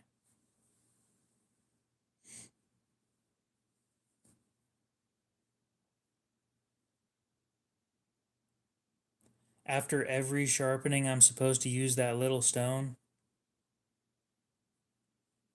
Fuck that. That is. It sucked using it the first time. Fair enough. I've got a couple Benchmades. They're not terrible. But to me, it depends on pricing.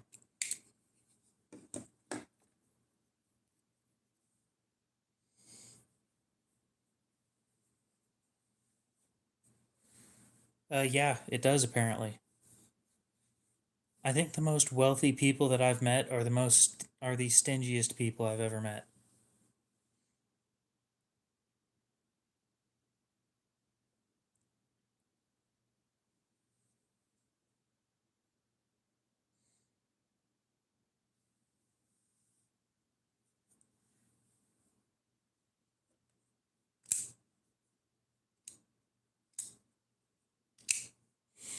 Yeah, I saw that a while back.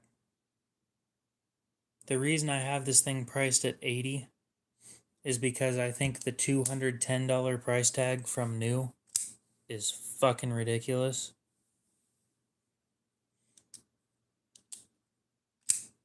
That is way too much money.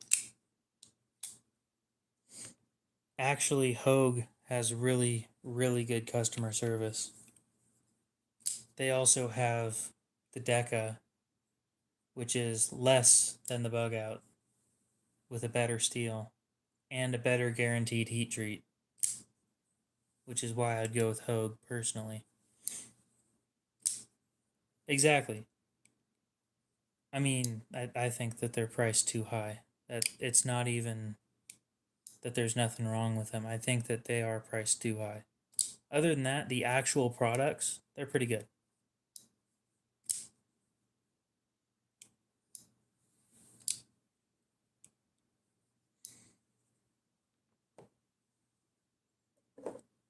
Yeah. Yep.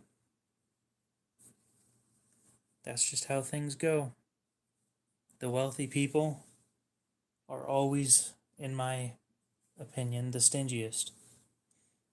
Because they know the value of a dollar. As long as they're the ones that worked for it. If they worked for the money, then yeah. If it was just given to them, they don't know shit and they don't care.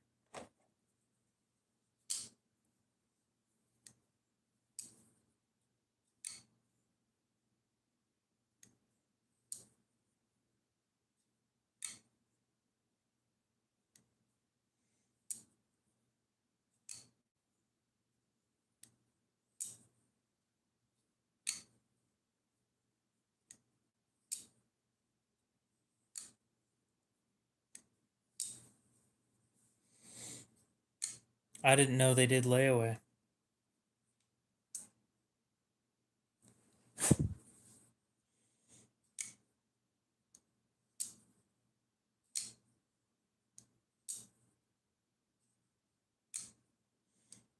Sacrilege. Lucky 13 saying there's better shit than a Chevy. Pfft. Yeah, right.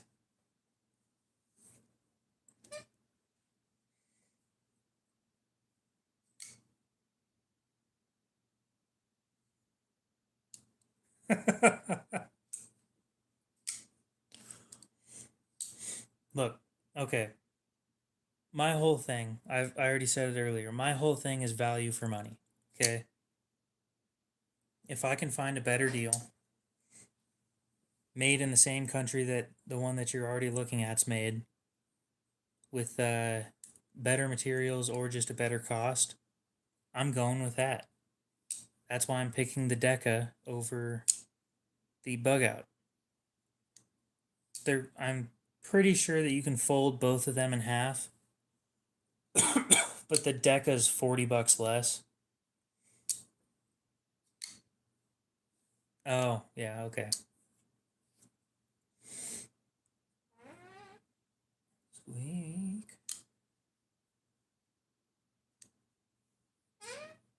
Squeak.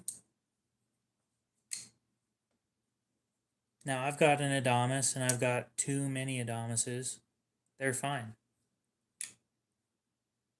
I'd even say that I like the mini Adamas. It's actually one of the better knives that I have. But I wouldn't pay full price for it.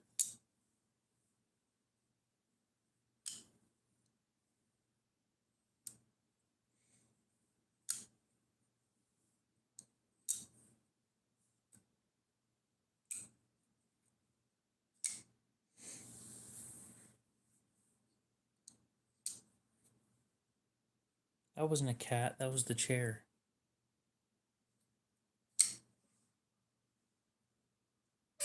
Squeak. Squeak. Squeak.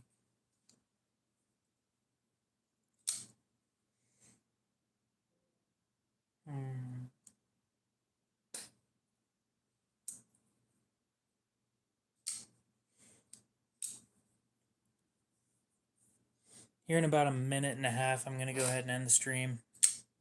I'm hungry, and I planned on ending the stream an hour and a half ago. So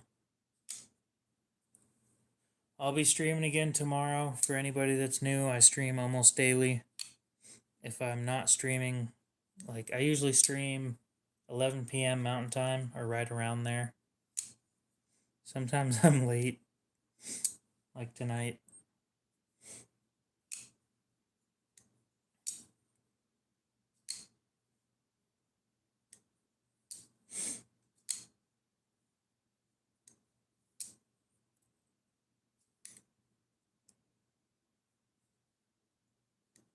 Thanks, Aiden. Squeak. Squeak. Squeak.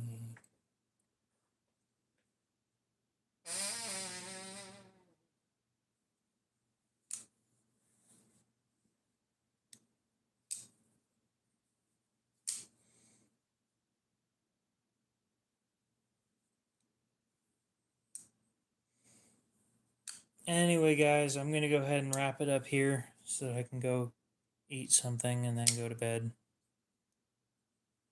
Hopefully, you guys have a great rest of your night, morning, day, whatever it is. And we'll see you in the next one. Yep, we'll see you later. You guys have a great night, too.